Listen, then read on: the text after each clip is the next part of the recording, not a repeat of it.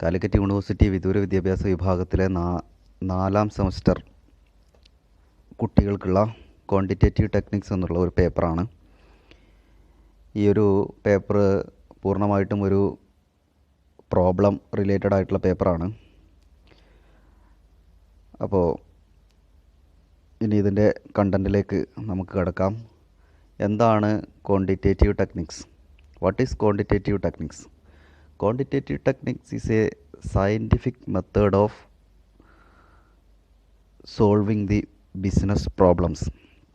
Statistical data are used for solving the business problem. Statistical ആയിട്ടുള്ള data ഉപയോഗിച്ചുകൊണ്ട് ബിസിനസ്സിൻ്റെയോ അല്ലെങ്കിൽ മാനേജ്മെൻറ്റിൻ്റെയോ ഒക്കെ പ്രോബ്ലംസ് സോൾവ് ചെയ്യാനുള്ള ഒരു ഡിവൈസാണ് ഈ ഒരു സയൻറ്റിഫിക് മെത്തേഡാണ് ക്വാണ്ടിറ്റേറ്റീവ് ടെക്നിക് എന്ന് പറഞ്ഞാൽ. Quantitative techniques may be defined as those techniques which provide the decision makes a systematic and powerful means of analysis based on the quantitative data. Quantitative data ഉപയോഗിച്ചുകൊണ്ട് ബിസിനസ്സിൻ്റെ problems solve ചെയ്യുക.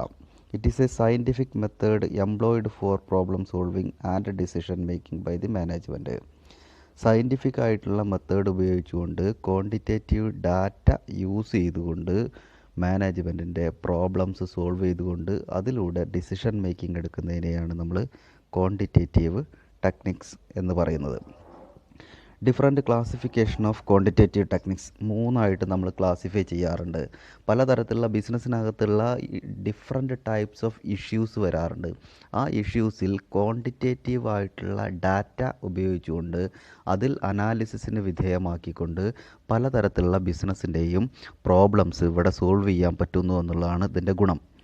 അത് തന്നെ 3 type issues, 3 type analysis നമുക്ക് വരാറുണ്ട്. ടെക്നിക്സുകൾ നമ്മൾ ക്യൂട്ടിയിൽ apply ചെയ്യാറുണ്ട്. ഒന്നാണ് മാത്തമാറ്റിക്കൽ ടെക്നിക്സ്, മറ്റൊന്ന് സ്റ്റാറ്റിസ്റ്റിക്കൽ ക്വാണ്ടിറ്റേറ്റീവ് ടെക്നിക്സ്, മറ്റൊന്ന് programming quantitative techniques. Mathematical quantitative ടെക്നിക്സിൽ നമുക്ക് പരിചയമില്ലാത്ത കുറേ ടേമുകളാണ്. ഇതിൻ്റെ തന്നെ മറ്റ് ചാപ്റ്ററുകളിൽ ഡിസ്കസ് ചെയ്യാവുന്ന കുറേ ടേമുകളാണ് ഇവിടെ പറയുന്നത്. ഒന്ന് പെർമ്യൂട്ടേഷൻസ് ആൻഡ് കോമ്പിനേഷൻസ്, മറ്റൊന്ന് സെറ്റ് തിയറി, മറ്റൊന്ന് മെട്രിക്സ് അൽജബ്ര, മറ്റൊന്ന് ഡിറ്റർമിനൻസ്, മറ്റൊന്ന് ഡിഫറൻസിയേഷൻ, മറ്റൊന്ന് ഇൻ്റഗ്രേഷൻ, മറ്റൊന്ന് ഡിഫറൻഷ്യൽ ഇക്വേഷൻ. ഇങ്ങനെ പലതരത്തിലുള്ള ഈ പ്രോബ്ലംസ്, പലതരത്തിലുള്ള ഏരിയാസ് ഇതിൻ്റെ ഭാഗമായിട്ട് മാത്തമാറ്റിക്കൽ ക്വാണ്ടിറ്റേറ്റീവ് ടെക്നിക്സിൻ്റെ ഭാഗമായിട്ട് നമ്മൾ പറയുന്നത്. പെർമ്യൂട്ടേഷൻസ് ആൻഡ് കോമ്പിനേഷൻസ് എന്ന് പറഞ്ഞാൽ ഒരു ഒരു ഒരു ഡിഫറെൻ്റ് ആയിട്ടുള്ള ഒരുപാട് ഒബ്ജക്റ്റുകൾ ഉണ്ടെങ്കിൽ ആ ഒബ്ജക്റ്റുകളെ സീക്വൻഷ്യലായിട്ട് അല്ലെങ്കിൽ ഡെഫിനിറ്റായിട്ട് അറേഞ്ച് ചെയ്യുന്നതിനെയാണ് നമ്മൾ പെർമ്യൂട്ടേഷൻസ് എന്ന് പറയുക. ഡെഫിനിറ്റ് ഓർഡറിൽ ഒബ്ജക്റ്റുകളെ അറേഞ്ച് ചെയ്യുന്നതിനെയാണ് നമ്മൾ പെർമ്യൂട്ടേഷൻസ് എന്ന് പറയുക. കോമ്പിനേഷൻ എന്ന് പറഞ്ഞാൽ ഒരു ഗ്രൂപ്പ് ഓഫ് ഒബ്ജക്റ്റിൽ നിന്നും ഒരു സിമിലർ നേച്ചറുള്ള ഓരോ ഒബ്ജക്റ്റിനെ സെലക്ട് ചെയ്യുകയോ അല്ലെങ്കിൽ ഗ്രൂപ്പ് ചെയ്യുകയാണ് ഇവിടെ ചെയ്യുന്നത്. വിത്തൗട്ട് കൺസിഡറിങ് ദി ഓർഡർ നോക്കാതെ ഒരു ഗ്രൂപ്പിൽ നിന്നും കുറച്ച് ഒബ്ജക്റ്റിനെ നമ്മൾ സെലക്ട് ചെയ്യുന്നതിനെയാണ് നമ്മൾ കോമ്പിനേഷൻസ് എന്ന് പറയാം. മറ്റൊന്ന് സെറ്റ് തിയറി എന്ന് പറഞ്ഞാൽ നമുക്ക് പലതരത്തിലുള്ള ബിസിനസ്സിനകത്ത് കോംപ്ലിക്കേറ്റഡ് ആയിട്ടുള്ള വലിയ തരത്തിലുള്ള ഇഷ്യൂസ് വരാറുണ്ട്. അത്തരം ഇഷ്യൂസൊക്കെ സോൾവ് ചെയ്യാൻ വേണ്ടിയിട്ടാണ് നമ്മൾ കോംപ്ലിക്കേറ്റഡ് ആയിട്ടുള്ള പ്രോബ്ലംസ് സോൾവ് ചെയ്യാൻ ഉപയോഗിക്കുന്ന ഒരു ഡിവൈസാണ് സെറ്റ് തിയറി. അതിൽ ഒരുപാട് ഏരിയാസ് നമ്മൾ കൺസിഡർ ചെയ്യാറുണ്ട്. അതുപോലെ തന്നെ matrix അൽജബ്ര. Matrix is a orderly arrangement of certain given number or symbols in row and column. റോയും കോളവുമായിട്ട് നമ്മളറിയാൻ പറ്റും. റോയും കോളവും നിങ്ങൾ കണ്ടിട്ടുണ്ട്. നമ്മുടെ എക്സൽ ഷീറ്റിലൊക്കെ ഒരുപാട് റോയും കോളവും നമുക്ക് കാണാറുണ്ട്. അതുപോലെ റോയും കോളവുമായിട്ട് അറേഞ്ച് ചെയ്യുന്ന സർട്ടൻ ഐറ്റംസിനെ അല്ലെങ്കിൽ നമ്പറിനെയോ സിമ്പിൾസിനെയോ ഒക്കെ നമ്മൾ അറേഞ്ച് ചെയ്തുകൊണ്ട് അതിൽ അനാലിസിസിന് വിധേയമാക്കുന്നതിനെയാണ് നമ്മൾ മെട്രിക്സ് അൽജബ്ര എന്ന് പറയാം. മറ്റൊന്ന് determinants is a powerful device developed over a matrix algebra. This device is used to finding out the values of different variables connected with a number of simultaneous equations. Number of simultaneous ആയിട്ടുള്ള equations ഉണ്ടാവാറുണ്ട്.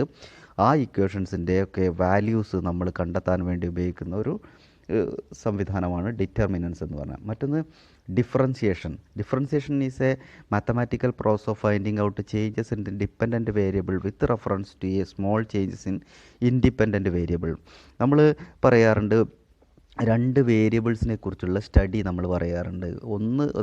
ഒരു example പറയുകയാണെങ്കിൽ ഒരാളുടെ ഏജും അയാളുടെ വെയ്റ്റും രണ്ട് വേരിയബിൾസാണ്. ആ വേരിയബിൾസിൽ നിന്നും ഒരു വേരിയബിൾ മറ്റൊരു വേരിയബിളിനെ ഡിപ്പെൻഡ് ചെയ്ത് നിൽക്കാറുണ്ട്. നമ്മൾ 10 വയസ്സാവുന്ന സമയത്ത് നമ്മൾക്കൊരു വെയിറ്റ് വരും, 20 വയസ്സാവുമ്പം പിന്നെ അതിനേക്കാൾ വെയിറ്റ് കൂടും. ഇങ്ങനെ ആ ഒരു ഓർഡർലി ആയിട്ട് ഇതിൻ്റെ ചേഞ്ചസ് നമ്മൾ കാണാറുണ്ട്. അപ്പോൾ അത്തരം ഒരു സംവിധാനം, ഒരു പ്രോസസ്സ്, മാത്തമാറ്റിക്കൽ പ്രോസസ്സാണ് ഇവിടെ ഡിഫറൻസിയേഷൻ എന്ന് പറയുക. മറ്റൊന്ന് integration is a reverse process of ഡിഫറൻസിയേഷൻ്റെ ഒരു റിവേഴ്സ് പ്രോസസ്സായിട്ടാണ് നമ്മൾ കാണുന്നത്. മറ്റൊന്ന് differential equation. It is a mathematical equation which involve different coefficient of the dependent variables. Dependent വേരിയബിളിൻ്റെ ഡിഫറൻറ്റ് കോഫിഷ്യൻസ് നമ്മൾ ഉൾപ്പെടുത്തുകയാണ് അവിടെ ചെയ്യുന്നത്. മറ്റൊന്ന് സ്റ്റാറ്റിസ്റ്റിക്കൽ ക്വാണ്ടിറ്റേറ്റീവ് ടെക്നിക്സ്. നമ്മൾ സ്റ്റാറ്റിസ്റ്റിക്കലായിട്ട് ക്വാണ്ടിറ്റേറ്റീവ് ടെക്നിക്സ് പലതരത്തിലും യൂസ് ചെയ്യാറുണ്ട്. ഒന്ന് കളക്ഷൻ ഓഫ് ഡാറ്റ നമ്മൾ അറിയാവുന്നതാണ്. Measures of central tendency, dispersion, skewness and kurtosis, correlation and regression analysis, index numbers, time series analysis, interpolation and extrapolation, statistical quality control, ratio analysis, probability theory, testing of hypothesis. ഇതിൽ പലതരത്തിലുള്ള ഏരിയസും നമ്മൾ coming ചാപ്റ്റേഴ്സിൽ നമ്മൾ discuss ചെയ്യുന്നുണ്ട്. അതുകൊണ്ട് നമ്മളിവിടെ പറയുന്നില്ല. മറ്റൊന്നാണ് programming ടെക്നിക്കുകളാണ്. Programming ടെക്നിക്കുകളും നിങ്ങൾ മറ്റു തരത്തിലുള്ള പേപ്പറുകളിലൊക്കെ നിങ്ങൾ പഠിക്കും. മാനേജ്മെൻറ്റ് സയൻസ് എന്ന് പറഞ്ഞ പേപ്പർ ചിലപ്പോൾ ഒരു മുമ്പ് നിങ്ങൾക്ക് പഠിച്ചിട്ടുണ്ടാവാം, അല്ലെങ്കിൽ അടുത്ത സെമസ്റ്ററുകളിലൊക്കെ നിങ്ങൾ പഠിക്കാറുണ്ടാവും. അത്തരം ചില പ്രോഗ്രാമിംഗ് ടെക്നിക്സുകളുണ്ട്. ലിനിയർ പ്രോഗ്രാമിംഗ് പോലുള്ള queuing theory, game theory, decision theory, inventory theory, network programming, simulation, replacement theory, non linear programming, sequencing, quadratic programming, branch and bound techniques. ഇതൊക്കെ ഒരുപാട് നമ്മൾ ഡിസ്കസ് ചെയ്ത് പോകേണ്ട വിഷയങ്ങളാണ്. ഒരു ചെറിയ എക്സ്പ്ലനേഷനിലൂടെ പറയാവുന്നൊരു വിഷയമല്ല. അതുകൊണ്ട് അത് വരുന്ന സമയത്ത് നമുക്ക് കൂടുതലായിട്ട് അതിലേക്ക് ഡിസ്കഷന് പോകാവുന്നതാണ്. മറ്റൊന്ന്, what are the functions of quantitative ടെക്നിക്സിൻ്റെ ചില ഫങ്ഷൻസ് എന്തൊക്കെയാണ് നമ്മൾ ഒരു ബിസിനസ്സിനകത്ത് നമ്മൾ പഠിക്കുന്നത്. നമ്മുടെ സബ്ജക്റ്റ് എന്ന് പറഞ്ഞാൽ ബിസിനസ്സാണ്. അത്തരം ബിസിനസ്സിനകത്ത് ക്വാണ്ടിറ്റേറ്റീവ് ടെക്നിക്സ് ഏതൊക്കെ തരത്തിൽ എന്തൊക്കെ ഫങ്ഷൻസാണ് ക്വാണ്ടിറ്റേറ്റീവ് ടെക്നിക്സിൻ്റെ ഭാഗമായിട്ട് ഇവിടെ നടക്കുന്നത് എന്നുള്ളതാണ് നമ്മൾ അല്ലെങ്കിൽ ബിസിനസ്സിനകത്ത് ഈ ഒരു ക്വാണ്ടിറ്റേറ്റീവ് ടെക്നിക്സ് എന്നുള്ള ഡിവൈസ് എത്രത്തോളം ഇൻഫ്ലുവൻസ് ചെയ്യുന്നു എന്നുള്ളതാണ്. To facilitate decision making process. ഒരു സ്ഥാപനത്തിൻ്റെ ഡിസിഷൻ മേക്കിംഗ് പ്രോസസ്സ് എഫിഷ്യൻ്റായിട്ടും എഫക്റ്റീവായിട്ടും നടക്കണമെങ്കിൽ പലതരത്തിലുള്ള ക്വാണ്ടിറ്റേറ്റീവ് ഡാറ്റയും കളക്ട് ചെയ്തുകൊണ്ട് അതിനെ അനാലിസിസിന് വിധേയമാക്കി നമ്മളൊരു ആക്യുറേറ്റ് റിസൾട്ടിലേക്ക് അല്ലെങ്കിൽ ഡിസിഷൻ മേക്കിങ്ങിലേക്ക് പോവാറുണ്ട്. മറ്റൊന്ന്, to facilitate tools for scientific research നടത്താനുള്ള ഒരു ടൂളായിട്ട് നമുക്ക് ഈ ഒരു ക്വാണ്ടിറ്റേറ്റീവ് ടെക്നിക്സിനെ കാണാറുണ്ട്. ക്വാണ്ടിറ്റേറ്റീവ് ടെക്നിക്സിൽ നമുക്കറിയാൻ പറ്റും, ഒരുപാട് വേരിയബിൾസ് നമ്മൾ കാണാറുണ്ട്. എക്സ്, വൈ എന്നുള്ള പലതരത്തിലുള്ള വേരിയബിൾസ് കാണാറുണ്ട്. ആ വേരിയബിൾസൊക്കെ തമ്മിൽ പരസ്പരം അങ്ങോട്ടും ഇങ്ങോട്ടും എങ്ങനെയൊക്കെയാണ് ഡിപ്പെൻഡ് ചെയ്തിരിക്കുന്നത് എന്നൊക്കെ നമുക്ക് മാത്തമാറ്റിക്കൽ ഇക്വേഷൻസിലൂടെ അല്ലെങ്കിൽ സ്റ്റാറ്റിസ്റ്റിക്കൽ ഇക്വേഷൻസ് ഉപയോഗിച്ചുകൊണ്ടൊക്കെ കണ്ടെത്താവുന്നതാണ്. അങ്ങനെ സയൻറ്റിഫിക് റിസർച്ചിന് ഉള്ള ഒരു ടൂളായിട്ട് നമുക്ക് ക്വാണ്ടിറ്റേറ്റീവ് ടെക്നിക്സിനെ കാണാവുന്നതാണ്. മറ്റൊന്ന്, to help in choosing optimal strategy. ഒരു ബിസിനസ്സിനകത്ത് പലതരത്തിലുള്ള സ്ട്രാറ്റജീസ് യൂസ് ചെയ്യാറുണ്ട്. അതിലേറ്റവും ഓപ്റ്റിമലായിട്ടുള്ള, ഏറ്റവും യൂസ്ഫുൾ ആയിട്ടുള്ള, ഏറ്റവും ആക്യുറേറ്റ് ആയിട്ടുള്ള സ്ട്രാറ്റജി ഏതാണോ ആ സ്ട്രാറ്റജി നമ്മൾ ചൂസ് ചെയ്യാൻ ഈ ഒരു ക്വാണ്ടിറ്റേറ്റീവ് ടെക്നിക്സ് എന്ന് പറഞ്ഞുള്ള ടെക്നിക്സാണ് നമ്മൾ യൂസ് ചെയ്യാറുള്ളത്. മറ്റൊന്ന്, to enable in proper deployment of resources. നമ്മൾ ഡിപ്ലോയ്മെൻറ്റ് മീൻസ് വിന്യസിക്കുക. നമ്മൾ ഒരു ബിസിനസ്സിനകത്ത് പലതരത്തിലുള്ള റിസോഴ്സസുകൾ നമ്മൾ കാണാറുണ്ട്. മെറ്റീരിയൽ, മെഷീൻസ്, മണി എന്നൊക്കെ പലതരത്തിലുള്ള റിസോഴ്സുകൾ പറയാറുണ്ട്. അപ്പോൾ പ്രോപ്പറായിട്ട് ഏത് റിസോഴ്സ് ഉപയോഗിച്ചുകൊണ്ടാണ് നമ്മൾ ഓപ്റ്റിമം യൂട്ടിലൈസേഷൻ ചെയ്യാൻ പറ്റുക എന്നുള്ളത് നമ്മൾ ഈ സ്റ്റാറ്റിസ്റ്റിക്കൽ അല്ലെങ്കിൽ ക്വാണ്ടിറ്റേറ്റീവ് ടെക്നിക്സ് എന്നുള്ള മെത്തേഡ്സിലൂടെയൊക്കെ നമ്മൾ കണ്ടെത്തിക്കൊണ്ട് അത് ഡെവലപ്പ് ചെയ്യാറുണ്ട്. മറ്റൊന്ന്, to help in minimising cost. നമ്മൾ ഈ ലീസ്റ്റ് കോസ്റ്റ് എന്നൊക്കെ പറയാറുണ്ട്. ഏറ്റവും ഓപ്റ്റിമലായിട്ടുള്ള, എക്കണോമിക്കലായിട്ടുള്ള ഒരു പ്രോഡക്റ്റ് അല്ലെങ്കിൽ പ്രോസസ്സ് ചെയ്യാൻ വേണ്ടിയിട്ട് നമ്മൾ ക്വാണ്ടിറ്റേറ്റീവ് ടെക്നിക്സിലെ ഡാറ്റ അല്ലെങ്കിൽ ടെക്നിക്സ് ഉപയോഗിക്കാറുണ്ട്. മറ്റൊന്ന്, to help in minimising the total processing time required for performing a set of job. ഒരു സെറ്റ് ഓഫ് ജോബ് അല്ലെങ്കിൽ ഒരു സീരീസ് ഓഫ് വർക്ക് കംപ്ലീറ്റ് ചെയ്യാൻ എടുക്കുന്ന സമയം അത് ഏറ്റവും ചുരുങ്ങിയ സമയത്ത് ഏറ്റവും യൂസ്ഫുൾ ആവുന്ന തരത്തിലേക്ക് അത് കംപ്ലീറ്റ് ചെയ്യാൻ പറ്റുന്ന രൂപത്തിലേക്ക് നമ്മളൊരു ടെക്നിക്സ് നമ്മൾ ഡെവലപ്പ് ചെയ്ത് കൊണ്ടുവരണം. അങ്ങനെ ചെയ്തു കഴിഞ്ഞാൽ നമുക്ക് കോസ്റ്റ് സേവ് ചെയ്യാൻ പറ്റും, ടൈം സേവ് ചെയ്യാൻ പറ്റും, ഇങ്ങനെയുള്ള എല്ലാ കാര്യങ്ങളും സേവ് ചെയ്യാൻ പറ്റും. അതിന് ഉപയോഗിക്കുന്ന ഒരു ഡിവൈസായിട്ടും ക്വാണ്ടിറ്റേറ്റീവ് ടെക്നിക്സിനെ നമുക്ക് കാണാവുന്നതാണ്. മറ്റൊന്ന്, what are the limitations of quantitative techniques. ഇതിൻ്റെ ക്വാണ്ടിറ്റേറ്റീവ് ടെക്നിക്സിന് ഒരുപാട് ലിമിറ്റേഷൻസ് ഉണ്ടാവാറുണ്ട്. ആ ലിമിറ്റേഷൻസ് എന്താണെന്ന് നമുക്ക് ജസ്റ്റ് ഒന്ന് നോക്കാം. Quantitative techniques involves mathematical models, equations and other mathematical expressions. ഇവിടെ നമ്മൾ എടുക്കുന്നത് ഫിഗേഴ്സിനെയാണ് നമ്മൾ എടുക്കുന്നത്. ഫിഗേഴ്സ്, മാത്തമാറ്റിക്കൽ മോഡൽസും ഇക്വേഷൻസും ഒക്കെയാണ് നമ്മൾ എടുക്കുന്നത്. എത്രത്തോളം ആക്യുറേറ്റ് ആണ് എന്നുള്ളത് അയാളുടെ ആ ഒരു വർക്ക് ചെയ്യുന്ന ആളുകളെ ഡിപ്പെൻഡ് ചെയ്തിരിക്കുന്നു എന്നുള്ളതാണ്. Quantitative techniques are based on the number of assumptions, therefore due care must be ensured while using quantitative techniques. Otherwise it will lead to wrong conclusionsലേക്ക് എത്താതെ ഇത് നമ്മൾ കൃത്യമായിട്ടും മാത്തമാറ്റിക്സ് അല്ലെങ്കിൽ ക്വാണ്ടിറ്റേറ്റീവ് ടെക്നിക്സ് എന്ന് പറഞ്ഞാൽ ഒരു അസംഷനാണ്. ആ അസംഷനെ നമ്മൾ കണ്ണുമടച്ച് വിശ്വസിക്കരുത് എന്നാണ് പറയുന്നത്. അത് കൃത്യമായിട്ട് അനാലിസിസിന് വിധേയമാക്കി കൊണ്ടുവരണം എന്നുള്ളത് തന്നെയാണ് പറയുന്നത്. മറ്റൊന്ന്, ക്വാണ്ടിറ്റേറ്റീവ് ടെക്നിക്സ് ആർ വെരി എക്സ്പെൻസീവാണ്. റിസർച്ചും അല്ലെങ്കിൽ സയൻറ്റിഫിക് മെത്തേഡ്സും എക്സ്പെരിമെൻറ്റേഷൻസിനും ഒബ്സർവേഷനും ഒക്കെ ഇവിടെ വേണ്ടി വരും. അതുകൊണ്ട് തന്നെ ഇതൊരു എക്സ്പെൻസീവായിട്ടുള്ള ഒരു പ്രോസസ്സാണ്. മറ്റൊന്ന്, quantitative techniques do not take into consideration intangible facts like skill, attitude. നമ്മൾ ക്വാണ്ടിറ്റേറ്റീവായിട്ട് മെഷർ ചെയ്യാൻ പറ്റാത്ത ചില ഏരിയാസ് നമ്മൾ കാണാറുണ്ട്. അതാണ് ലൈഫ് സ്കില്ല്, അതുപോലെ ആപ്റ്റിറ്റ്യൂഡ്, ഇതൊക്കെ നമുക്ക് ക്വാണ്ടിറ്റേറ്റീവായിട്ട് മെഷർ ചെയ്യാൻ പറ്റാത്ത ചില ഐറ്റമാണ്. അതുകൊണ്ട് ഇത്തരം ഇൻടാഞ്ചിബിൾ ആയിട്ടുള്ള ഫാക്റ്റുകൾ എടുക്കുന്ന സമയത്ത് നമ്മൾ ശ്രദ്ധിച്ചെടുക്കാൻ പാടുള്ളൂ. അത് ഇവിടെ കൺസിഡർ ചെയ്യാറില്ല. അതിനെ നമുക്ക് ക്വാണ്ടിറ്റേറ്റീവായിട്ട് മെഷർ ചെയ്യാൻ പറ്റാത്ത ഒരു സാഹചര്യം വരാറുണ്ട്. മറ്റൊന്ന്, quantitative techniques are only tools for analysis and decision making.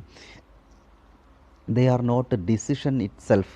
Mathematical ഇക്വേഷൻസിലൂടെ നമ്മൾ കണ്ടെത്തുന്ന ചില ഫൈൻഡിങ്സ് അത് ഡിസിഷനായിട്ട് നമുക്ക് എടുക്കാൻ പറ്റില്ല. ഡിസിഷൻ മേക്കിങ്ങിന് എടുക്കുന്ന ഒരു ടൂളായിട്ട് നമുക്ക് മാത്രമേ കാണാൻ പറ്റുള്ളൂ. അതിൽ നിന്നും ഡിസിഷൻ നമ്മൾ കണ്ടെത്തിക്കൊണ്ട് ചെയ്യണമെന്നുള്ളതാണ് പറയാനുള്ളത്.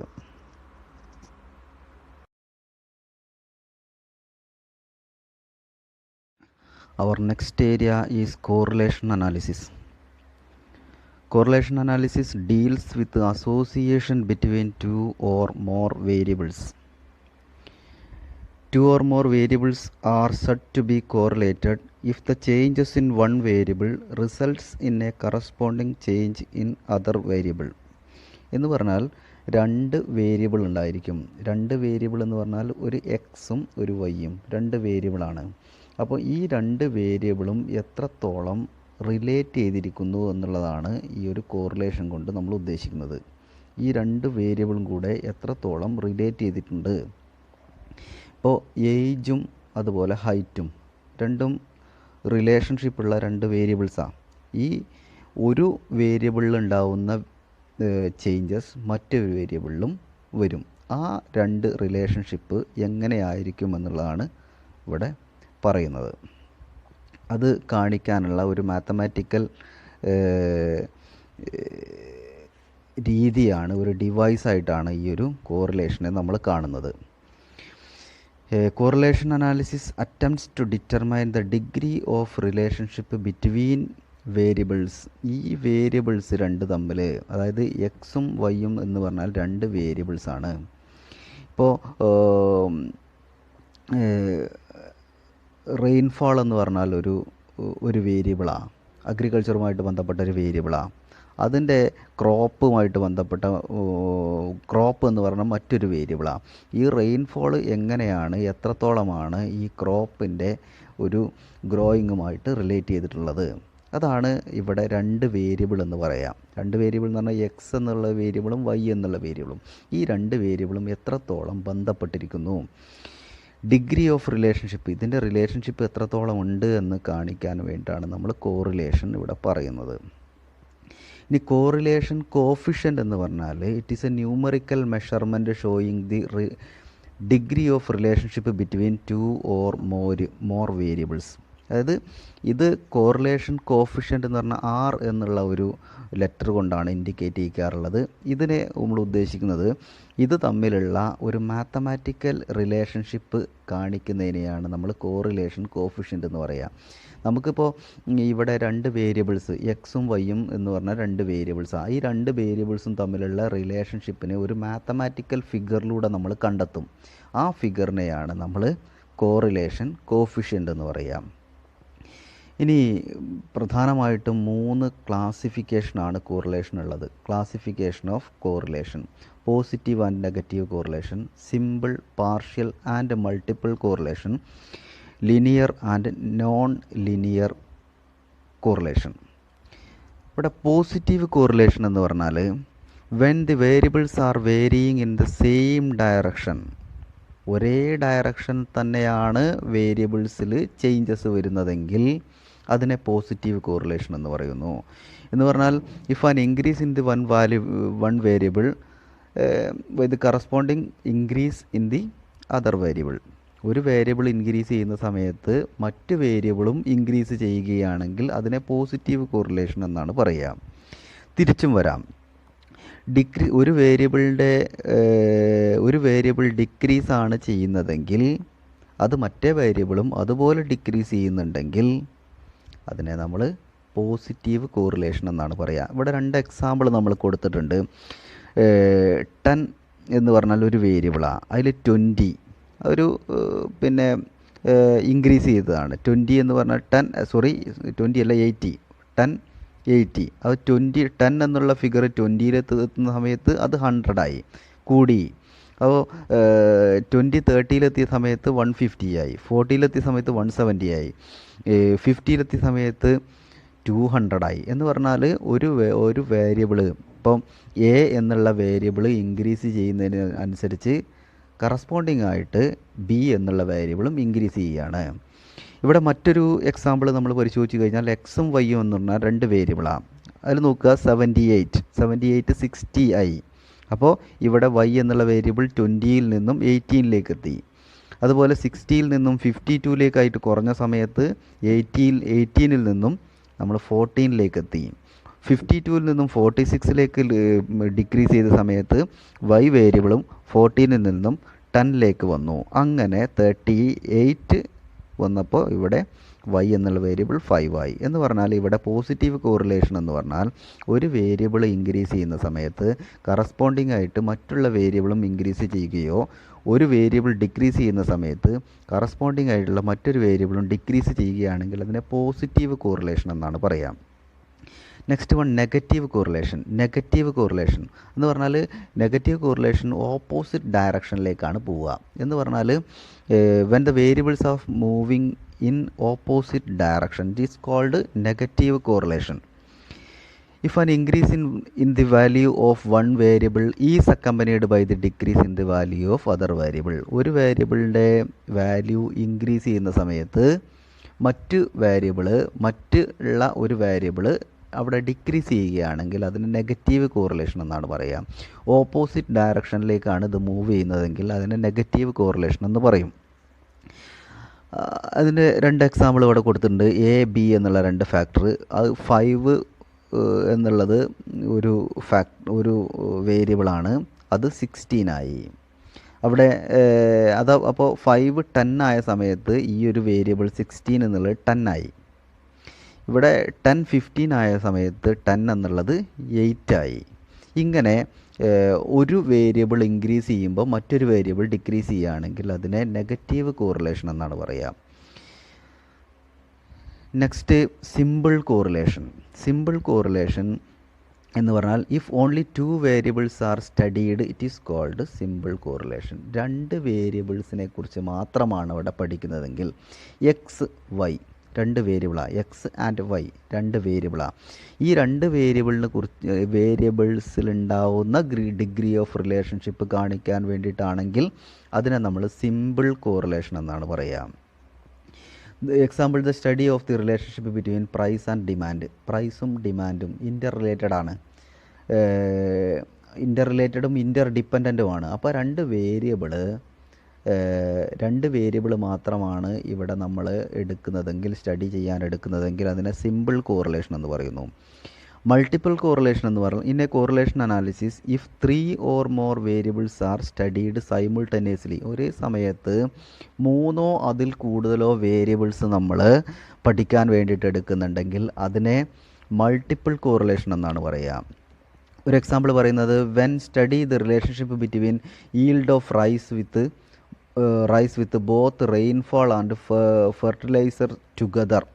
അതായത് ഈൽഡ് ഓഫ് റൈസ് എന്ന് പറഞ്ഞാൽ ഒരു വേരിയബിളാണ്, റെയിൻഫാൾ എന്ന് പറഞ്ഞാൽ മറ്റൊരു വേരിയബിളാണ്, ഫെർട്ടിലൈസർ കീടനാശിനികളോ അല്ലെങ്കിൽ മറ്റ് അനുബന്ധമായിട്ടുള്ള വസ്തുക്കളോ മറ്റെന്തെങ്കിലും ഇതിൽ യൂസ് ചെയ്യുന്നുണ്ടെങ്കിൽ അത് ഇത്തരം ഘടകങ്ങൾ 3 ഘടകങ്ങളും കൂടി വരുന്നുണ്ടെങ്കിൽ അതിനെ മൾട്ടിപ്പിൾ കോറിലേഷൻ എന്നാണ് പറയുക. മറ്റൊന്ന് പാർഷ്യൽ കോറിലേഷൻ.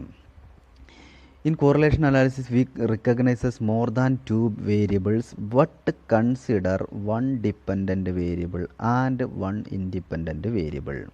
ഇവിടെ രണ്ടിൽ കൂടുതൽ വേരിയബിൾസും നമ്മൾ വരും, പക്ഷേ അതിൽ ഒരു ഡിപ്പെൻഡൻറ്റ് വേരിയബിളും മറ്റൊന്ന് ഇൻഡിപെൻഡൻറ്റ് വേരിയബിളും. ഡിപ്പെൻഡൻറ്റ് വേരിയബിളും ഇൻഡിപെൻഡൻറ്റ് വേരിയബിളൊക്കെ നിങ്ങൾക്ക് അറിയാൻ പറ്റും. ഒന്നിനെ മറ്റൊന്ന് ഡിപ്പെൻഡ് ചെയ്തിട്ടുണ്ടെങ്കിൽ അതിനെ ആണ് നമ്മൾ ഡിപ്പെൻഡൻറ്റ് ആൻഡ് ഇൻഡിപെൻഡൻറ്റ് എന്നുള്ള രൂപത്തിൽ നമ്മൾ കാണുന്നത്. അപ്പോൾ അവിടെ ഒരു വേരിയബിളിനെ നമ്മൾ ഡിപ്പെൻഡൻറ്റ് വേരിയബിളായിട്ടും മറ്റൊരു വേരിയബിളിനെ നമ്മൾ ഇൻഡിപെൻഡൻറ്റ് വേരിയബിളായിട്ടും എടുക്കുന്നു. പിന്നെ keeping the other independent variables as constant.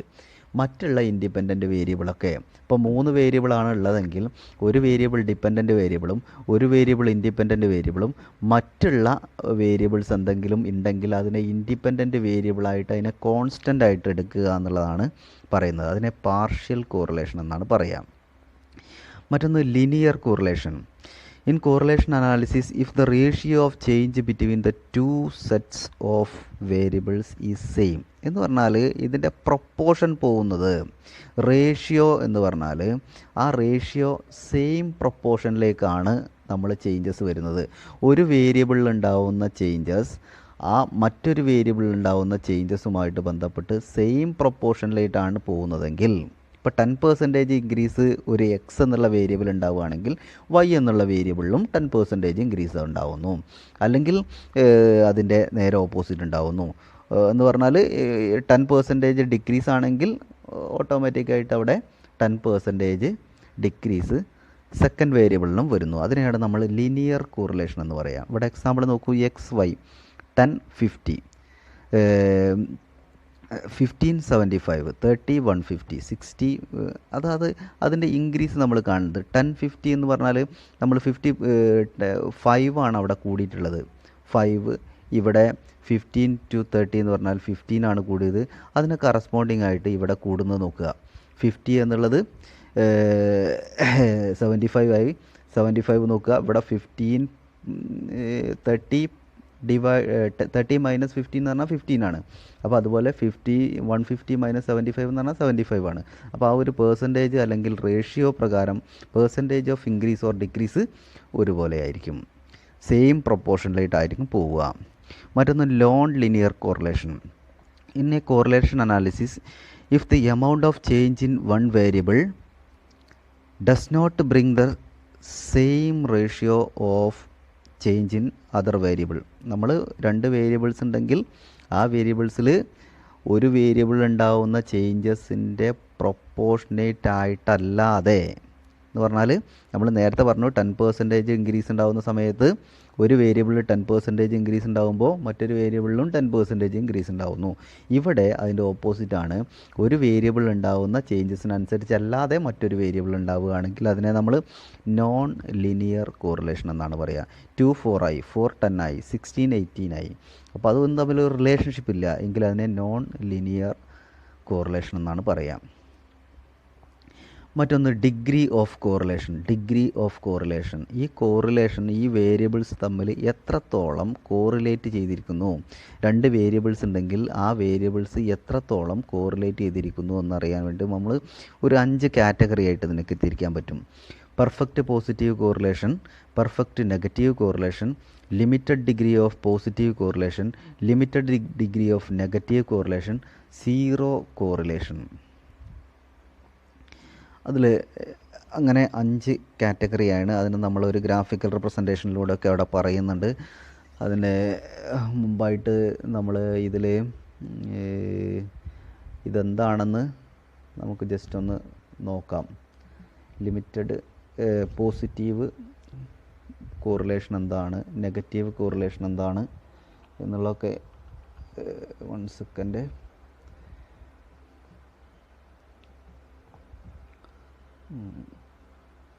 ഇതിൻ്റെ ഒരു ഗ്രാഫിക്കൽ റെപ്രസെൻറ്റേഷനൊക്കെ നമ്മളിവിടെ കാണിക്കാറുണ്ട്. പോസിറ്റീവ് കോറിലേഷനും നെഗറ്റീവ് കോറിലേഷനൊക്കെ റെപ്രസെൻ്റ് ചെയ്തുകൊണ്ട് ഒരു ഗ്രാഫിക്കൽ റെപ്രസെൻറ്റേഷനൊക്കെ നമ്മൾ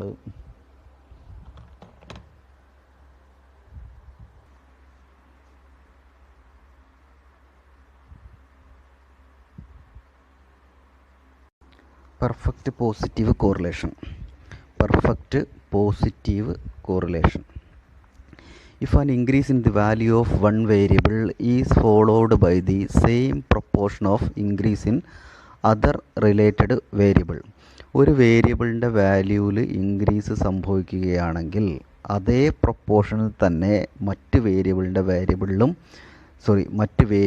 വാല്യൂവിലും ചേഞ്ചസ് വരികയാണെങ്കിൽ, ഇൻക്രീസ് വരികയാണെങ്കിൽ അതിനെ നമ്മൾ പെർഫെക്റ്റ് പോസിറ്റീവ് കോറിലേഷൻ എന്നാണ് പറയാം. എന്ന് പറഞ്ഞാൽ ഒരു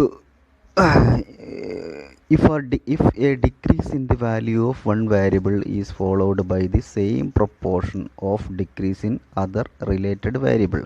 നേരെ തിരിച്ചും പറയും, ഒരു വേരിയബിളിൻ്റെ വാല്യൂ ഡിക്രീസ് ചെയ്യുകയാണെങ്കിൽ അതേ പ്രൊപ്പോർഷനിൽ തന്നെ മറ്റ് വേരിയബിളിൻ്റെ വാല്യൂയും ഡിക്രീസ് ചെയ്യുകയാണെങ്കിൽ അതിനെ പെർഫെക്റ്റ് പോസിറ്റീവ് കോറിലേഷൻ എന്നാണ് പറയാം.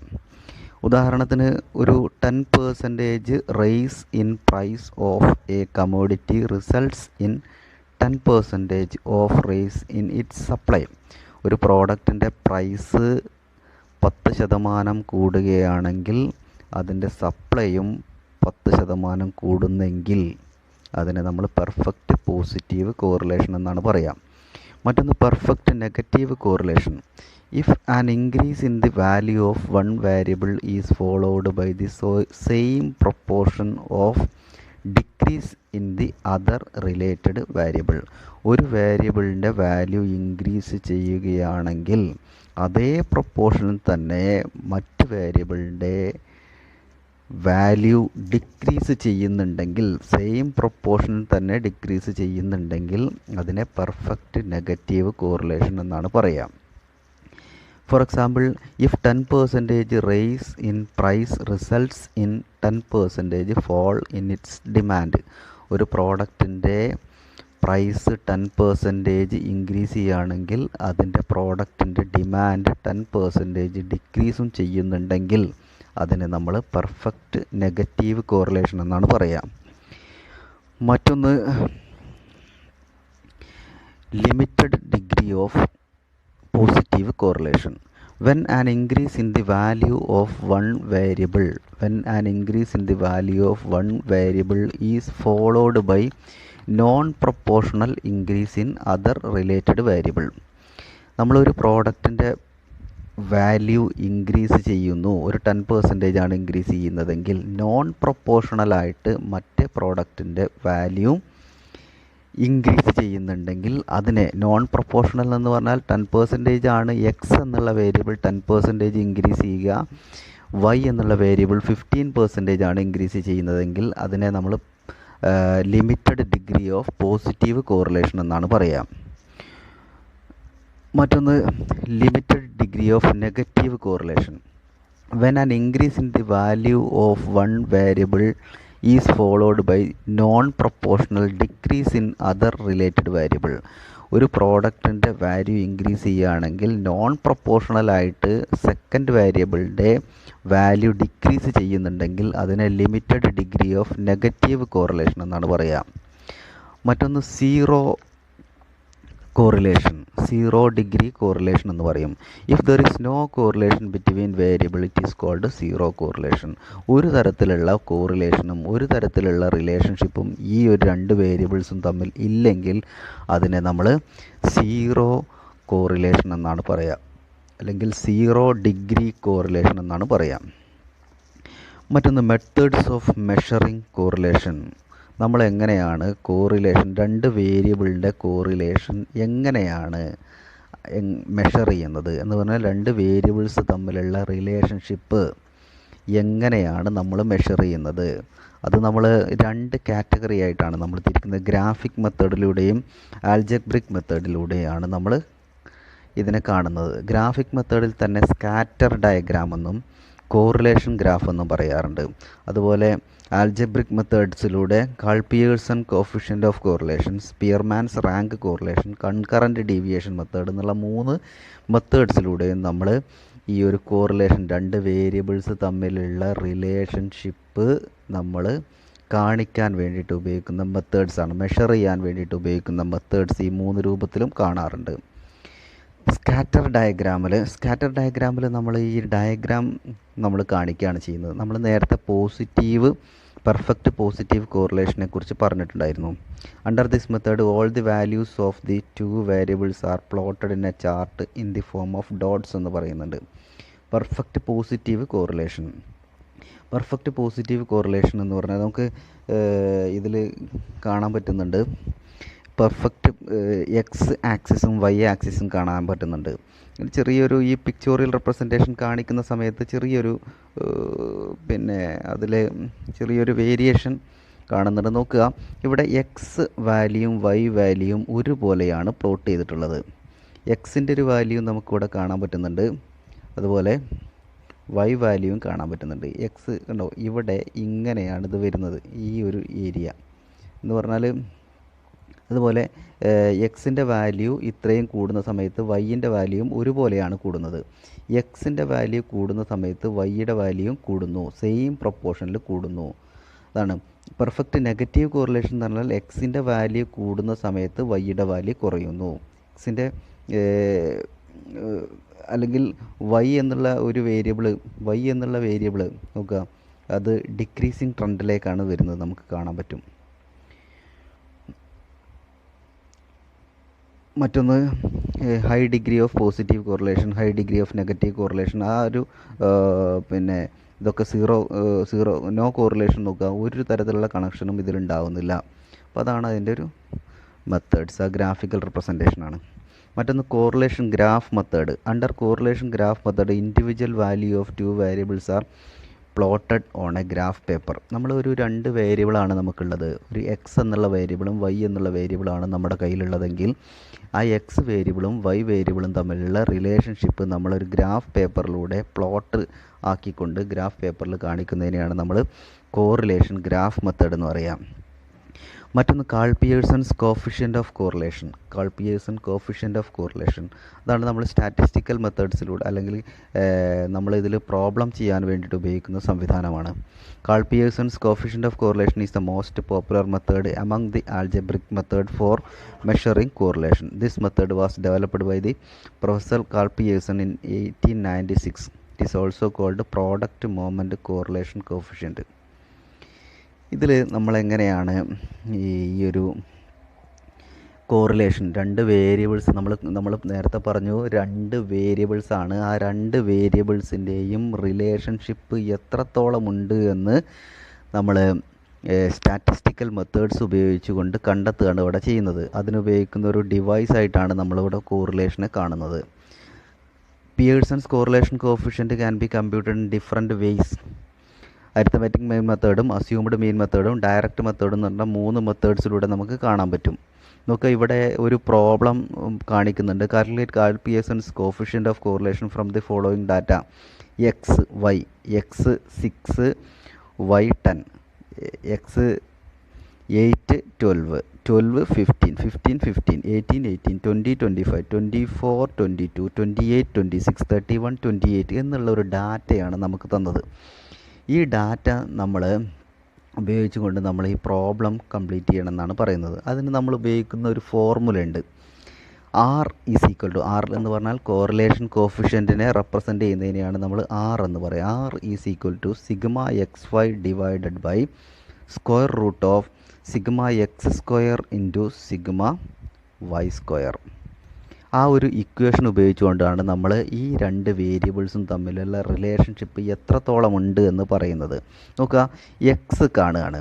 എക്സ് കണ്ടിട്ട് എക്സ് വൈ എന്നുള്ള രണ്ട് വേരിയബിളാണ്. അതിൽ നമ്മൾ ഒരു സ്മോൾ എക്സ് എന്നുള്ള ഒരു രൂപത്തിലൊരു കോളം, ഇത്രയും കോളം നമ്മൾ ഉണ്ടാക്കണം. എക്സ്, അതായത് എക്സ് മൈനസ് 18 എന്ന് പറഞ്ഞാൽ ഇതിൻ്റെ ആവറേജാണ്.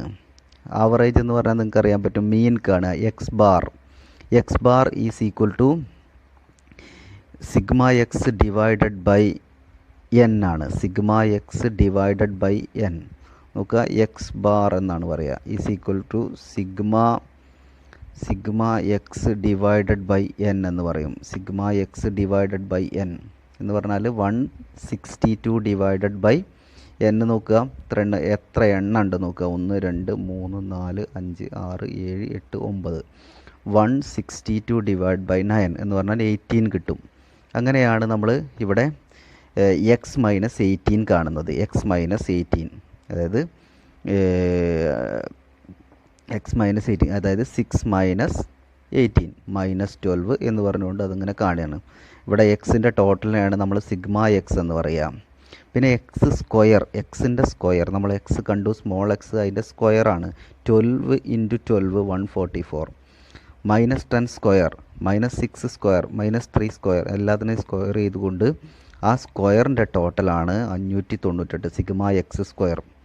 പിന്നെ വൈ എന്ന് പറഞ്ഞാൽ നമുക്കറിയാൻ പറ്റും, ആ ടേബിളിലുള്ള ഡാറ്റയാണ് 10 12 15 15 18 25 22 26 28. അതിൻ്റെ ടോട്ടലാണ് സിഗ്മ വൈ 171.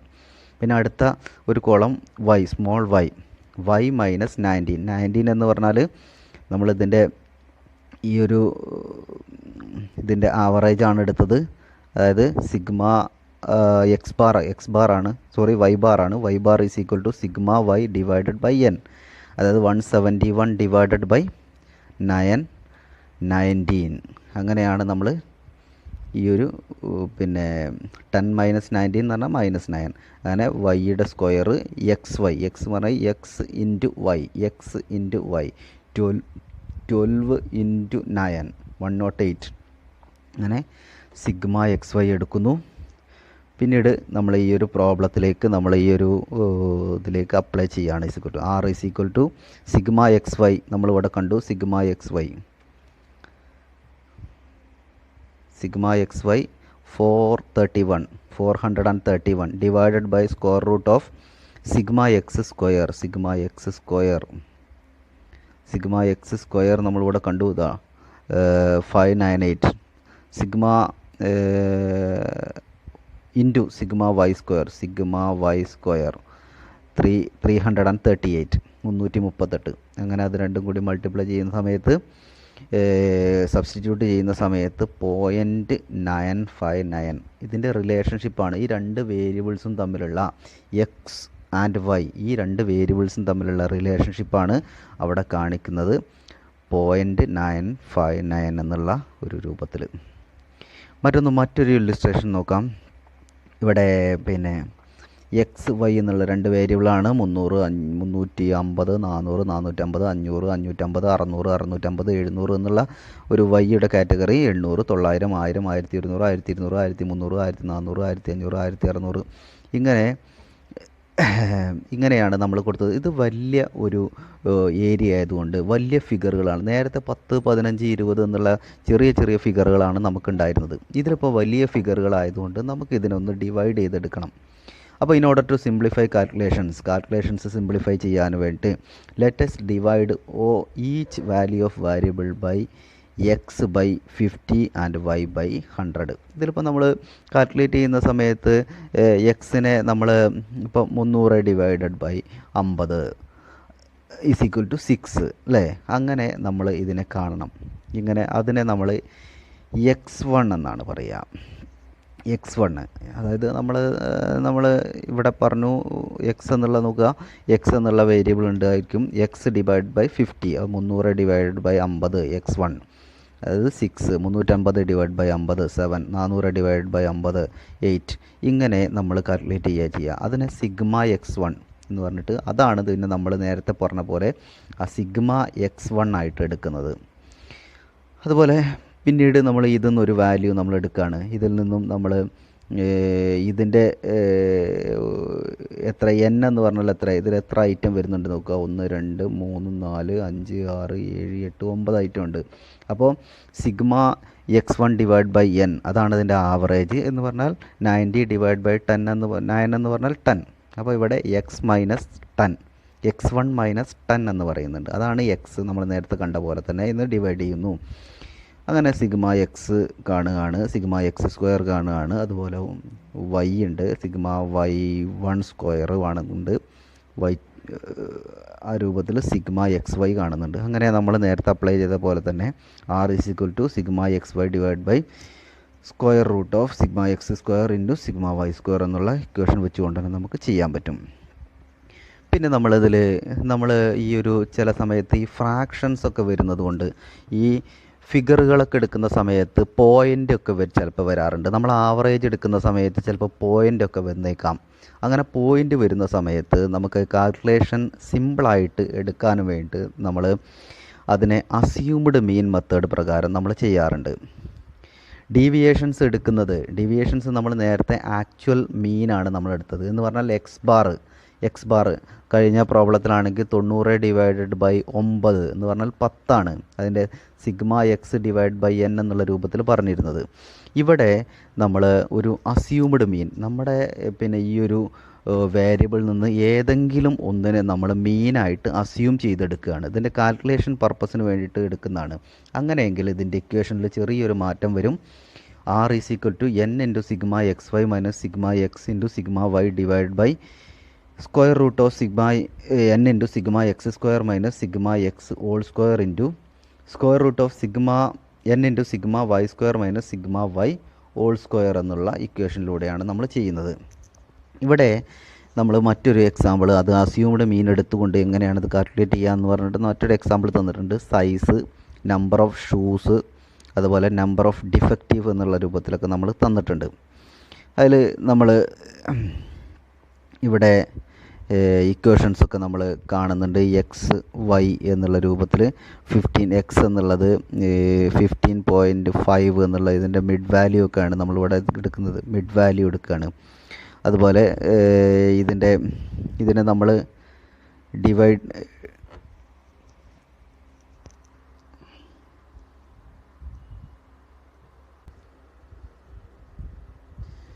നോക്കുക.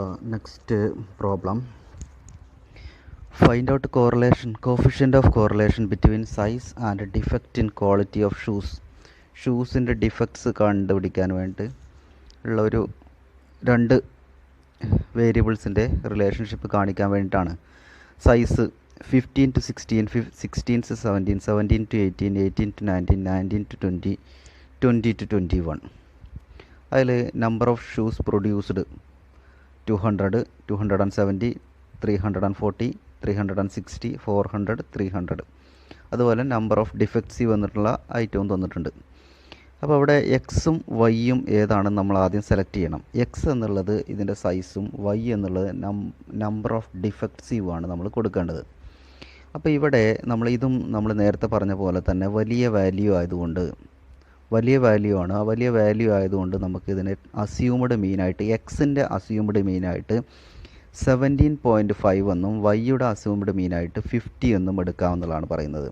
ഇതിൻ്റെ മിഡ് വാല്യൂ ആണ് എടുക്കുന്നത്. നമ്മൾ 15 to 16 എന്നുള്ളത് നമുക്ക് ടാബുലർ ഫോമിലേക്ക് കൊണ്ടുവരുമ്പോൾ കാൽക്കുലേഷൻ പ്രയാസമായതുകൊണ്ട് നമ്മൾ ഇതിൻ്റെ മിഡ് വാല്യൂ ആണ് എടുക്കുന്നത്. 15.5, 16.5, 17.5 എന്ന് പറഞ്ഞുകൊണ്ടാണ് എടുക്കുക. അപ്പോൾ അതിൻ്റെ ഒരു മിഡ് വാല്യൂ നമ്മൾ ആദ്യം എടുക്കുക. അതാണ് dx.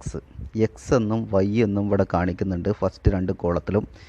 പിന്നെ dx എന്ന് പറഞ്ഞാൽ എക്സ് മൈനസ് 17.5 ആണ്. എക്സ് മൈനസ് 17.5 എന്ന് പറഞ്ഞാൽ 15.5 മൈനസ് 17.5 എന്ന് പറഞ്ഞാൽ -2. 16.5 മൈനസ് 17.5 എന്ന് പറഞ്ഞാൽ -1. 17.5 minus 17.5 is equal to 0. 18.5 minus 17.5 is equal to 1. 19.5 minus 17.5 is equal to 2. 20.5 minus 17.5 is equal to 3. അങ്ങനെ സിഗ്മ ഡി എക്സ് നമ്മൾ കാണാൻ പറ്റും. അതെല്ലാം ആ ഡി എക്സ് കോളത്തിൻ്റെ ടോട്ടൽ എടുത്തു കഴിഞ്ഞാൽ സിഗ്മ ഡി എക്സ് കിട്ടും 3 എന്നാണ്. അതിൽ 2 മൈനസ് ഫിഗറുകളുണ്ട്, 2ഉം 3ഉം. അപ്പോൾ അതിൽ നിന്നും ഇവിടെ 3 2ഉം 5ഉം 6. 6 മൈനസ് 3 ഈസ് ഈക്വൽ ടു 3 എന്ന് പറയും.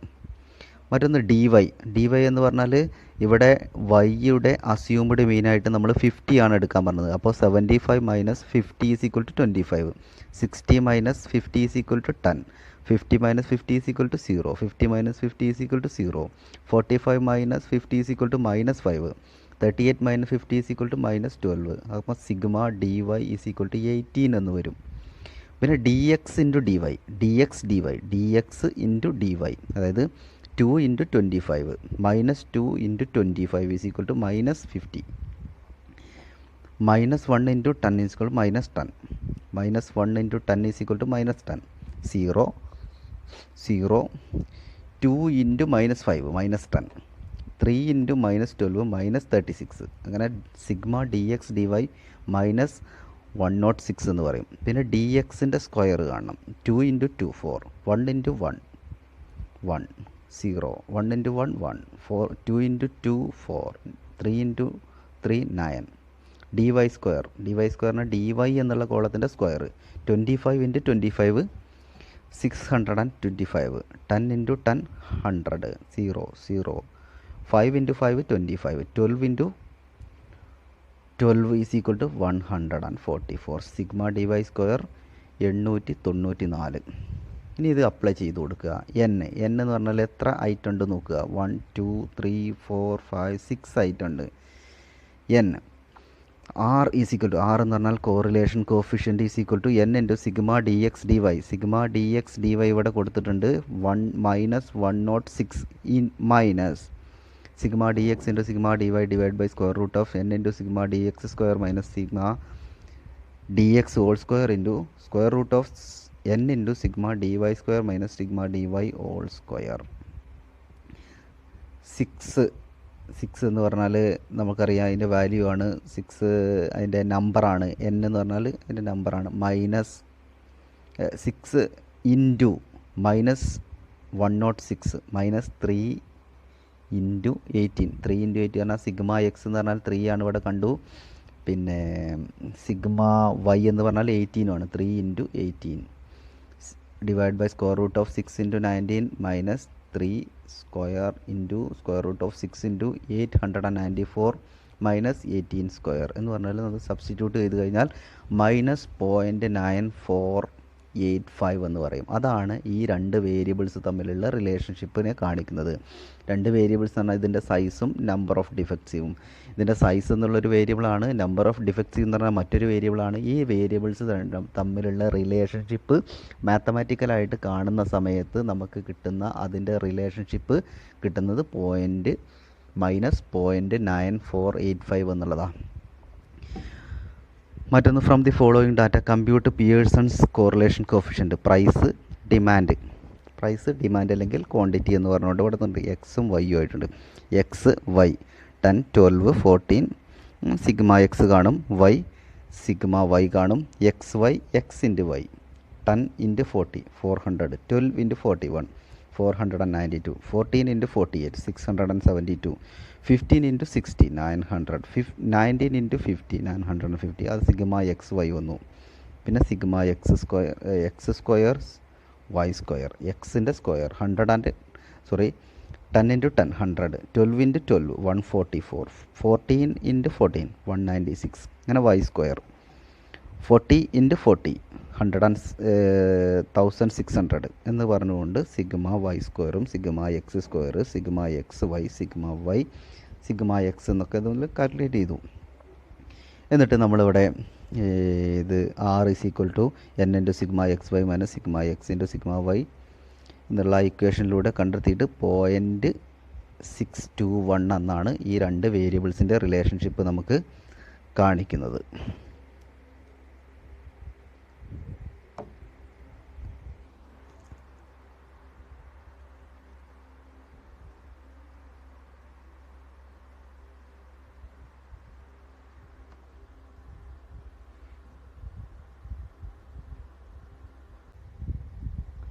Spearman's rank correlation method.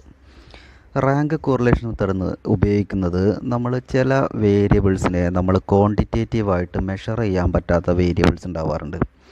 Example beauty, morality, intelligence, honesty. ഇതൊന്നും ക്വാണ്ടിറ്റേറ്റീവായിട്ട് നമുക്ക് മെഷർ ചെയ്യാൻ പറ്റില്ല. അങ്ങനെയെങ്കിൽ ഇതിൻ്റെ ഈ രണ്ട് വേരിയബിൾസ് തമ്മിലുള്ള റിലേഷൻഷിപ്പ് നമ്മൾ എങ്ങനെ കണ്ടുപിടിക്കുക എന്നുള്ളതാണ് ഇവിടെ പറയുന്നത്. Pearson's coefficient of correlation method is applicable when variables are measured in quantitative form, but there were many cases where measurement is not possible because of the qualitative nature of the variable. Qualitative നേച്ചറുള്ള variables ഉണ്ടാവാറുണ്ട്. അത്തരം variables തമ്മിലുള്ള relationship നമുക്ക് കാണിക്കാൻ rank correlation method പ്രകാരം മാത്രമേ ചെയ്യാൻ പറ്റുള്ളൂ. അതിൽ നമ്മൾ പറയുന്നത് Spearman's coefficient of correlation r is equal to 1 minus 6 into sigma d square minus n cube 1 minus 6 into sigma d square minus d square divided by n cube minus n. ഡി എന്ന് പറഞ്ഞാൽ ഡിഫറൻസസ് ഓഫ് റാങ്ക്. രണ്ട് variables ഉണ്ടായിരിക്കും, x and y. അതായത് x minus y, അതാണ് differences of between two variables. എന്ന് പറഞ്ഞാൽ number of pairs, എത്ര ആളുകളുണ്ട്, എത്ര ഏരിയയാണ് നമ്മൾ, എത്ര വേരിയബിളാണ് നമ്മൾ ഒരു എക്സിൻ്റെയും വൈൻ്റെയും ഭാഗമായിട്ട് എടുക്കുന്നത് എന്നുള്ളതാണ്. അതിൻ്റെ ഒരു എക്സാമ്പിൾ പറയുന്നത് 2 ജഡ്ജസ് ആണ്. 2 judges in a beauty competition. ഒരു ബ്യൂട്ടി കോമ്പറ്റീഷൻ നടക്കുകയാണ്. അതിൽ 12 കോമ്പറ്റീറ്റേഴ്സ് ഉണ്ടാവാറുണ്ട്. ആ 12 കോമ്പറ്റീറ്റേഴ്സിനും 2 ജഡ്ജസ് കൊടുത്തിരിക്കുന്ന മാർക്കുകളാണ്, റാങ്കുകളാണ് ഇവിടെ പറയുന്നത്. അപ്പോൾ അത്തരം കേസുകളിൽ നമ്മൾ ഇത് തമ്മിലുള്ള റിലേഷൻഷിപ്പ് എത്രത്തോളമുണ്ട്, ഇവർ കൊടുത്തിരിക്കുന്ന റാങ്കുകൾ തമ്മിൽ ഏതൊക്കെ തരത്തിലുള്ള അല്ലെങ്കിൽ ഈ അടുത്ത ബന്ധമുണ്ടോ അല്ലെങ്കിൽ അതറിയാൻ വേണ്ടിയിട്ടാണ് ഈ ഒരു മെത്തേഡ് നമ്മൾ യൂസ് ചെയ്യുന്നത്. What degree is there between the judgement of 2 judges. അത് നമ്മൾ എക്സിനെ R1 എന്നും വൈയെ R2 എന്നും പറയുന്നു. R1 എന്ന് പറഞ്ഞാൽ 1 2 3 4 5 6 7 8 9 10 11 12 വരെ 12 എൻട്രീസ് ആണ് ഇവിടെ ഉള്ളത്. പിന്നീട് ഇതിൻ്റെ വൈ വേരിയബിൾ ഉണ്ടാകാറുണ്ട്.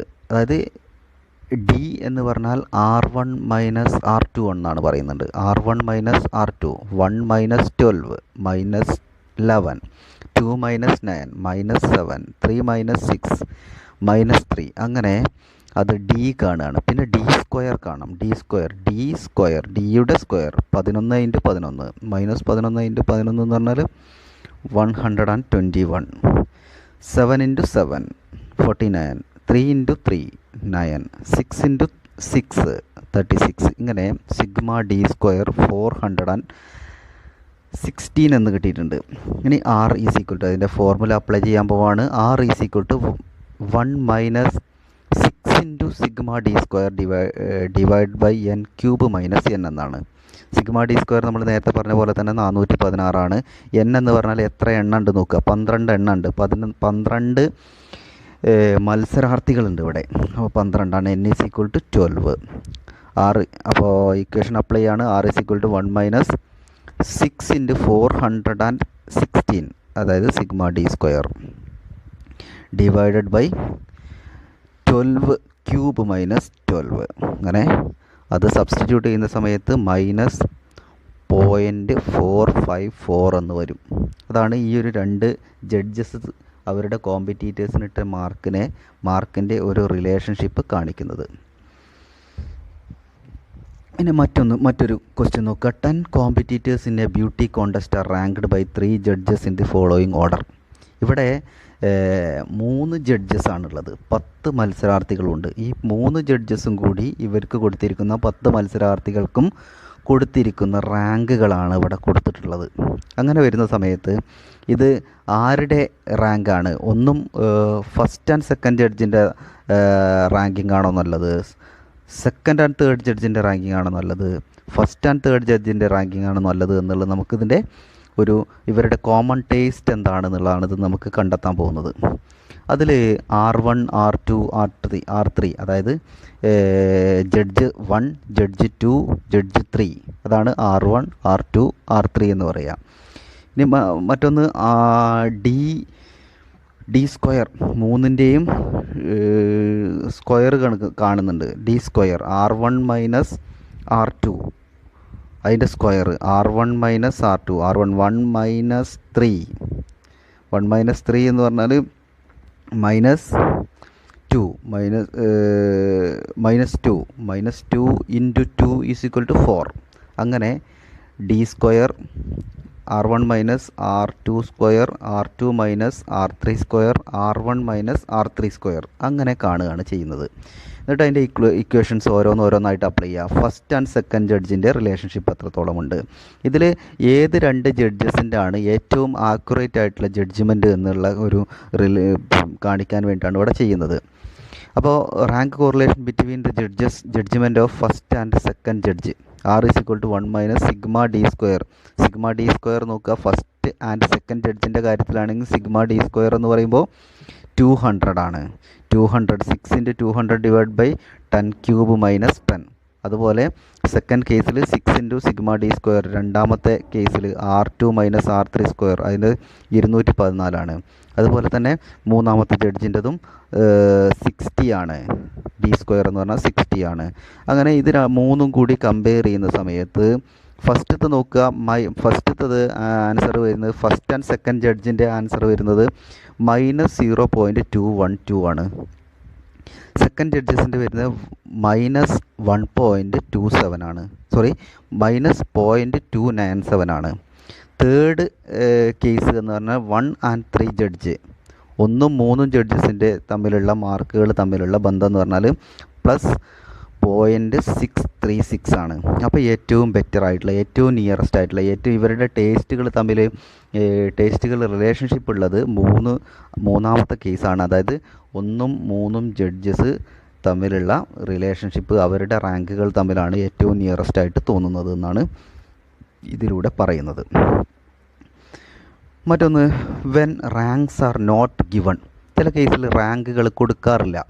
റാങ്കുകൾ കൊടുക്കുന്നില്ലെങ്കിൽ ഓട്ടോമാറ്റിക്കായിട്ട് നമുക്ക് കിട്ടിയ ഫിഗറിൽ നിന്നും വലുതും ചെറുതും ഏതാ നോക്കിയിട്ട് അതിനെ നമ്മൾ റാങ്കുകളാക്കി കൊടുക്കുകയാണ് ചെയ്യുക. നോക്കുക, എക്സ് വൈ കുറച്ച് ഫിഗറുകൾ എന്നിട്ടുണ്ട്. നോക്കുക, എക്സ് 53, 98 എന്നൊക്കെ പറഞ്ഞുകൊണ്ട് നമ്മൾ റാങ്കുകൾ നമ്മൾ കൊടുത്തിട്ടുണ്ട്. 53 ആണ് ഇതിൽ ഏറ്റവും ചെറുത് അല്ലേ, 55 സെക്കൻഡ് 1, 59 തേർഡ്, 61 4 അങ്ങനെ ഓരോ റാങ്കുകളാക്കിയിട്ട് തിരിച്ചു. അതുപോലെ തന്നെ വൈ വേരിയബിൾസിലും 25 ആണ് ഇതിൽ ചെറുത്, പിന്നീട് 30 ആണ്. അങ്ങനെ റാങ്കുകളാക്കിയിട്ട് തിരിക്കുകയാണ്, R1 എന്നും R2 എന്നിട്ടും. എന്നിട്ട് R1 മൈനസ് R2 സ്ക്വയർ കാണുന്നു, സിഗ്മ ഡി സ്ക്വയർ. നേരത്തെ അപ്ലൈ ചെയ്യുന്ന പോലെ തന്നെ നമുക്ക് ചെയ്ത് കൊടുക്കാവുന്ന ഒരു കേസാണ്. മറ്റൊരു ഏരിയയാണ് റിഗ്രഷൻ അനാലിസിസ്. ഈ റിഗ്രഷൻ അനാലിസിസിൽ നമ്മൾ കോറിലേഷനെ പോലെ തന്നെ റിഗ്രഷനും 2 വേരിയബിൾ തമ്മിലുള്ള റിലേഷൻഷിപ്പ് കാണിക്കാൻ വേണ്ടിയിട്ടുള്ളതാണ് റിഗ്രഷൻ അനാലിസിസ് എന്ന് പറഞ്ഞാൽ. ഇവിടെ കോറിലേഷനിൽ എങ്ങനെയാണ് ഈ 2 വേരിയബിൾസ് ഉണ്ടെങ്കിൽ ആ 2 വേരിയബിൾസ് തമ്മിലുള്ള റിലേഷൻഷിപ്പ് കാണിക്കാൻ വേണ്ടിയിട്ടുള്ള ഒന്നാണ് ഈ കോറിലേഷൻ എന്ന് പറഞ്ഞാൽ. റിഗ്രഷൻ എന്ന് പറഞ്ഞാൽ അങ്ങനെയല്ല. റിഗ്രഷൻ എന്ന് പറഞ്ഞാൽ നമ്മൾ 2 വേരിയബിൾ ഉണ്ടെങ്കിൽ നെക്സ്റ്റ് വേരിയബിൾ പ്രെഡിക്റ്റ് ചെയ്യാനുള്ള ഒരു ഡിവൈസ് ആയിട്ടാണ് റിഗ്രഷൻ അനാലിസിസിനെ കാണുന്നത്. This is a statistical tool with the help of which we are in a position to estimate or predict the unknown value of one variable from known values of another variable. നമുക്ക് ലഭ്യമായ ഒരു വേരിയബിളിൽ നിന്നും ലഭ്യമല്ലാത്ത മറ്റൊരു വേരിയബിളിനെ കണ്ടെത്തുകയാണ് ഇവിടെ ചെയ്യുന്നത്. ഒരു ഡിപ്പെൻഡൻറ്റ് വേരിയബിളും ഒരു ഇൻഡിപെൻഡൻറ്റ് വേരിയബിൾ ഉണ്ടാവും. ആ രണ്ട് വേരിയബിളും ഉപയോഗിച്ചുകൊണ്ട് നമുക്ക് ചില മിസ്സിങ് ഫിഗേഴ്സിനെ, ഇപ്പോൾ സെയിൽസും അതുപോലെ തന്നെ ഡിമാൻഡും, അല്ലെങ്കിൽ ഏജും അതുപോലെ തന്നെ ഹൈറ്റും, ഇങ്ങനെയൊക്കെ ഉള്ള രണ്ട് വേരിയബിൾസ് ഉണ്ടാവാറുണ്ട്. എങ്കിൽ അടുത്ത വേരിയബിൾ എന്താണെന്ന് നമുക്ക് കണ്ടെത്തുകയാണ് ചെയ്യുന്നത്. നമ്മൾ ഒരു 2, 3, 4, 5, 6 എന്നൊക്കെ നമ്പർ കൊടുക്കുന്നു. അടുത്ത ഫിഗർ എന്താണ്? ഒരു എക്സിൻ്റെ ഒരു വാല്യൂ ഉണ്ട്, വൈൻ്റെ വാല്യൂ കണ്ടെത്തില്ല എങ്കിൽ എക്സിൻ്റെ ഈ അറിയുന്ന വാല്യൂ ഉപയോഗിച്ച് വൈയുടെ ഈ അറിയാത്ത വാല്യൂ കണ്ടുപിടിക്കാനുള്ള ഒരു ഇക്വേഷനാണ്, ഒരു ഡിവൈസാണ്, ഒരു ടൂളാണ്, ഒരു സ്റ്റാറ്റിസ്റ്റിക്കൽ ടൂളാണ് ഈ റിഗ്രഷൻ എന്ന് പറഞ്ഞാൽ. നേരിട്ട് അതിൻ്റെ ഫോർമുലയ്ക്ക് നമ്മൾ പോവുകയാണ്. അതിൻ്റെ എക്സാമിനേഷൻ പോയിൻ്റ് ഓഫ് വ്യൂവിൽ നന്നായിട്ട് ചോദിക്കാറുള്ള ഒരു സംഭവമാണ് ഇവിടെ. അതിനൊരു ഇല്ലുസ്ട്രേഷൻ കൊടുത്തിട്ടുണ്ട്. Calculate regression from the following data. താഴെ കിടക്കുന്ന ഡാറ്റകളുടെ റിഗ്രഷൻ നമ്മൾ കണ്ടെത്തുകയാണ് ഇവിടെ ചെയ്യുന്നത്. അതിൽ x y, x square, y square, x y എന്ന് പറഞ്ഞിട്ടുള്ള ഓരോ കാറ്റഗറി ആയിട്ട് നമുക്ക് തന്നിട്ടുണ്ട് ഇവിടെ ടാബുലാർ ഫോമിൽ. എക്സ് 1, 2, 3, 4, 5 എന്ന് പറഞ്ഞിട്ട് തന്നിട്ടുണ്ട്. വൈ 9, 8, 10, 12, 13. അപ്പോൾ 45 എന്ന് പറഞ്ഞാൽ സിഗ്മ എക്സ് ആണ് 45, സിഗ്മ വൈ 108. ഇതെല്ലാം കൂടെ ആഡ് ചെയ്തതാണ്. സിഗ്മ എക്സ് സ്ക്വയർ എന്ന് പറഞ്ഞാൽ എക്സിൻ്റെ square 1 × 1 1, 2 × 2 4, 3 × 3 9, 4 × 4 is equal to 16, 5 × 5 is equal to 25. Y square 9 × 9 is equal to 81, 8 × 8 is equal to 64, 10 × 10 is equal to 100. ഇങ്ങനെ x y, x × y, 1 × 9 9, 2 × 8 16, 3 × 10 30, 4 × 12 48. ഇങ്ങനെ സിഗ്മ എക്സ് സ്ക്വയർ കാണുന്നു, sigma Y square കാണുന്നു, sigma X Y കാണുന്നു. ആ equation ഉപയോഗിച്ചുകൊണ്ട് നമുക്ക് X on Y എന്നും Y on X എന്നാണ് ഇതിന് പറയുക. അതായത് ചില വാരിയബിൾസ് നമ്മൾ ചില ക്വസ്റ്റ്യൻസിലൊക്കെ കാണിക്കാറുള്ളത്, നമ്മൾ എക്സിൻ്റെ ഒരു വാല്യൂ തരും എങ്കിൽ വൈയുടെ വാല്യൂ എത്രയാണെന്നുള്ളതാണ്. നമ്മൾ ഇവിടെ കാണിക്കുന്നത് ഈ ഒരു ഇക്വേഷൻ എക്സ് ഓൺ വൈ എന്നുള്ള ഒരു ഇക്വേഷൻ ഉപയോഗിച്ചുകൊണ്ടാണ് ചെയ്യുന്നത്. X minus X bar is equal to b x y into y minus Y bar എന്നാണ്.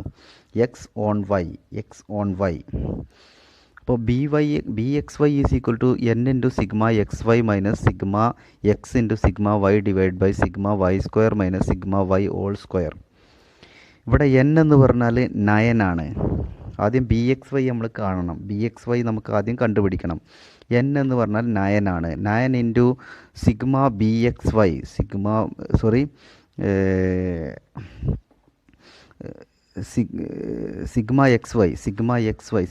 എന്ന് പറഞ്ഞാൽ 597 ഇവിടെ കാണുന്നുണ്ട്. 597 മൈനസ് സിഗ്മ എക്സ് എന്ന് പറഞ്ഞാൽ 45 ഇവിടെ കണ്ടിട്ടുള്ളതാണ്.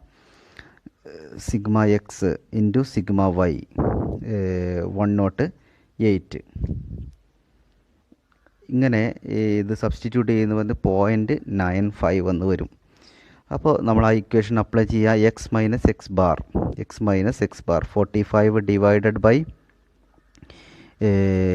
എക്സ് ബാർ എന്ന് പറഞ്ഞാൽ നമുക്കറിയാൻ പറ്റും sigma X divided by N ആണ്. അതായത് സിഗ്മ എക്സ് എന്ന് പറഞ്ഞാൽ 45 ആണ്. 45 divide by 9 is equal to 5. അപ്പോൾ x minus 5 is equal to b x y 0.95 into y minus Y bar എന്ന് പറഞ്ഞാൽ sigma Y divide by n. Y bar എന്ന് പറയുമ്പോൾ 12 എന്ന് വരും. 12 അത് സബ്സ്റ്റിറ്റ്യൂട്ട് ചെയ്യുന്ന സമയത്ത് നമുക്ക് ഇങ്ങനെ y is equal to 0.95 x is equal to 0.95 y minus 6.4 എന്ന് നമുക്ക് കണ്ടെത്താൻ പറ്റും.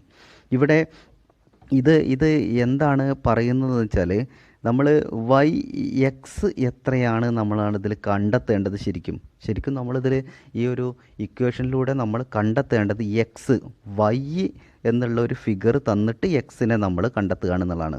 ഇവിടെ വൈ എന്നുള്ള ഫിഗർ എത്രയാണെന്ന് തന്നിട്ടില്ല. അവിടെ വൈ ഇത്രയാണെങ്കിൽ എക്സ് ഇത്രയായിരിക്കും എന്നാണ് പറയുക. അങ്ങനെയാണെങ്കിൽ x is equal to 0.95 y ക്വസ്റ്റ്യനിൽ തന്നിരുന്നെങ്കിൽ വൈ ഇപ്പോൾ 12 ആണെന്ന് കരുതുക. അപ്പോൾ എങ്കിൽ x is equal to 0.95 into 12 minus 6.4 എന്ന് പറഞ്ഞാൽ എക്സ് എന്ന് എത്രയാണെന്ന് കിട്ടും. അതാണ് ഈ ഇക്വേഷനിലൂടെ നമ്മൾ ഉദ്ദേശിക്കുന്നത്. പിന്നെ y on x, y on എക്സും ഇതുപോലെ തന്നെ നമ്മൾ കാണിക്കാൻ പറ്റും. Y minus Y bar is equal to B Y X into x minus X bar. B Y x എന്ന് പറഞ്ഞാൽ n into sigma X y minus sigma x into sigma Y divide by n into sigma X square minus sigma x whole square. നമ്മൾ നേരത്തെ നമ്മൾ കണ്ടെത്ത പോലെ തന്നെ N എന്ന് പറഞ്ഞാൽ 9 ആണ്, സിഗ്മ എക്സ് വൈ എന്ന് പറഞ്ഞാൽ 597 ആണ്, സിഗ്മ എക്സ്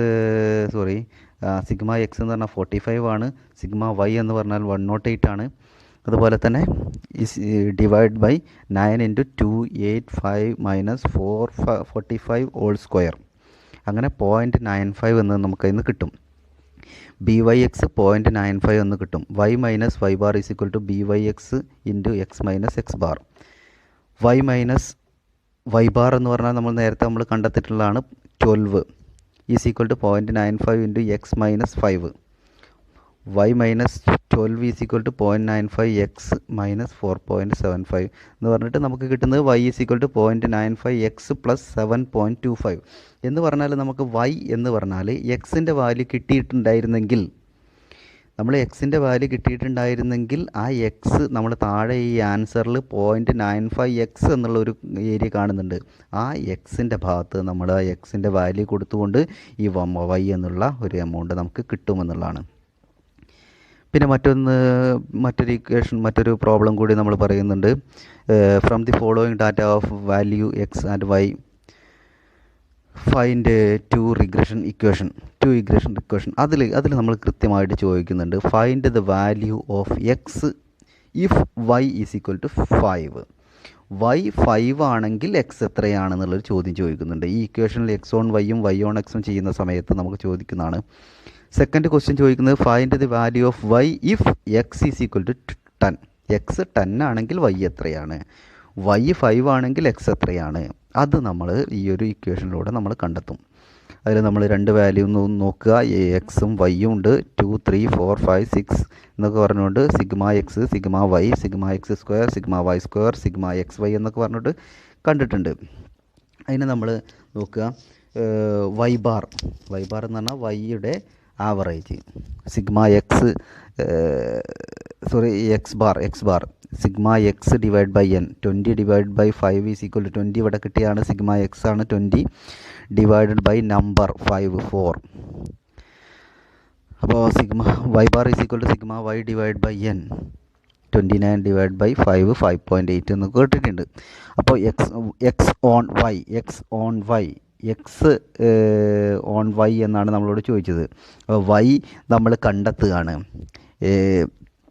വൈ നമ്മൾ പറഞ്ഞിട്ടുണ്ട്, നേരത്തെ ചോദിച്ചിട്ടുണ്ട് എക്സ് വൈ 5 ആണെങ്കിൽ എക്സ് എത്രയാണ്. നമ്മൾ ഈ ഇക്വേഷനിലൂടെ പറയുന്നതും അതാണ്. X minus X bar is equal to b x y. നമ്മൾ നേരത്തെ പോലെ ചെയ്ത അതേ പ്രോബ്ലം തന്നെയാണ്, അതേ ഇക്വേഷൻസ് ആണ് അപ്ലൈ ചെയ്യുന്നത്. ലാസ്റ്റിലേക്ക് വന്ന് നോക്കുക, x is equal to 0.56 y plus 0.752 എന്ന് പറഞ്ഞിട്ട് ഇവിടെ കാണിക്കുന്നുണ്ട്. അപ്പോൾ അവിടെ വൈ എന്നുള്ള ഏരിയയിൽ നമ്മൾ വൈ എത്രയാണെങ്കിൽ 5 ആണെങ്കിൽ എക്സ് എത്രയാണെന്നാണ് നമ്മുടെ ചോദ്യം, എത്രയായിരിക്കും എന്നുള്ളതാണ്. അപ്പോൾ 0.56 ഇൻറ്റു 5 നമ്മളവിടെ കൊടുക്കുക. അത് അവിടെ കൊടുത്തു കഴിഞ്ഞിട്ടുണ്ടെങ്കിൽ ഇതിൻ്റെ ആൻസർ നമുക്ക് കിട്ടും. അതുപോലെ തന്നെ വൈ ഓൺ എക്സ്, വൈ 10 ആണെങ്കിൽ എക്സ് 10 ആണെങ്കിൽ വൈ എത്രയാണെന്ന് വെച്ചു. അപ്പോൾ ആ എക്സിൻ്റെ ഭാഗത്ത് നമ്മൾ 10 എന്നുള്ള ഇൻപുട്ട് കൊടുത്തു, അവിടെ നമുക്ക് കിട്ടി വൈ എത്രയാണെന്ന് കിട്ടി. അങ്ങനെയാണ് ഇക്വേഷൻസ് നമ്മൾ ചെയ്യുന്നത്, ആ ഒരു പ്രോബ്ലം നമ്മൾ ചെയ്യുന്നത്. മറ്റൊരു ഏരിയയാണ് ഇവിടെ കാണിക്കുന്നത്. From the following data obtain regression equation taking the deviation from y in case of x and 7 in case of y. ഇവിടെ ഒരു ഡീവിയേഷൻ ഫാക്ടറും കൂടി നമ്മളിവിടെ പറയുന്നുണ്ട്, ഡീവിയേഷൻസ് എടുക്കാൻ പറയുന്നുണ്ട്. ഇതൊന്ന് സിംപ്ലിഫൈ ചെയ്യാൻ വേണ്ടിയിട്ടുള്ളതാണ്. നമ്മൾ ചില പിന്നെ വാല്യൂസ് ഒന്ന് ചെറുതാക്കാൻ വേണ്ടിയിട്ടൊക്കെയാണ് ഇങ്ങനെ ചെയ്യുന്നത്, ഡീവിയേഷൻസ്. അപ്പോൾ എക്സിൻ്റെ കേസിൽ 5ഉം വൈയുടെ കേസിൽ 7ഉം എടുക്കാനാണ് നമ്മളോട് പറഞ്ഞത്. അപ്പോൾ 6 മൈനസ് എക്സ് ഡി എക്സ് എന്ന് പറഞ്ഞാൽ നമുക്കറിയാൻ പറ്റും, ഡി എക്സ് എക്സ് വൈയും കൊടുത്തിട്ടുണ്ട്. ഡി എക്സ് എന്ന് പറഞ്ഞാൽ 6 മൈനസ് 5 എന്ന് പറഞ്ഞാൽ 6 മൈനസ് 5 എന്ന് പറഞ്ഞാൽ 1, 2 മൈനസ് 5 മൈനസ് 3, 10 മൈനസ് 5. ഇങ്ങനെ ഡി എക്സ് സ്ക്വയറും ഡി വൈയും ഡി വൈ സ്ക്വയറും ഡി എക്സ് ഡി വൈ ഒക്കെ നമ്മൾ കണ്ടെത്തുകയാണ് ഇവിടെ ചെയ്യാം. എന്നിട്ട് ഈ ഇക്വേഷൻസ് അപ്ലൈ ചെയ്യുകയാണ്. ആ ഇക്വേഷൻസിൽ ചെറിയൊരു മാറ്റമുണ്ട്. ബി എക്സ് വൈ കാണുന്ന സമയത്ത് n into sigma d x d y minus sigma d x into sigma D y divided by n into sigma D Y square minus sigma D y whole square എന്ന് പറഞ്ഞുകൊണ്ട് ചെറിയൊരു മാറ്റം ആ ഇക്വേഷൻസിലുണ്ട്. വേറെ changes ഒന്നും അതിലില്ല. ആ ഒരു പ്രോബ്ലം അവിടെ ആ ഫിഗറുകളൊക്കെ കൊടുത്തിട്ട് അപ്ലൈ ചെയ്ത് കഴിഞ്ഞാൽ അപ്പോൾ അത് കിട്ടുമെന്നുള്ളതാണ് പറയുന്നത്. മറ്റൊരു area, given that means of x and y are 65 and 67. എക്സിൻ്റെയും വൈയുടെയും വാല്യൂ ഇവിടെ തന്നിട്ടുണ്ട്, 65ഉം 67ഉം. The standard deviations are 2.5 and 3.5 respectively. എക്സിൻ്റെ സ്റ്റാൻഡേർഡ് ഡീവിയേഷൻ 2.5 എന്നും വൈയുടെ സ്റ്റാൻഡേർഡ് ഡീവിയേഷൻ 3.5 എന്നും പറയുന്നുണ്ട്. ആൻഡ് ദ കോഫിഷ്യൻ്റ് ഓഫ് കോറിലേഷനും തന്നിട്ടുണ്ട് 0.8.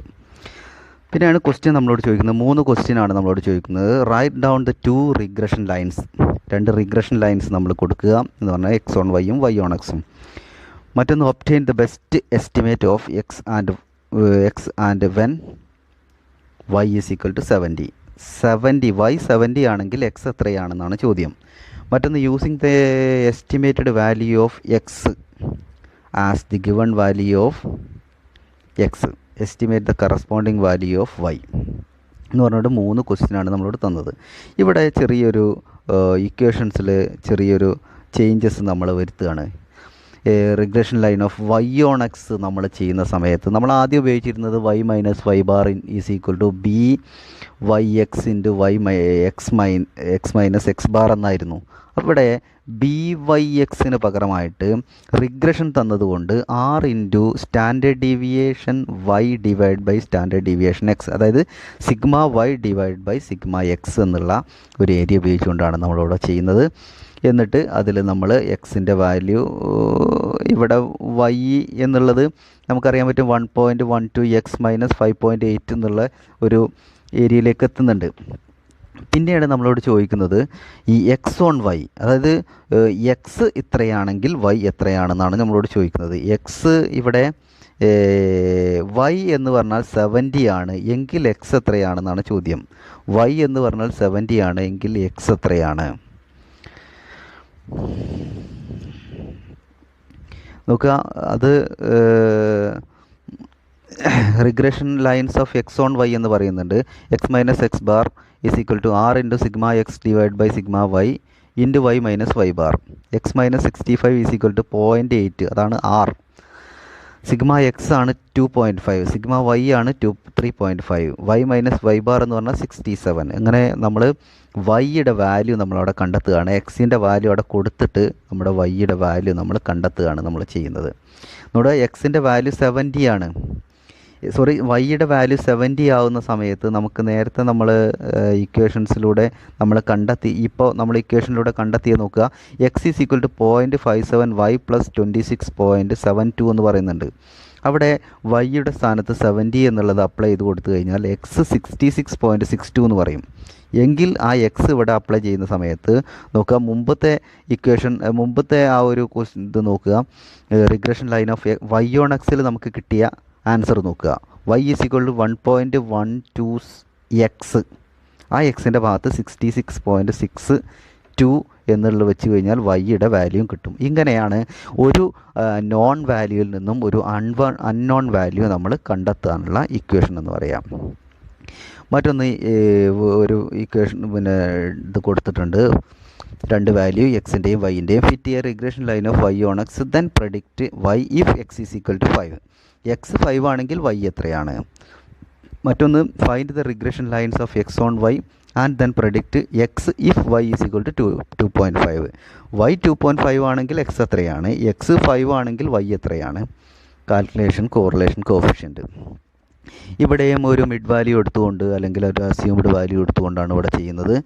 ഡി എക്സ് അവിടെ ഡി എക്സ് എടുത്തുകൊണ്ടാണ് നമ്മൾ ഡി എക്സും ഡി വൈ ഒക്കെ എടുത്തുകൊണ്ടാണ് നമ്മളിവിടെ ചെയ്തു പോകുന്നത്. Sigma d x d y എന്ന് പറഞ്ഞിട്ടുള്ള ഇക്വേഷനൊക്കെ ഉപയോഗിച്ചുകൊണ്ട് നമ്മൾ അത് അപ്ലൈ ചെയ്യും. നോക്കുക, എക്സ് ഈസ് ഈക്വൽ ടു നമ്മളൊരു എക്സ് ഓൺ വൈയും വൈ ഓൺ എക്സും കാണുന്നുണ്ട്.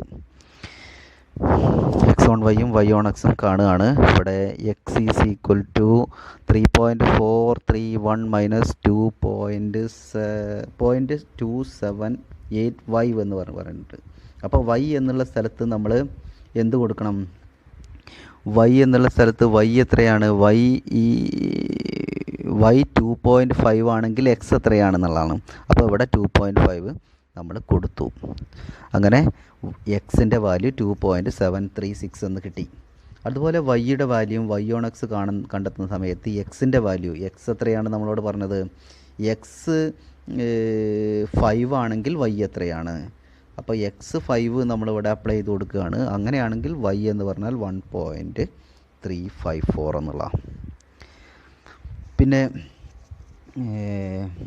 ഡയറക്റ്റായിട്ട് കുറച്ച് ഡാറ്റ തന്നേക്കാണ്. Two variables gave the following data.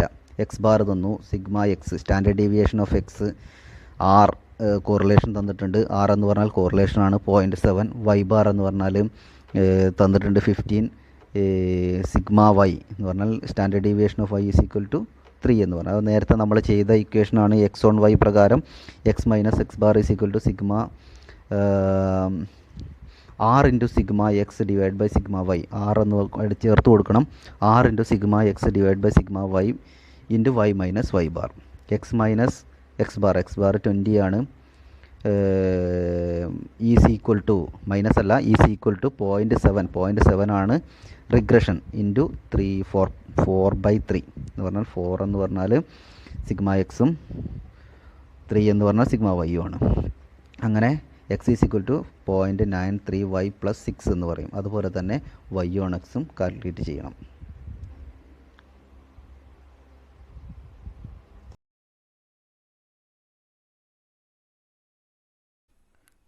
Module 3 Probability. Here we will discuss about the probability theorem, types of probability relationships, and various probability approaches. Venn diagram, a diagram that shows relationship between and among a finite collection of sets. It is originated from a branch of mathematics called set theory. The concept was developed by John Venn in 1891 to show the relationship between sets. They are now used across many other disciplines. It is useful in illustrating relationships in statistics, probability, and logic. This is an example of Venn diagram, the overlapping of the circles. Circle A has all elements of one set. Circle B has all the elements of another set.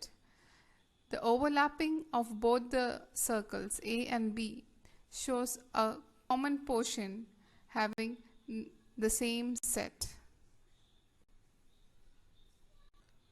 It is natural for us to classify items into groups or sets and consider how those sets overlap with each other. We can use these sets to understand relationship between groups and to analyze data. Set is a group of objects or elements. For example, the set of all even numbers, or the set of all books written about travel to China. These are the sets that describe the content of a single set. Set theory is the origin of Venn diagram. Probability is the extent to which something is likely to happen. Probability is the possibility. It is introduced in maths to predict how likely events are to happen. The value of the probability is expressed between 0 and 1. For example, when we toss a coin, either we get a head or a tail. there are only two possibilities, either to get a head or a tail. But if we toss two coins, we have three possibilities, either to get head on both the coins or tail on both the coins, or one coin shows a head and another a tail. So there are three possibilities or three outcomes or three possible outcomes. The formula for probability is the number of total outcomes divided by the total number of outcomes. In our last example, we have seen that when we toss two coins, we get three outcomes. So the total number of outcomes is 3. And if you want to get both the coins showing head, there is only one favorable outcome, right? So that is 1 by 3 is the probability of the event to happen. Looking into this example, there are 6 pillows in a bed, 3 are red, 2 are yellow, and 1 is blue.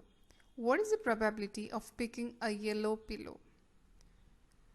The question is crystal clear. We have to find out what is the possibility of getting a yellow pillow while picking up the pillow from the bed. We know the formula for probability is the number of favorable events divided by the total number of outcomes, right? So the total number of outcome is how much? We have a total number of outcome as 6 because total is 6 pillows.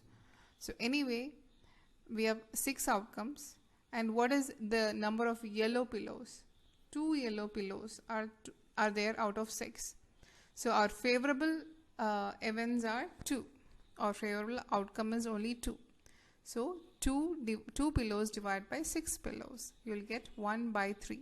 So you will get 1 by 3 is the chance of getting a yellow pillow. Another example. There is a container full of colored bottles, red, blue, green, and orange.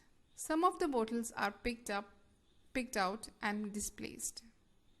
Amit did this 1,000 times and got the following results. Number of blue bottles picked out 300, number of red bottles 200, number of green bottles 450, number of orange bottles 50. What is the probability that Amit will pick a green bottle? This question is similar to our earlier example. Here we have to find out what is the possibility of getting a green bottle from picking up all the 1,000 bottles. Now we know the total outcome is 1,000, and what our favorable outcome, or how many green bottles do we have in total, is 450. Our formula is number of favorable outcomes divided by total number of outcomes to find out the probability of an event to happen. So it is 450 divided by 1,000. You get 0.45 is the probability of getting a green bottle. Approaches to probability, or the ways of assigning the probability. There are 3 approaches: classical approach, relative frequency theory of probability, and subjective approach. We'll find out in detail about all these 3 approaches. Classical approach. According to this approach, the probability is the ratio of favorable events to the total number of equally likely events. For example, in tossing a coin, the probability of getting the head on the top of the coin is 1 by 2 and tail is 1 by 2. So the formula is of classical approach probability is number of favorable outcomes divided by number of possible outcomes. Relative approach. The probability of an event is determined in this approach on the basis of past experiences or on the basis of relative frequency of success in the past. For example, If a machine produces 1,000 articles in the past, 2 articles were found to be defective. Then the probability of the defective articles is 2 by 100 or 2%. Subjective theory of probability. It is commonly used in business decision making. The decision reflects the personality of the decision maker according to this approach of probability. Now we will look into the probability relationships. First one is the events associated with OR. If two events A and B are associated with OR, then it means that either A or B or both. The symbol for OR is as shown here. The figure represents the probability of A or probability of B. Events associated with AND. If two events A and B are associated with AND, then it means that the intersection of the elements which is common to both the events. The AND symbol is as shown here. The figure represents the events associated with AND. Event A but not B. It represents the difference between both the events. Event A but not B represents all the outcomes which are present in A but not in B. Thus, the event A but not B is represented as probability of not B is equal to 1 minus probability of B. Conditional probability. It is used to determine how two events are related. That is, we can determine the probability of one event given the occurrence of another event. For example, if A and B are two events associated with the same sample space of a random experiment, then the conditional probability of event A under the condition that event B has occurred, then we write it as probability of A and B divided by probability of B, where probability of B is not equal to 0. Theorems of probability. There are 3 theorems of probability: addition theorem, multiplication theorem, and bias theorem. We will discuss in detail all these 3 theorems of probability. Addition theorem of mutually exclusive events. Mutually exclusive means the two events cannot occur together, that is, their joint probability is 0. If A and B are two mutually exclusive events, then the probability of occurrence of either A or B is the sum of the individual probabilities of A and B. The mutually exclusive events theorem is shown in the figure. Addition theorem of partially overlapping events. Two or more events are said to be overlapping if one or more events occur at the same time. For two overlapping events A and B, the probability that either of the events occur is the sum of the probability of the events minus the probability that both the events occur. The formula is as shown. Multiplication theorem of dependent variables. A dependent event is when one event influences the outcome of another event in a probability scenario. The multiplication rule of probability means to find the probability of the intersection of two events. Multiply the two probabilities. Multiplication theorem of independent variables. This shows that the probability that both of the events occur simultaneously is the product of their respective probability. The figure is as shown. Bayes' theorem, named after Thomas, an 18th century mathematician. Bayes' theorem, named after Thomas Bayes, an 18th century mathematician. Bayes' theorem, named after Thomas Bayes, an 18th century mathematician. Bayes' theorem, named after Thomas Bayes, an 18th century mathematician. Bayes' theorem, named after Thomas Bayes, an 18th century mathematician. Bayes' theorem, named after Thomas Bayes, an 18th century mathematician. Bayesian probability is often used when we want to calculate the likelihood of certain outcomes given in a particular hypothesis. It is a way of making logical inference problems into simple statistical problems. Inverse probability. The probability of things that are unobserved, more technically, the probability distribution of an unobserved variable. It is generally considered an obsolete term. Nowadays, the basis of inverse probability, that is determining the unobserved variable, is usually called inferential statistics. Finding a probability distribution for an unobserved variable is called Bayesian probability. I hope the concepts are clear. Wish you good luck. Thank you.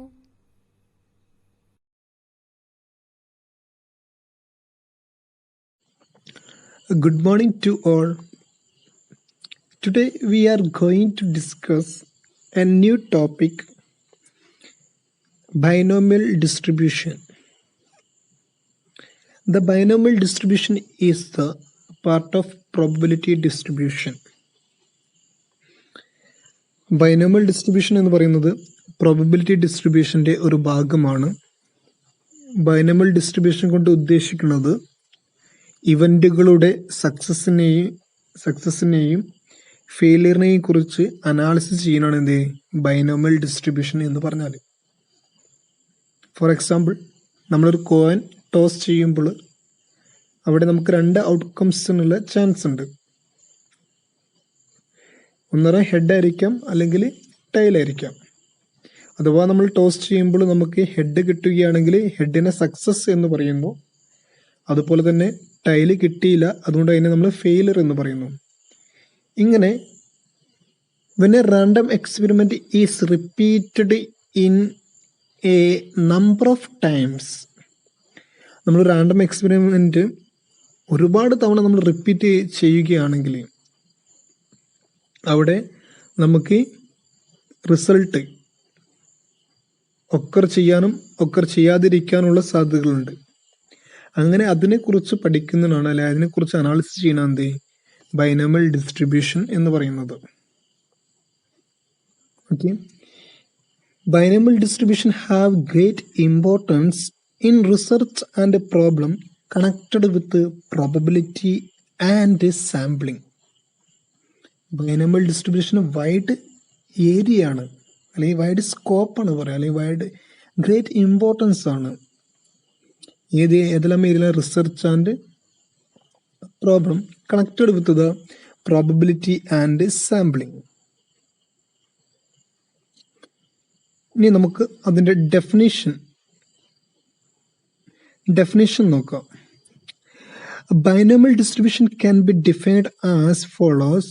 A random variable R is said to follow binomial distribution with the parameters n and p if its probability function is p of r is equal to ncr into p raised to r into q raised to n minus r.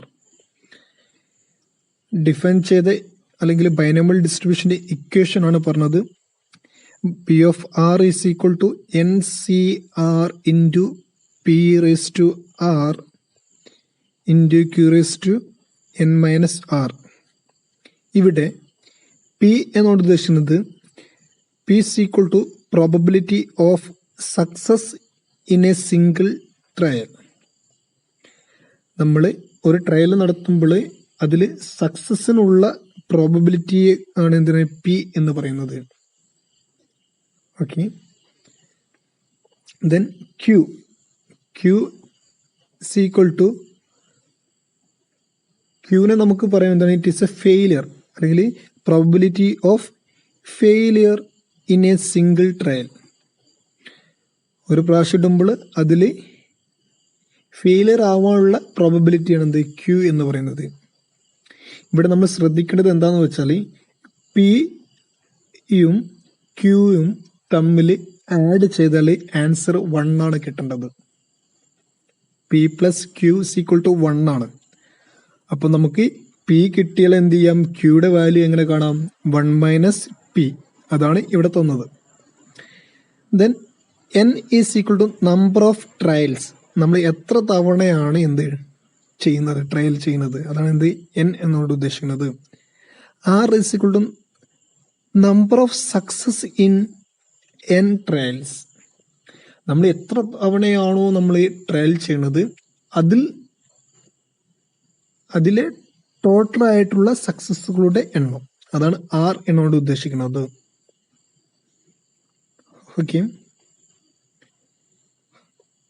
ഈ equation വെച്ചാണ് നമുക്ക് ഇതിന്റെ binomial distribution ചെയ്യേണ്ടത്, അല്ലെങ്കിൽ binomial ഡിസ്ട്രിബ്യൂഷന്റെ problem ഒക്കെ നമ്മൾ solve ചെയ്യേണ്ടത് ഈ ഒരു ഇക്വേഷൻ വെച്ചിട്ടാണ്. Okay, then next one is properties of binomial distribution. Binomial distribution is a discrete probability distribution. നമ്മൾ ഓൾറെഡി പറഞ്ഞാണ് എന്ത് it is A discrete probability distribution എന്ന് പറയുന്നത്. അത് കൃത്യമായിട്ടൊരു എണ്ണം ഉണ്ടായിരിക്കും. എന്നിന്റെ വാല്യൂന് കൃത്യമായൊരു എണ്ണം ഉണ്ടായിരിക്കും, ആറിൻ്റെ കൃത്യമായിട്ടൊരു എണ്ണം ഉണ്ടായിരിക്കും. ഫിനിറ്റ് നാച്ചുറാണ് പറയാം. ഇൻഫിനിറ്റ് അല്ല, അതിന്റെ ഓപ്പോസിറ്റ് ഫിനിറ്റ് ആയിരിക്കും. നമുക്ക് കൃത്യമായിട്ട് പറയാൻ പറ്റും എത്ര തവണ ട്രയലാണ്, എത്ര തവണ റിസൾട്ട് കിട്ടും, കൃത്യമായിട്ടൊരു കണക്കുണ്ടായിരിക്കും. അതുകൊണ്ട് അതിന്റെ ഡിസ്ക്രീറ്റ് പ്രോബബിലിറ്റി ഡിസ്ട്രിബ്യൂഷൻ എന്ന് പറയും. ഡിസ്ക്രീറ്റ് പ്രോബബിലിറ്റി ഡിസ്ട്രിബ്യൂഷൻ എന്ന് പറയാൻ പറ്റും. Then second one, binomial distribution 1 or 2 model values. Binomial distribution ഒന്നോ അല്ലെങ്കിൽ അതിലധികമോ മോഡൽ വാല്യൂസ് ഉണ്ടാകും എന്നാണ് പറയുന്നത്. Then mean of the binomial distribution increase as n increase when p remaining constant. Okay, p യുടെ വാല്യൂ കോൺസ്റ്റന്റ് ആവുകയും n-ന്റെ വാല്യൂ ഇൻക്രീസ് ചെയ്യുന്നതിനനുസരിച്ച് എന്ത് ചെയ്യും? മീനിന്റെ വാല്യൂ ഇൻക്രീസ് ചെയ്യും എന്നാണ് പറയുന്നത്. ഇങ്ങനൊരു കണക്ഷൻ ഉണ്ട് എന്നാണ് പറയുന്നത്. if n is large and if neither p or q is too close to 0, binomial distribution may be approximated to normal distribution. പറയുന്നത് n is large, neither p or q is too close to 0. n-ന്റെ value large ആണെങ്കിൽ എന്ത് ചെയ്യും? പിയുടെയും ക്യൂയുടെയും value എന്ത് ചെയ്യും? Close to 0 ആയിട്ട് കണക്റ്റഡ് ആയിരിക്കും എന്നാണ് പറയുന്നത്. ദെൻ അടുത്തത്, binomial distribution has mean equal to np and standard deviation is equal to root of npq. Binomial ഡിസ്ട്രിബ്യൂഷനിൽ മീൻ കാണുവാനുള്ള ഇക്വേഷൻ എന്ന് പറഞ്ഞാൽ n ഇൻറ്റു പി ആണ്. നമുക്കറിയാം n എന്താണെന്ന് അറിയാം, പിയും എന്താണെന്ന് അറിയാം. And standard deviation is equal to root of n into p into q ആണ്. ഓക്കെ, ഇത്രയും പ്രോപ്പർട്ടീസ് ഓക്കെ ആണെങ്കിൽ നമുക്ക് എന്ത് ചെയ്യാം? ഇതൊരു ബൈനോമിയൽ ഡിസ്ട്രിബ്യൂഷൻ ആണെന്ന് ഉറപ്പുവരുത്താം. അതുപോലെ എന്ത് ചെയ്യാം? ബൈനോമിയൽ ഡിസ്ട്രിബ്യൂഷന്റെ പ്രോബ്ലംസ് ചെയ്യുകയും ചെയ്യാം. ഓക്കെ, then അതുപോലെ importance of binomial distribution. First importance പറയുന്നത് it is very useful in decision making situation in business എന്നാണ്. ഓക്കെ, ഇവിടെ പറയുന്നത് ബിസിനസ്സിന് ആവശ്യമായിട്ടുള്ള ഡിസിഷൻ എടുക്കുവാൻ ബൈനോമിയൽ ഡിസ്ട്രിബ്യൂഷൻ ഹെൽപ്പ് ചെയ്യുന്നുണ്ട്, അല്ലെങ്കിൽ ബൈനോമിയൽ ഡിസ്ട്രിബ്യൂഷൻ ഹെൽപ്ഫുൾ ആണ് അല്ലെങ്കിൽ യൂസ്ഫുൾ ആണ് എന്നാണ് പറയുന്നത്. Then second one, it is widely applied in quality control ആണ് ഇത് ഏറ്റവും കൂടുതൽ ഇത് അപ്ലൈ ചെയ്യുന്നത്. Third one, it is used in സാമ്പിളിങ്ങിന് യൂസ് ചെയ്യുന്നുണ്ട്. Then it has wide application in real life event. നമ്മുടെ റിയൽ ലൈഫുമായിട്ട് വളരെ കണക്റ്റഡ് ആയിട്ടുള്ള ഒരു ഡിസ്ട്രിബ്യൂഷൻ എന്ത് ബൈനോമിയൽ ഡിസ്ട്രിബ്യൂഷൻ.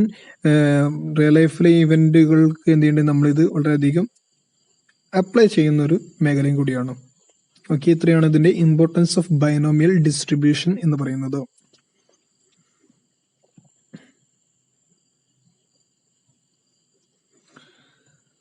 ദെൻ ഇനി നമുക്ക് ബൈനോമിയൽ ഡിസ്ട്രിബ്യൂഷനുമായി റിലേറ്റഡ് ആയിട്ടുള്ള ഒരു ക്വസ്റ്റ്യൻ എങ്ങനെ ചെയ്യാമെന്ന് നമുക്ക് നോക്കാം.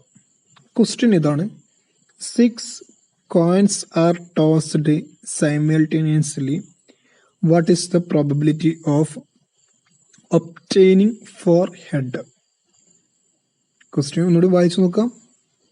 6 coins are tossed simultaneously. What is the probability of obtaining for heads? ഇവിടെ പറയുന്നത്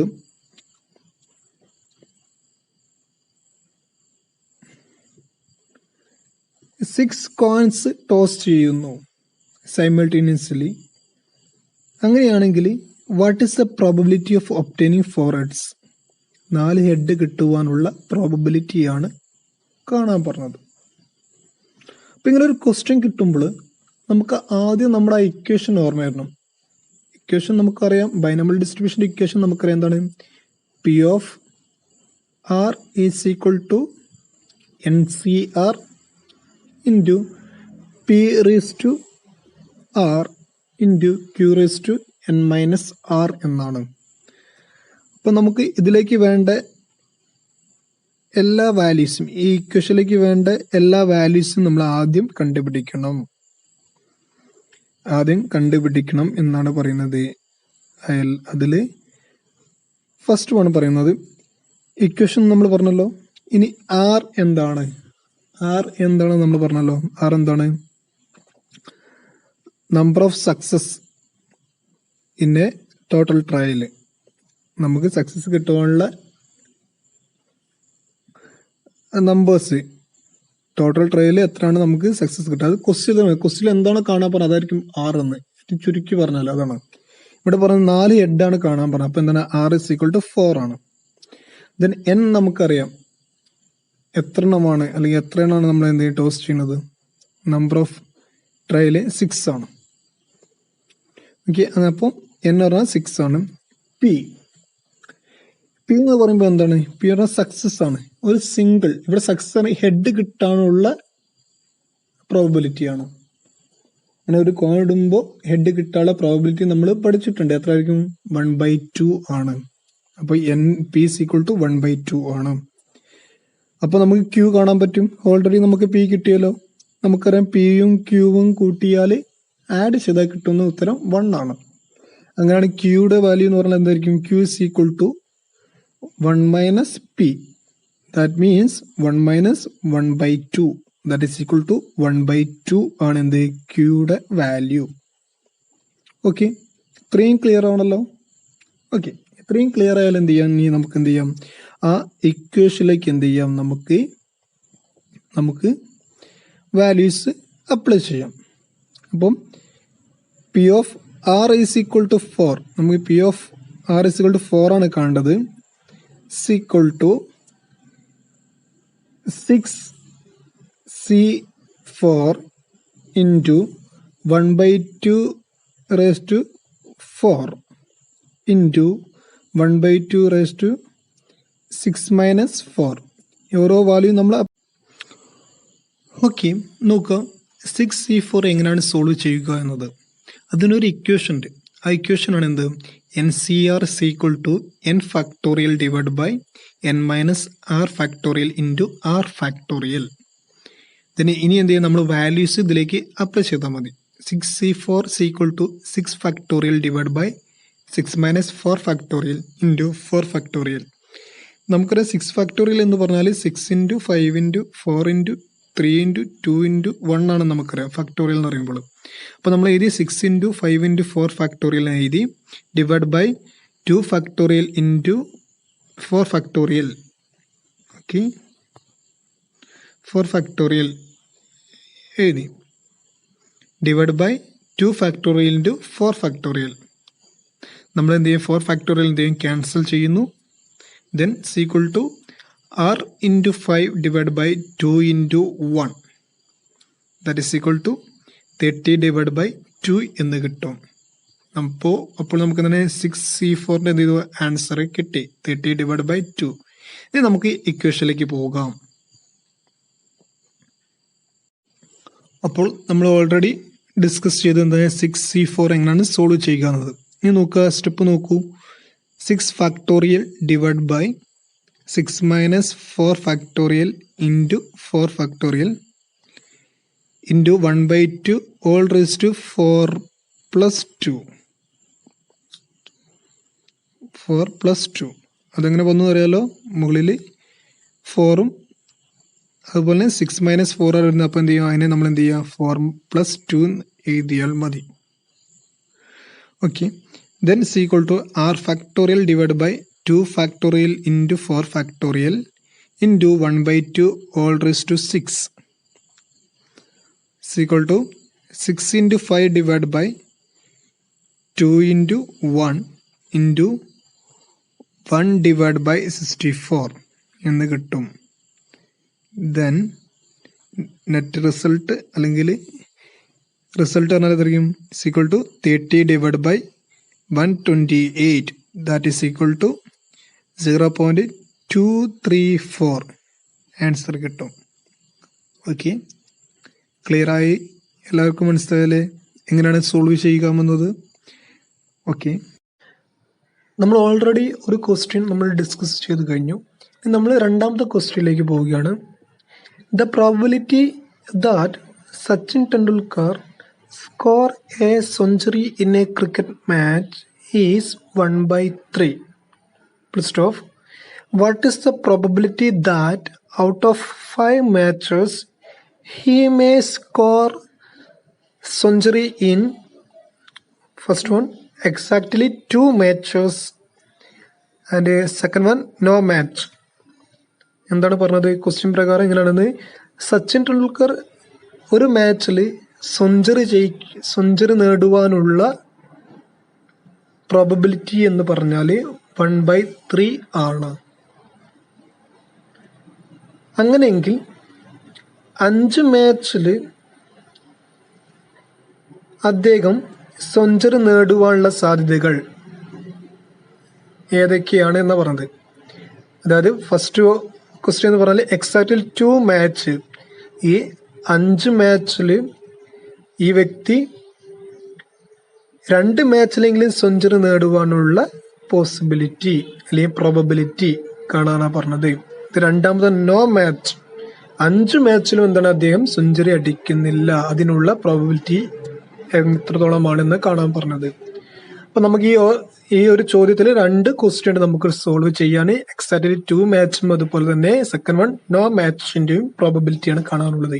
നമുക്ക് ഇത് എങ്ങനെയാണ് സോൾവ് ചെയ്യുക എന്ന് നോക്കാം. ക്വസ്റ്റ്യനിൽ നമുക്ക് പ്രോബബിലിറ്റി തന്നിട്ടുണ്ട്. സക്സസ് എന്ന് പറഞ്ഞാൽ എന്താണ്? ഇവിടെ മാച്ചിൽ സെഞ്ചുറി ജയിക്കുവാനുള്ള സക്സസ്, ഒരു മാച്ചിൽ സെഞ്ചുറി ജയിക്കാനുള്ള പ്രോബബിലിറ്റി നമുക്ക് ക്വസ്റ്റ്യനിൽ തന്നിട്ട്. അതാണ് പി is equal to 1/3. അദ്ദേഹം സെഞ്ചുറി അടിക്കാനുള്ള സാധ്യത എന്ന് പറഞ്ഞാൽ എത്രയാണ്? 1/3 ആണ്. അങ്ങനെയാണെങ്കിൽ ക്യൂ എത്ര ആയിരിക്കും? ക്യൂ എങ്ങനെ കാണാം? നമ്മൾ കഴിഞ്ഞ ക്വസ്റ്റ്യൻ നമ്മൾ ഡിസ്കസ് ചെയ്ത് എങ്ങനെയാണ്? Q is equal to 1 minus p. ഇവിടെ പിയുടെ വാല്യൂ നമുക്ക് തന്നിട്ടുണ്ട്. അപ്പൊ എത്രയാണ്? 1 മൈനസ് 1/3 ആണ്. ദാറ്റ് ഈസ് ഈക്വൽ ടു 2/3 ആണ്. അപ്പോൾ പിയുടെയും ക്യൂയുടെയും വാല്യൂ കിട്ടി. ഇനി നമ്മൾ ഫസ്റ്റ് ക്വസ്റ്റ്യൻ നമ്മൾ എടുക്കുകയാണ്. ഫസ്റ്റ് ക്വസ്റ്റ്യൻ എടുക്കുന്നതിന് മുന്നേ നമ്മൾ ഇതിന്റെ എന്ത് ചെയ്യണം? ഇക്വേഷൻ നമുക്കറിയാം. ബൈനോമിയൽ ഡിസ്ട്രിബ്യൂഷൻ ഇക്വേഷൻ നമുക്കറിയാം. എന്താണ്? P of r is equal to NCR into p raise to r into q raise to N-R ആണ്. അപ്പോൾ നമ്മൾ ഫസ്റ്റ് ക്വസ്റ്റ്യൻ എടുക്കുകയാണ്. Probability that Sachin score century in exactly 2 matches is. സച്ചിന് ഒരു century 2 മാച്ചിൽ century നേടുവാനുള്ള പ്രോബബിലിറ്റി ആണ് കാണാൻ പറഞ്ഞത്. അപ്പൊ ഇവിടെ എന്താണ്? ആറിന്റെ വാല്യൂ എത്ര ആയിരിക്കും? എത്രയാണോ കാണാൻ പറഞ്ഞത് അതാണ് ആറിന്റെ വാല്യൂ അല്ലെ? ആറിന്റെ വാല്യൂ എന്ന് പറഞ്ഞാൽ 2 ആണ്. ദെൻ എന്നിന്റെ വാല്യൂ നമുക്കറിയാം എത്ര? 5 ആണ്. ദെൻ പിയുടെയും ക്യൂയുടെയും നമ്മൾ ഓൾറെഡി കണ്ടുപിടിച്ചിട്ടുണ്ട്. അപ്പൊ നേരെ ഇക്വേഷനിലേക്ക് നമ്മൾ അപ്ലൈ ചെയ്താൽ മതി. ഇക്വേഷനിലേക്ക് അപ്ലൈ ചെയ്യുമ്പോൾ p of r is equal to 2 is equal to 5C2 into 1/3 all raised to 2 into 2/3 all raised to 3. That is equal to 5 factorial divided by 5 minus 2 factorial into 2 factorial into 1/9 into 8/27 is equal to 5 into 4 divided by 2 into 1 into 1/9 into 8/27. നമ്മൾ ഈ ഒരു സ്റ്റെപ്പിൽ നമ്മൾ എന്താണ് 5 factorial extend ചെയ്യുമ്പോൾ 5 into 4 into 3 factorial ആണ് വരിക. അതുപോലെ താഴെ എന്ത് വരിക 5 - 2 എന്ന് പറയുമ്പോൾ ആൻസർ 3 ഫാക്ടോറിയൽ into 2 ഫാക്ടോറിയൽ ആണ് വരിക. അപ്പോൾ നമ്മൾ 3 ഫാക്ടോറിയലും ക്യാൻസൽ ചെയ്തു. അങ്ങനെയാണ് എന്ത് ചെയ്യുന്നത്, നമുക്ക് എന്ത് ചെയ്യണം 5 into 4 divided by 2 into 1 into 1/9 into 8/27 കിട്ടുന്നത് is equal to 160 divided by 486 divided by that is equal to 80 divided by 243 that is equal to 0.329 കിട്ടും. ഇതിന്റെ ഉത്തരം എന്ന് പറഞ്ഞാൽ സച്ചിൻ എന്ന് പറയുന്ന വ്യക്തി 2 മാച്ചിൽ സെഞ്ചുറി നേടുവാനുള്ള പ്രോബബിലിറ്റി എന്ന് പറഞ്ഞാൽ എത്രയാണ് 0.329 ആണ്. ഫസ്റ്റ് ക്വസ്റ്റ്യൻ നമ്മൾ ക്ലിയർ ചെയ്തു.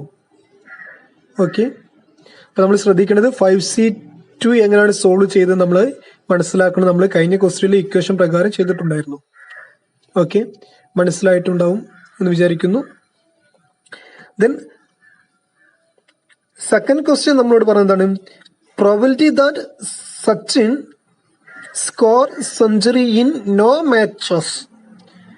5 മാച്ചിലും എന്ത് ചെയ്യുന്നില്ല, അദ്ദേഹം സെഞ്ചുറി നേടുന്നില്ല. അതിനുള്ള പ്രോബിലിറ്റിയാണ് കാണാൻ പറഞ്ഞത്. അപ്പൊ എന്താണ് ഇവിടെ നോ മാച്ച് 0 ആണ്. അപ്പൊ R is equal to 0 ആണ്. നമുക്കറിയാം എന്നിന്റെ വാല്യൂ 5 ആണ്. ടോട്ടൽ മാച്ചസ് 5 ആണ്. Then R is equal to 0 ആണ്. P എന്ന് പറഞ്ഞാൽ സക്സസ്, ദാറ്റ് മീൻസ് സെഞ്ചുറി നേടുവാനുള്ള പ്രോബബിലിറ്റി എന്ന് പറഞ്ഞാൽ സിംഗിൾ മാച്ചിൽ എത്രയാണ് 1/3 ആണ്. Q is equal to 2/3 ആണ്. അങ്ങനെ നമ്മൾ ഇക്വേഷനിലേക്ക് അപ്ലൈ ചെയ്യുകയാണ്. P of R is equal to 0 is equal to 5C0 1/3 all raised to 0 into 2/3 all raised to 5 minus 0.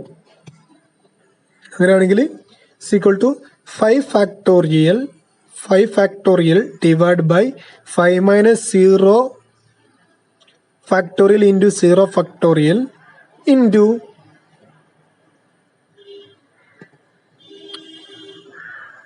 1 into 2/3 all raised to 5.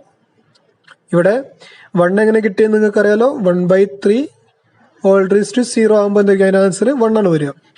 Then is equal to 5 factorial divided by 5 factorial into 0 factorial into 1 into 32 divided by 243 that is equal to 5 factorial cross ചെയ്ത് cancel ചെയ്ത് പോകും. അപ്പോൾ 1 into 1 വരികയുള്ളൂ. അങ്ങനെ 1 തന്നെ വരും. അപ്പോൾ അതിന്റെ റിസൾട്ട് പറഞ്ഞാൽ 32 divided by 243 that is equal to 0.132 എന്ന് കിട്ടും. അപ്പോൾ the probability that Sachin Tendulkar century in 0 match that is equal to 0.132 എന്ന ആൻസർ നമുക്ക് കിട്ടുന്നതാണ്. അടുത്തൊരു ഭാഗമാണ് mean and standard deviation of binomial distribution. Mean and standard deviation of binomial distribution. Binomial ഡിസ്ട്രിബ്യൂഷനിൽ മീനിന്റെ വാല്യൂ എങ്ങനെ കാണുക, അതുപോലെ സ്റ്റാൻഡേർഡ് ഡീവിയേഷന്റെ വാല്യൂ എങ്ങനെ കാണുക എന്ന് പറയുന്നത്. അപ്പൊ mean of binomial distribution is equal to NP ആണ്. മീൻ ഓഫ് ബൈനോമിയൽ ഡിസ്ട്രിബ്യൂഷന്റെ ഇക്വേഷൻ എന്ന് പറഞ്ഞാൽ NP ആണ്. എന്നും പിയും എന്താ നമുക്കറിയാം അല്ലെ. ഇതിനടുത്ത് standard deviation of binomial distribution എന്ന് പറഞ്ഞാൽ റൂട്ട് ഓഫ് NPQ ആണ്. റൂട്ട് ഓഫ് NPQ ആണ് എന്ത് സ്റ്റാൻഡേർഡ് ഡീവിയേഷൻ കാണുവാനുള്ള ഇക്വേഷൻ. ഓക്കെ, ബൈനോമിയൽ ഡിസ്ട്രിബ്യൂഷനിൽ സ്റ്റാൻഡേർഡ് ഡീവിയേഷൻ കാണുവാനുള്ള ഇക്വേഷൻ ആണ് റൂട്ട് ഓഫ് NPQ ആണ്. നമുക്കൊരു ക്വസ്റ്റ്യനിലേക്ക് പോകാം. For a binomial distribution, mean is equal to 4 and variance equal to 12/9. Find n. Question നമുക്ക് പറഞ്ഞിട്ടുണ്ട് മീനിന്റെ വാല്യൂ 4 ആണെന്ന് പറഞ്ഞിട്ടുണ്ട് ആൻഡ് വേരിയൻസ് എന്ന് പറയുന്നത് വേരിയൻസിന്റെ വാല്യൂ 12/9 ആണ്. അങ്ങനെയെങ്കിൽ n കാണുവാനാണ് പറഞ്ഞത്. എന്നിന്റെ വാല്യൂ ആണ് കാണേണ്ടത്. മീൻ ഈക്വൽ ടു മീനിന്റെ equation n p equal to 4 ആണ് നമുക്ക് തന്നിട്ടുണ്ട്. സ്റ്റാൻഡേർഡ് ഡീവിയേഷൻ ആണ് എന്താണ് root of n p q ആണ്. ഇവിടെ നമുക്ക് ക്വസ്റ്റ്യൻ തന്ന മീൻ തന്നിട്ടുണ്ട്, പക്ഷെ അതിന് പകരം സ്റ്റാൻഡേർഡ് ഡീവിയേഷൻ തന്നില്ല. അതിന് പറയുന്ന വേരിയൻസ് തന്നത്. വേരിയൻസ് എന്ന് പറയുമ്പോൾ എന്താണ് സ്റ്റാൻഡേർഡ് ഡീവിയേഷന്റെ സ്ക്വയർ ആണ്. സ്റ്റാൻഡേർഡ് ഡീവിയേഷന്റെ സ്ക്വയർ ആണ് എന്ത് വേരിയൻസ് എന്ന് പറയുന്നത്. അപ്പോൾ തന്ന വേരിയൻസിന് എന്ത് ചെയ്യുക, നേരെ റൂട്ട് ചെയ്താൽ കിട്ടുന്ന ആൻസർ ആണ് എന്ത് നമ്മുടെ സ്റ്റാൻഡേർഡ് ഡീവിയേഷൻ എന്ന് പറയുന്നത്. അപ്പം നമ്മൾ ഇക്വേഷനിലേക്ക് അപ്ലൈ ചെയ്യുമ്പോൾ equal to NPQ root of NPQ all raised to square. അതാണ് എന്ത് വേരിയൻസ് എന്ന് പറയുന്നത്. That is equal to NPQ is equal to question 12/9 ആണ് എന്ത് നമ്മുടെ വേരിയൻസ് എന്ന് പറഞ്ഞത്. അങ്ങനെയാണെങ്കിൽ NPQ divide NPQ by NP to get the value of Q. Qയുടെ വാല്യൂ കിട്ടും. എങ്ങനെ ചെയ്യാം, NPQ divide by NP is equal to Q. Q is equal to NPQ divided by NP. NP ആണ് മീൻ ആണ്. That is equal to 12/9 divided by 4/1. 4/1 നമ്മൾ എന്ത് ചെയ്യാണ്, 1 നമ്മൾ ചെയ്താണ്. That is equal to 12/9 into 1/4 is equal to 3/9. That is equal to 1/3 എന്ന answer കിട്ടും. Qയുടെ value എത്രയാണ്, 1/3 എന്ന ആൻസർ കിട്ടും. ഓക്കെ, അങ്ങനെയാണ് ക്യൂയുടെ വാല്യൂ 1/3 കിട്ടി. അങ്ങനെയാണ് പിയുടെ വാല്യൂ നമുക്ക് കണ്ടുകൂടെ. പിയുടെ വാല്യൂ എങ്ങനെ ആയിരിക്കും, പി എന്ന് പറയുന്നതായിരിക്കും 1 - Q ആയിരിക്കും. നമുക്കറിയാം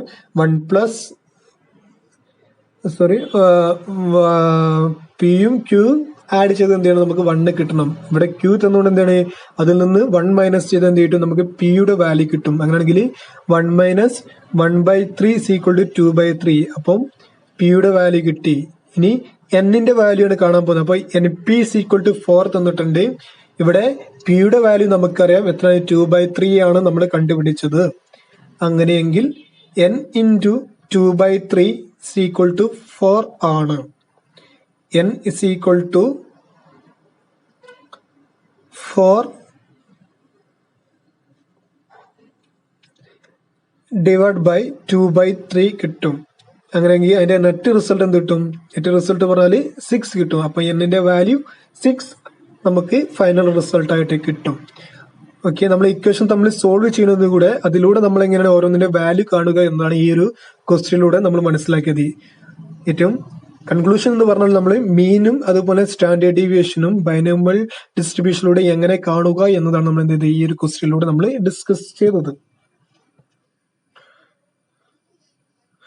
ഓക്കെ, ബൈനോമിയൽ ഡിസ്ട്രിബ്യൂഷനിലെ ലാസ്റ്റ് ഏരിയ ആണ് ഫിറ്റിംഗ് എ ബൈനോമിയൽ ഡിസ്ട്രിബ്യൂഷൻ എന്ന് പറയുന്നത്. ബൈനോമിയൽ ഡിസ്ട്രിബ്യൂഷനിൽ നമ്മൾ എങ്ങനെയാണ് ക്വസ്റ്റ്യൻ നമ്മൾ ഫിറ്റിംഗ് ചെയ്യുന്നതാണ് നമ്മൾ ഇനി പറയാൻ പോകുന്നത്. അതിന് നമ്മൾ ഫോളോ ചെയ്യേണ്ട സ്റ്റെപ്സുകളുണ്ട്. സ്റ്റെപ്സുകളാണ് ഓരോ നമ്മൾ ഡിസ്കസ് ചെയ്യാൻ പോകുന്നത്. ഫസ്റ്റ് സ്റ്റെപ്പ് പറഞ്ഞാൽ find the value of N, P and Q. എന്നിന്റെയും പിയുടെയും ക്യൂയുടെയും വാല്യൂ നമ്മൾ ആദ്യം കണ്ടുപിടിക്കണം. സെക്കൻഡ് വൺ പറഞ്ഞാൽ substitute the values of N, P and Q in the binomial distribution function of NCR P raised to R Q raised to N minus R. Okay, അപ്പോൾ നമ്മൾ എന്താണ് ഇവിടെ ക്വസ്റ്റ്യൻ നമ്മൾ ഇക്വേഷനിലേക്ക് അതിൻ്റെ ആ വാല്യൂസ് നമ്മൾ അപ്ലൈ ചെയ്യുക എന്നാണ് പറയുന്നത്. Then third one put R is equal to 0, 1, 2 in the function of NCR P raised to R Q raised to N minus R. ഇക്വേഷനിലേക്ക് നമ്മൾ എന്ത് ചെയ്യുക, ആറിന്റെ വാല്യൂ കൂടി എന്ത് ചെയ്യുക, നമ്മൾ ഫിറ്റ് ചെയ്ത് കൊടുക്കുക അല്ലെങ്കിൽ പുട്ട് ചെയ്ത് കൊടുക്കുക എന്നാണ് പറയുന്നത്. ദെൻ ലാസ്റ്റ് സ്റ്റെപ്സ് പറഞ്ഞാൽ multiply each such terms by total frequency to obtain the expected frequency. നമ്മൾ എന്ത് ചെയ്യാം, ടോട്ടൽ ഫ്രീക്വൻസി എന്ത് ചെയ്യുക, ആ ഓരോന്നിൻ്റെയും റിസൾട്ടിൻ്റെ കൂടെ എന്ത് ചെയ്യുക, നമ്മളുടെ മൾട്ടിപ്പിൾ ചെയ്ത് കൊടുക്കുക എന്നതാണ് പറയുന്നത്. ഇത്രയാണ് നമ്മൾ ഫോളോ ചെയ്യേണ്ട സ്റ്റെപ്സുകൾ. ഓക്കെ, ദെൻ ഇനി നമ്മൾ ഇതിൻ്റെ ഒരു പ്രോബ്ലത്തിലേക്കാണ് ഇനി പോകുന്നത്. പ്രോബ്ലം എന്ന് പറയുന്നത് 8 coins were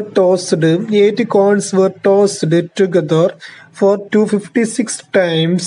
Fit a binomial distribution of getting heads. Also find mean and standard deviation.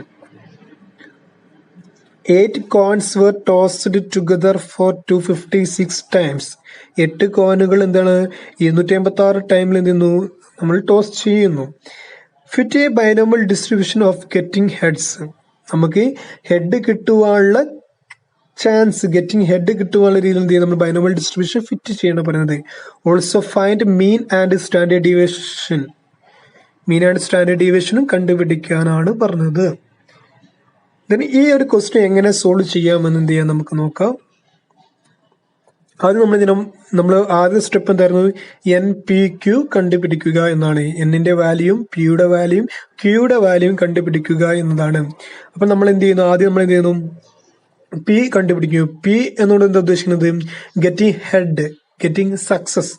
അപ്പൊ നമ്മൾ ഒരു കോയിൻ ടോസ് ചെയ്യുമ്പോൾ നമുക്ക് ഹെഡ് കിട്ടുവാനുള്ള പ്രോബബിലിറ്റി എത്രയാണ്, നമുക്ക് എല്ലാവർക്കും അറിയാം എത്രയാണ്, 1/2 ആണ്. അപ്പോൾ ദാറ്റ് മീൻസ് ഹെഡ് കിട്ടുവാനുള്ള പ്രോബബിലിറ്റി എന്ന് പറയുന്നത് പി എന്ന് പറഞ്ഞാൽ എത്രയാണ്, 1/2 ആണ്.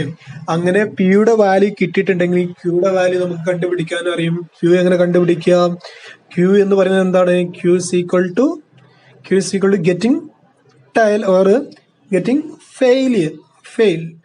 ഓക്കെ, അപ്പോൾ q is equal to 1 minus p ആണ്. പിയുടെ വാല്യൂ നമുക്കറിയാം എത്രയാണ്, 1/2 ആണ്. അപ്പോൾ 1 minus 1/2 is equal to 3/2. അങ്ങനെ ക്യൂയുടെ വാല്യൂ കിട്ടി. Then n, small letter n ആണ്. എന്നിന്റെ വാല്യൂ എത്രയാണ്, എത്ര ടൈമാണ് നമ്മൾ എത്ര കോയിനാണ് നമ്മൾ ടോസ് ചെയ്യുന്നത്, 8 എണ്ണമാണ്. അപ്പോൾ n is equal to 8. Then binomial distribution function is equal to, നമുക്കറിയാം അതിന്റെ ഇക്വേഷൻ എന്താണ്, p of r is equal to NCR P raised to r Q raised to n minus r ആണെന്ന് അറിയാം. ദെൻ നമ്മൾ എന്ത് ചെയ്യേണ്ടത്, 8 കോയിനുകൾ ഇടുന്നുണ്ട്. 8 കോയിനുകൾ ഇടുമ്പോൾ അവിടെയൊക്കെ നമുക്ക് ഹെഡ് കിട്ടുവാനുള്ള സാധ്യത. 8 കോയിൻ ഇടുമ്പോൾ ഹെഡ് കിട്ടാനുള്ള സാധ്യത എന്തുണ്ട്, ചിലപ്പോൾ 0, 8 പ്രാവശ്യം ഇടുമ്പോഴും 0 എന്ന രീതിയിൽ കിട്ടുവാനുള്ള സാധ്യതയുണ്ട്. അപ്പൊ ആറിന്റെ വാല്യൂ 0 ആവാം. അല്ലെങ്കിൽ 8 പ്രാവശ്യം ഇടുമ്പോൾ അതിൽ 1 ഹെഡ് ആവാനുള്ള സാധ്യതയുണ്ട്. അപ്പൊ ആറിന്റെ വാല്യൂ 1 ആവാം. 8 പ്രാവശ്യം കോടുമ്പോൾ 2 തവണ നമുക്ക് ഹെഡ് കിട്ടാനുള്ള സാധ്യതയുണ്ട്. അപ്പോൾ ആറിന്റെ വാല്യൂ എന്തായിരിക്കും, 2 ആയിരിക്കാം. അതുപോലെ 8 തവണ ടോസ് ചെയ്യുമ്പോൾ 3 തവണ നമുക്ക് അതിൽ ഹെഡ് കിട്ടാനുള്ള സാധ്യതയുണ്ട്. അപ്പൊ ആറിന്റെ വാല്യൂ എന്തായിരിക്കും, 3 ആയിരിക്കും. അങ്ങനെ 8 തവണ ഇടുമ്പോൾ 8ഉം നമുക്ക് എന്തായിരിക്കാം, ഹെഡ് കിട്ടാനുള്ള ചാൻസ് ഉണ്ട്. അപ്പൊ എന്തായിരിക്കും, ആറിന്റെ വാല്യൂ 8 ആയിരിക്കും. അപ്പം ചുരുക്കി പറഞ്ഞ എന്തായിരിക്കും, ആറിന്റെ വാല്യൂകൾ ഏതൊക്കെ ആയിരിക്കും, 0 മുതൽ 8 വരെ ആയിരിക്കും ആറിന്റെ വാല്യൂ. ഓക്കെ, ദെൻ ഇനി എന്ത് ചെയ്യാം, അടുത്ത ബൈനോമിയൽ ഡിസ്ട്രിബ്യൂഷനിലേക്ക് നമുക്ക് ഇത് ഫിറ്റ് ചെയ്യണം. നമുക്ക് ആറിന്റെ വാല്യൂ കിട്ടി.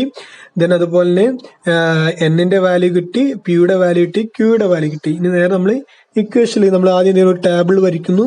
ആ table first column number of heads, that means ആറിന്റെ വാല്യൂ നമ്മൾ ഫസ്റ്റ് കോളത്തിൽ എഴുതുന്നു. സെക്കൻഡ് കോളത്തിൽ നിന്നും പി ഓഫ് ആർ, ഓരോ ആറിന്റെയും വാല്യൂ നമ്മൾ ഈ ഇക്വേഷനിലേക്ക് അപ്ലൈ ചെയ്യുന്നു.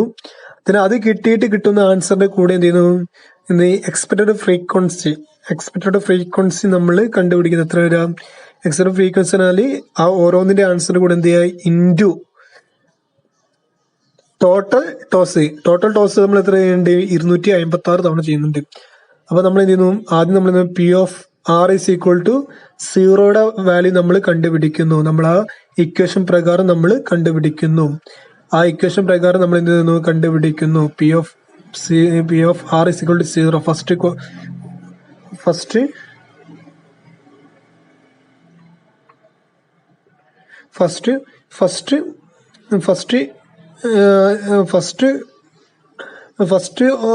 ചാൻസ് പറഞ്ഞാല് 0, ഒറ്റൊന്നും ഹെഡ് കിട്ടില്ല. അപ്പൊ അത് പ്രകാരം നമ്മൾ കണ്ടുപിടിക്കുന്നു. ഇക്വേഷനിൽ അപ്ലൈ ചെയ്തിട്ട് നമുക്ക് കിട്ടുന്നതാണ് 1/256 കിട്ടുന്നു. 1/256 256 കിട്ടുന്നു. അങ്ങനെ 1/256 കിട്ടി. ദെൻ ഇനി നമ്മൾ എന്ത് ചെയ്യുന്നു, അതിനെ 256 മൾട്ടിപ്പിൾ ചെയ്യുന്നു. അപ്പൊ നമുക്ക് എന്ത് ചെയ്യും, 1 കിട്ടുന്നു, 1 കിട്ടും. ഇതിന് അതുപോലെ രണ്ടാമത്തെ ആറിന്റെ വാല്യൂ 1 ആകുമ്പോൾ നമ്മൾ ആ ഇക്വേഷനിലേക്ക് അപ്ലൈ ചെയ്യുന്നു. ഇക്വേഷൻ പറഞ്ഞാൽ എന്താണ്, ഇക്വേഷൻ പറഞ്ഞാൽ എന്താണ്, ഇക്വേഷൻ നമുക്കറിയാം എന്ത് NCR into P⁻r into Q⁻n−r ആണ്. അപ്പം അത് പ്രകാരം നമ്മൾ കാണുന്നു. അത് കണ്ടിട്ട് നമുക്ക് എന്ത് ചെയ്യുന്നു, 8/256 കിട്ടുന്നു. അങ്ങനെ 8/256 കിട്ടിയതിന്റെ ഭാഗമായിട്ട് അതിന്റെ കൂടെ നമ്മൾ 256 മൾട്ടിപ്പിൾ ചെയ്യുന്നു. അപ്പോൾ ഗുണിക്കുമ്പോൾ അതിന്റെ ആൻസർ എക്സ്പെക്റ്റഡ് ഫ്രീക്വൻസി എത്ര കിട്ടും, 8 കിട്ടും. ഇതിന് അങ്ങനെ 2 വെച്ച് ചെയ്യുന്നു. 2 വെച്ച് ചെയ്തിട്ട് അതിന്റെ എക്സ്പെക്റ്റഡ് ഫ്രീക്വൻസി 28 കിട്ടുന്നു. ഇതിന് അങ്ങനെ അതുപോലെ 3യുടെ വാല്യൂ കാണുന്നു. ഇതിനങ്ങനെ 4ന്റെ വാല്യൂ കാണുന്നു. ഇതിന് 5ന്റെ വാല്യൂ കാണുന്നു. അങ്ങനെ പുറമെ 8ന്റെ വാല്യൂ കാണുന്നു. 8ന്റെ വാല്യൂ കാണുന്നു. അങ്ങനെ നമുക്ക് എന്ത് ചെയ്യും, എക്സ്പെക്റ്റഡ് ഫ്രീക്വൻസി നമുക്ക് കിട്ടുന്നു. എക്സ്പെക്റ്റഡ് ഫ്രീക്വൻസി എത്ര കിട്ടുന്നു, നമുക്ക് 1 കിട്ടുന്നു.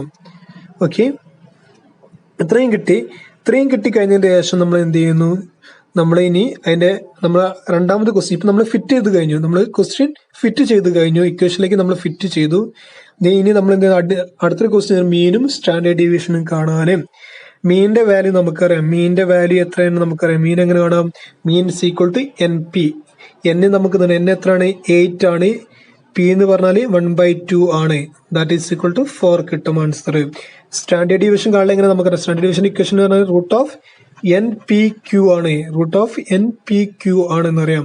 √NPQ ആകുമ്പോൾ എന്തായിരിക്കും അതിന്റെ ഇക്വേഷൻ പറഞ്ഞാൽ NPQ = ന്റെ വാല്യൂ 8 ആണ് ഇൻറ്റു P 1/2 ആണ് ഇൻറ്റു 1/2 √2 കിട്ടും. ദാറ്റ് ഈസ് ഈക്വൽ ടു അതിന്റെ ലാസ്റ്റ് റിസൾട്ട് കിട്ടും 1.4142 കിട്ടും. അപ്പം മീനും കണ്ടു, സ്റ്റാൻഡേർഡ് ഡീവിയേഷൻ കണ്ടു. ഈ ഒരു question fit the binomial distribution എന്ന് പറയുമ്പോൾ നമുക്ക് പിന്റെ വാല്യൂ നമ്മളിപ്പോ ഈ കോളം വരയ്ക്കുക, 3 കോളം വരയ്ക്കുക. ആറിന്റെ വാല്യൂ ഫസ്റ്റ് കോളത്തിലിടുക. ദെൻ P(r) പ്രകാരം ഇക്വേഷനിലേക്ക് അത് അപ്ലൈ ചെയ്യുക. ആറിന്റെ വാല്യൂ അപ്ലൈ ചെയ്യുക. അതിലൂടെ നമ്മൾ എന്ത് ചെയ്യുക, എക്സ്പെക്റ്റഡ് ഫ്രീക്വൻസി കാണുക. എക്സ്പെക്റ്റഡ് ഫ്രീക്വൻസിന്റെ കൂടെ എന്ത് ചെയ്യുക, നമ്മൾ എന്ത് ചെയ്യുക, ആ ടോട്ടലായിട്ട് നമ്മൾ എത്ര തവണയാണ് ടോസ് ചെയ്യുന്നത് അതുകൊണ്ട് മൾട്ടിപ്പിൾ ചെയ്യുമ്പോൾ എക്സ്പെക്റ്റഡ് ഫ്രീക്വൻസി കിട്ടും. പിന്നെ അത് ഓരോന്നും വെച്ച് ചെയ്യുക. ഓരോ ആറിന്റെ വാല്യൂ നമ്മൾ ഇക്വേഷനിൽ അപ്ലൈ ചെയ്യുക. എന്നിട്ട് ഫ്രീക്വൻസിയുടെ കൂടെ എന്ത് ചെയ്യുക, എക്സ്പെക്റ്റഡ് ഫ്രീക്വൻസിയുടെ എന്ത് ചെയ്യുക, മൾട്ടിപ്ലൈ ചെയ്യാം. അങ്ങനെ ചെയ്യുമ്പോൾ ഫിറ്റ് ചെയ്ത് കഴിഞ്ഞു. ഫിറ്റ് ചെയ്ത് കഴിഞ്ഞാൽ ചെയ്യാം നമുക്ക് ക്വസ്റ്റ്യൻ എന്ന പോലെ മീനും എന്ത് ചെയ്യുക, സ്റ്റാൻഡേർഡ് ഡീവിയേഷനും കാണുക. ഓക്കെ, ഇതാണ് ബൈനോമിയൽ ഡിസ്ട്രിബ്യൂഷന്റെ ഒരു ഏറ്റവും പ്രധാനപ്പെട്ട ഒരു ഭാഗമാണ്. ഓക്കെ,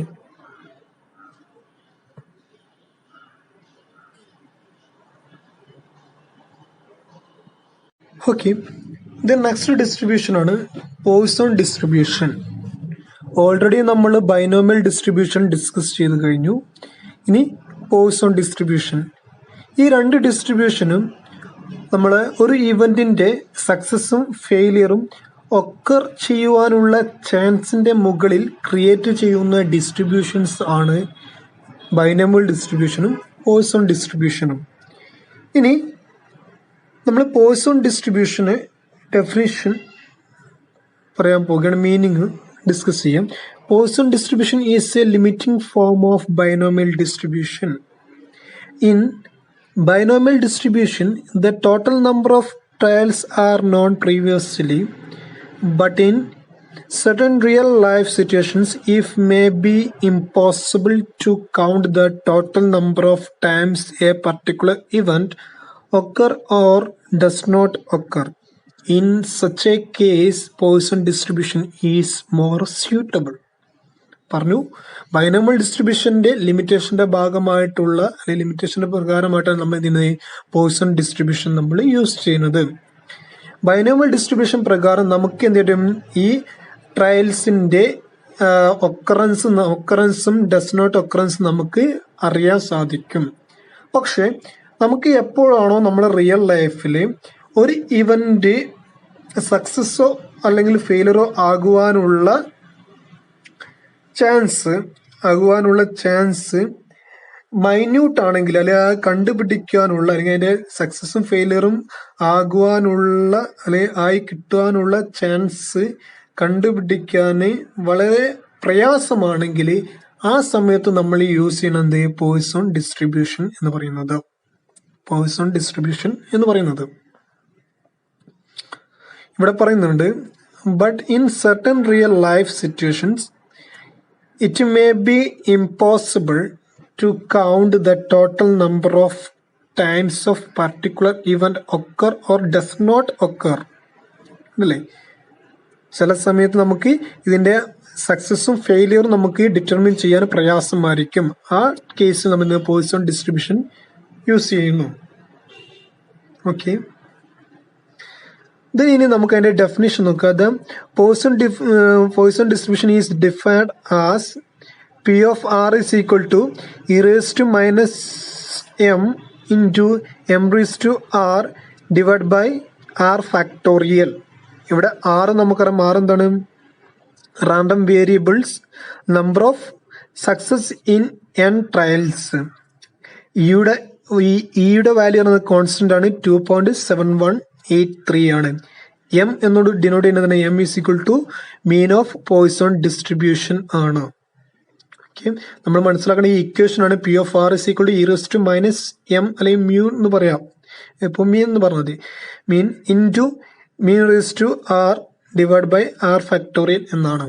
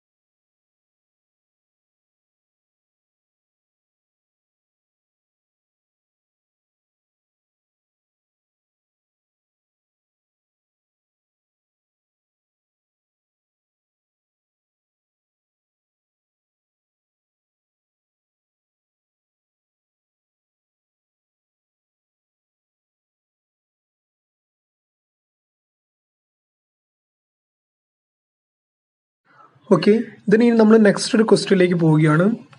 ക്വസ്റ്റ്യൻ എന്താണ്? It is known from the past experience that in a certain plant there are on an average 4 industrial accidents per year. Find the probability that in a given year there will be less than 4 accidents.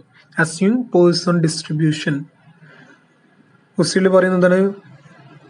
It is known from the past experience that in a certain plant there are on an average 4 industrial accidents per year.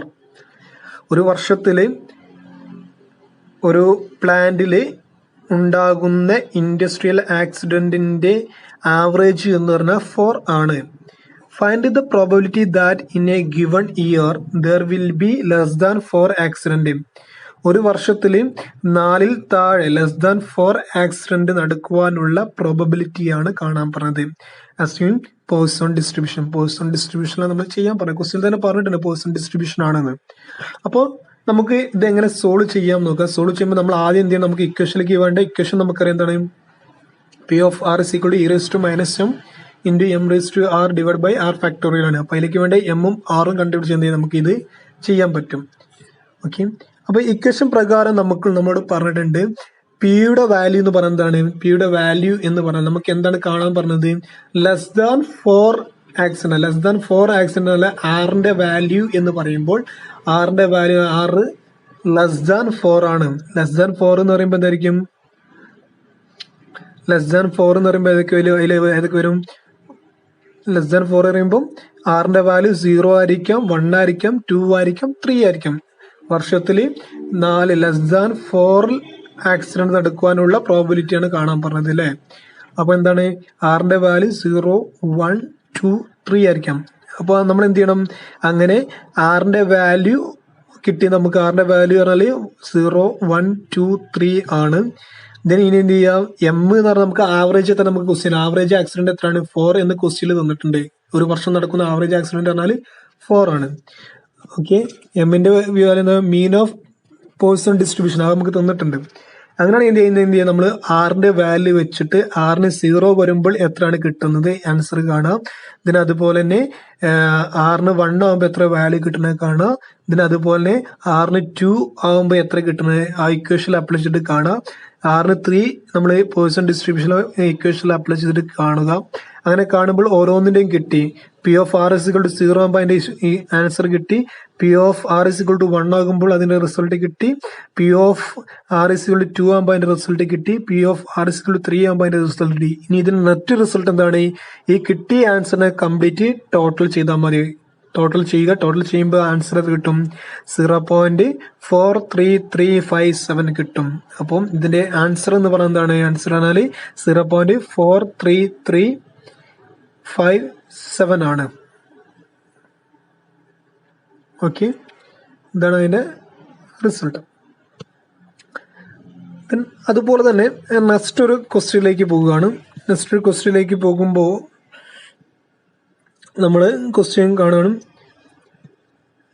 A systematic sample of 100 page was taken from A dictionary and the observed frequency distribution of foreign words per page was found to be as follow. അപ്പോൾ താഴെ list ചെയ്തിട്ടുണ്ട്. List number of foreign words per page frequency നമുക്ക് തന്നിട്ടുണ്ട്. അങ്ങനെ question തന്നിട്ടുണ്ട്. Number of foreign words per page പറഞ്ഞാൽ 0, 1, 2, 3, 4, 5, 6 ആണ്. Frequency F പറഞ്ഞാൽ 48, 27, 12, 7, 4, 1, 1 ആണ്. Calculate the expected frequency using Poisson distribution. Poisson ഡിസ്ട്രിബ്യൂഷനിൽ നമ്മളോട് കാണാൻ പറഞ്ഞു. അപ്പോൾ പോയ്സൺ ഡിസ്ട്രിബ്യൂഷൻ ഇക്വേഷൻ നമുക്കറിയാം. സൊല്യൂഷൻ എന്ന രീതിയിൽ പറയുകയാണെങ്കിൽ ക്വസ്റ്റ്യൻ ഒന്നുകൂടി വേണമെങ്കിൽ പറഞ്ഞുതരാം. ക്വസ്റ്റ്യൻ എന്താണെന്ന് പറഞ്ഞാൽ 100 പേജ് എടുക്കുമ്പോൾ ഒരു ഡിക്ഷണറിയിൽ ഫോറിൻ വാക്കുകൾ വരുന്നതിന്റെ ഒരു ടേബിളാണ് താഴ്ത്തുന്നത്. അത് പ്രകാരം നമ്മളോട് പോയ്സൺ ഡിസ്ട്രിബ്യൂഷൻ അപ്ലൈ ചെയ്യാനാണ് പറഞ്ഞത്. അപ്പോൾ സൊല്യൂഷൻ എത്രയാണ്? P of r is equal to e raise to minus m into m raise to r divided by r factorial. Here first we have to find out m. mean of Poisson distribution ആദ്യം കണ്ടുപിടിക്കണം. mean of Poisson distribution ആദ്യം കണ്ടുപിടിക്കണം. mean of Poisson distribution കണ്ടുപിടിക്കണം ആദ്യം. അപ്പോൾ അത് കണ്ടുപിടിക്കൽ എങ്ങനെയാണ്? നമ്മൾ നേരെ ഈ തന്നിട്ടുള്ള എക്സിന്റെയും എഫിന്റെയും വാല്യൂ എടുക്കുന്നു, എഫ് എക്സ് കാണുന്നു, എഫ് എക്സ് കണ്ടിട്ട് എന്ത് sigma f x divide by N ആണ് എന്ത് മീൻ കാണാനുള്ള ഇക്വേഷൻ. അതാണ് sigma f x divide by n. അപ്പോൾ സിഗ്മ എഫ് എക്സ് നമുക്ക് കിട്ടിയ എത്രയാണ്? 99 ഡിവൈഡ് ബൈ 100, ദാറ്റ് ഈസ് 0.99. അപ്പോൾ മീൻ കിട്ടി. Mean is equal to 0.99. ഇത് നമ്മൾ മുമ്പേ പഠിച്ച കാര്യമാണ്, എങ്ങനെയാണ് മീൻ കാണുക എന്നത്. തന്നിട്ടുള്ള എക്സ് വാല്യൂയും അതുപോലെ എഫ് വാല്യൂ ഫ്രീക്വൻസി തന്നിട്ട് ഇത് എങ്ങനെയാണ് മീൻ കാണുക നമ്മൾ ഓൾറെഡി ഡിസ്കസ് ചെയ്തതാണ്. പിന്നെ ഇനി നമ്മൾ എന്ത് ചെയ്യാണ്? ഇനി പോയിസൺ ഡിസ്ട്രിബ്യൂഷൻ നമ്മൾ ഫിറ്റ് ചെയ്യുകയാണ്. എക്സ് ആണ് ഇവിടെ. ആറിന്റെ വാല്യൂ ഓൾറെഡി നമുക്ക് ടേബിളിൽ തന്നിട്ടുണ്ട്. ആറിന്റെ വാല്യൂ ഓൾറെഡി തന്നിട്ടുണ്ട് 0, 1, 2, 3, 4, 5, 6 എന്ന് തന്നിട്ടുണ്ട്. നമ്മൾ ഇതിന്റെ ഓരോന്നും നമ്മൾ ആ ഇക്വേഷനിൽ അപ്ലൈ ചെയ്യുന്നു. ഇക്വേഷനിൽ അപ്ലൈ ചെയ്യുമ്പോൾ അതിന്റെ ആൻസർ കിട്ടുന്നു. ആൻസർ കിട്ടിയതിന്റെ കൂടെ എന്ത് ചെയ്യുന്നത്? എക്സ്പെക്റ്റഡ് ഫ്രീക്വൻസി നമ്മൾ കണ്ടുപിടിക്കുന്നത്. അതിന്റെ കൂടെ എന്ത് ചെയ്യുന്നത്? n ഇൻറ്റു ചെയ്യുന്നു. കിട്ടിയ ആൻസറിന്റെ കൂടെ എന്ത് ചെയ്യുന്നത്? നമ്മൾ ആ ടോട്ടൽ പേജ് 100 ആണ്. 100 നമ്മൾ മൾട്ടിപ്പിൾ ചെയ്യുമ്പോൾ എക്സ്പെക്റ്റഡ് ഫ്രീക്വൻസി കിട്ടുന്നു. അങ്ങനെ ഓരോന്നിന്റെയും നമ്മൾ എക്സ്പെക്റ്റഡ് ഫ്രീക്വൻസി കണ്ടുപിടിക്കുന്നു. അങ്ങനെ കണ്ടുപിടിച്ചിട്ട് നമ്മൾ എന്ത് ചെയ്യുന്നു? Here the expected frequency of the Poisson distribution are. നമ്മൾ എക്സ്പെക്റ്റഡ് ഫ്രീക്വൻസി കണ്ടു. ഇതാണ് ക്വസ്റ്റ്യൻ പറഞ്ഞ expected frequency of Poisson distribution കണ്ടുപിടിക്കാൻ പറഞ്ഞ് ഈ ആൻസർ കിട്ടി. ഒന്ന് കൺക്ലൂഷൻ ചെയ്യുകയാണ്. നമുക്ക് ക്വസ്റ്റ്യനിൽ എക്സും തന്നിട്ടുണ്ട്, എഫും തന്നിട്ടുണ്ട്. ആ എക്സും എഫും തന്നതിന്റെ ഭാഗമായിട്ട് എഫും എക്സും നമുക്ക് തന്നിട്ടുണ്ട്. ആ കിട്ടിയതിന്റെ ഭാഗമായിട്ട് നമ്മൾ ഈ ഇക്വേഷനിലേക്ക് അപ്ലൈ ചെയ്യണം. ഇക്വേഷനിലേക്ക് അപ്ലൈ ചെയ്യുന്നതിന് മുമ്പ് നമുക്ക് എന്തെങ്കിലും മീൻ കണ്ടുപിടിക്കണം. മീൻ കണ്ടുപിടിക്കാൻ നമുക്കറിയാം മീൻ കണ്ടുപിടിക്കാനുള്ള ഇക്വേഷൻ പറഞ്ഞാൽ എന്താണ്? Sigma f x divide by N ആണ്. അപ്പം നമ്മൾ എഫും എക്സും മൾട്ടിപ്പിൾ ചെയ്ത് ഓരോന്നും മൾട്ടിപ്പിൾ ചെയ്ത് കാണുമ്പോൾ ആൻസർ കിട്ടുന്നു. അതിന്റെ ഭാഗമായിട്ട് മീനിന്റെ വാല്യൂ കിട്ടുന്നു 0.99 കിട്ടുന്നു. പിന്നെ നമ്മൾ എന്ത് ചെയ്യുന്നു? ഇവിടെ ക്വസ്റ്റ്യനിൽ നമുക്ക് എക്സിന്റെ value x is equal to r. ആറിന്റെ വാല്യൂ ഓൾറെഡി തന്നിട്ടുണ്ട്. ആ ഓരോ വാല്യൂ നമ്മൾ എന്ത് ചെയ്യുന്നു? ഇക്വേഷനിലേക്ക് അപ്ലൈ ചെയ്തിട്ട് നമ്മൾ ഓരോന്നിന്റെ റിസൾട്ട് കിട്ടുന്നു. ആ ഓരോ റിസൾട്ടിന്റെ കൂടെ നമ്മൾ ടോട്ടൽ പേജിന്റെ എണ്ണം മൾട്ടിപ്പിൾ ചെയ്യുമ്പോൾ എക്സ്പെക്റ്റഡ് ഫ്രീക്വൻസി കിട്ടുന്നു. അങ്ങനെ നമ്മൾ കണ്ടുപിടിച്ചു. ഓക്കെ, ഇതാണ് പോയിസൺ ഡിസ്ട്രിബ്യൂഷനിൽ വരാവുന്ന ഒരു ക്വസ്റ്റ്യൻ എന്ന രീതിയിൽ പറയുന്നത്. Okay, next distribution is normal distribution. The normal distribution is a continuous probability distribution. Fundamental importance of normal distribution is that many populations seem to follow approximately a pattern of distribution as described by normal distribution. Numerous phenomena such as the age distribution of any species, height of adult persons, intelligent test score of student, etc. are considered to be normal distributed. ഇവിടെ പറയുന്നത് normal distribution എന്ന് പറയുന്നത് continuous probability distribution ആണ്. It is not a discrete distribution നമ്മൾ already പറഞ്ഞു. ബൈനോമിയലും Poisson ഡിസ്ട്രിബ്യൂഷനും എന്താണ്? ഡിസ്ക്രീറ്റ് ആണ്. എന്നാൽ ഇവിടെ നോർമൽ ഡിസ്ട്രിബ്യൂഷൻ എന്താണ്? കണ്ടിന്യൂസ് പ്രോബബിലിറ്റി ഡിസ്ട്രിബ്യൂഷൻ ആണ്. സാധാരണ നമ്മൾ നോർമലി കേസിൽ എടുക്കുകയാണെങ്കിൽ ഏതൊരു ഡാറ്റ എടുക്കുകയാണെങ്കിലും ഏത് ഹ്യൂജ് ഡാറ്റ എടുക്കുകയാണെങ്കിലും അത് നോർമലി ഡിസ്ട്രിബ്യൂട്ടഡ് ആയിരിക്കും എന്നാണ് പറയുന്നത്. ഇപ്പൊ നമ്മൾ ഹൈറ്റ് എടുത്ത് നോക്കുകയാണെങ്കിൽ ഏതുപോലെ സെൻസസ് എടുത്ത് നോക്കുകയാണെങ്കിൽ ഇതൊക്കെ എന്താണ്? നോർമലി ഡിസ്ട്രിബ്യൂട്ടഡ് ആയിരിക്കും എന്നാണ് പറയുന്നത്. ഓക്കെ, നെക്സ്റ്റ് പറയുന്നത് പ്രോപ്പർട്ടീസ് ഓഫ് നോർമൽ ഡിസ്ട്രിബ്യൂഷൻ ആണ്. പ്രോപ്പർട്ടീസ് ഓഫ് നോർമൽ ഡിസ്ട്രിബ്യൂഷൻ ആണ് പറയുന്നത്. Properties of normal distribution. First one, normal distribution is a continuous distribution. നമ്മൾ ഓൾറെഡി പറഞ്ഞു നോർമൽ ഡിസ്ട്രിബ്യൂഷൻ എന്താണ്? കണ്ടിന്യൂസ് ഡിസ്ട്രിബ്യൂഷൻ ആണ് പറഞ്ഞത്, നോട്ട് എ ഡിസ്ക്രീറ്റ് എന്ന് പറയുന്നത്. കൃത്യമായിട്ടൊരു പോയിന്റ് എന്നില്ല, it is A continuous distribution ആണെന്ന് പറയുന്നത്. Second one, normal curve is symmetrical about the mean. Symmetrical about the mean. Is a curve എന്ന് പറയുന്നത് നമ്മുടെ നോർമൽ കർവ് നോക്കുകയാണെങ്കിൽ it is a symmetrical nature ആയിരിക്കും. സിമെട്രിക്കൽ നാച്ചർ എന്ന രീതിയിലേക്കും പറയാം. Then next point, both side of normal curve coincide exactly. അപ്പൊ നമുക്ക് എന്ത് ചെയ്യാം, നോർമൽ കർവിലേക്ക് പോകും. നോർമൽ കർവ് പറയുമ്പോൾ ഇതാണ് ആ പോയിന്റ് പറയുന്നത്. എന്താണ് നോർമൽ കർവിനെ എക്സാക്ട്ലി കോൺസൈഡ് ആണ്. കോൺസൈഡ് രണ്ട് ഭാഗം ഈക്വൽ ആയിട്ട് ഡിവൈഡ് ചെയ്താണ് നോർമൽ കർവിന്റെ ഗ്രാഫ് പറയുന്നത്. ഇതാണ് രണ്ടെണ്ണമായിട്ട് ഡിവൈഡ് ചെയ്തിട്ടുണ്ട് എന്നാണ് പറയുന്നത്. ദെൻ നെക്സ്റ്റ് പോയിന്റ് ആണ് normal curve is a bell shaped curve. ഞാൻ ആ പിക്ചറിൽ കാണിച്ചു, it is a bell shaped കർവാണ് എന്ന് പറയുന്നത്. ബെൽ ഷേപ്ഡ് കർവാണെന്ന് പറയുന്നു. Then mean, median and mode coincide all the centre of the curve. ആ കർവിന്റെ സെൻട്രലായിരിക്കും എന്ത് ചെയ്യുക, നമ്മുടെ മീൻ, മീഡിയൻ ആൻഡ് മോഡ് എന്നത് ഉണ്ടായിരിക്കുക എന്ന് പറയുന്നത്. Next point, quantities R equidistant from median Q3 minus Q2 is equal to Q2 minus Q1. ഇവിടെ പറയുന്നത് Q3 മൈനസ് Q2 എന്തിന് ഈക്വൽ ആണ്, Q2 മൈനസ് Q1 എന്ന് പറയുന്നത്. നമ്മൾ ആ ഗ്രാഫിൽ നമ്മൾ ഡിവൈഡ് ചെയ്യുന്ന പോർഷൻ, അത് നമ്മൾ ക്വാർട്ടർലി ആയിട്ട് ഡിവൈഡ് ചെയ്യുമ്പോൾ അതിന്റെ ഒരു കാൽക്കുലേഷൻ പറയുന്നത് Q3 minus Q2 is equal to Q2 minus Q1 എന്ന് പറയുന്നത്. Then normal curve is symptotic to the basic line.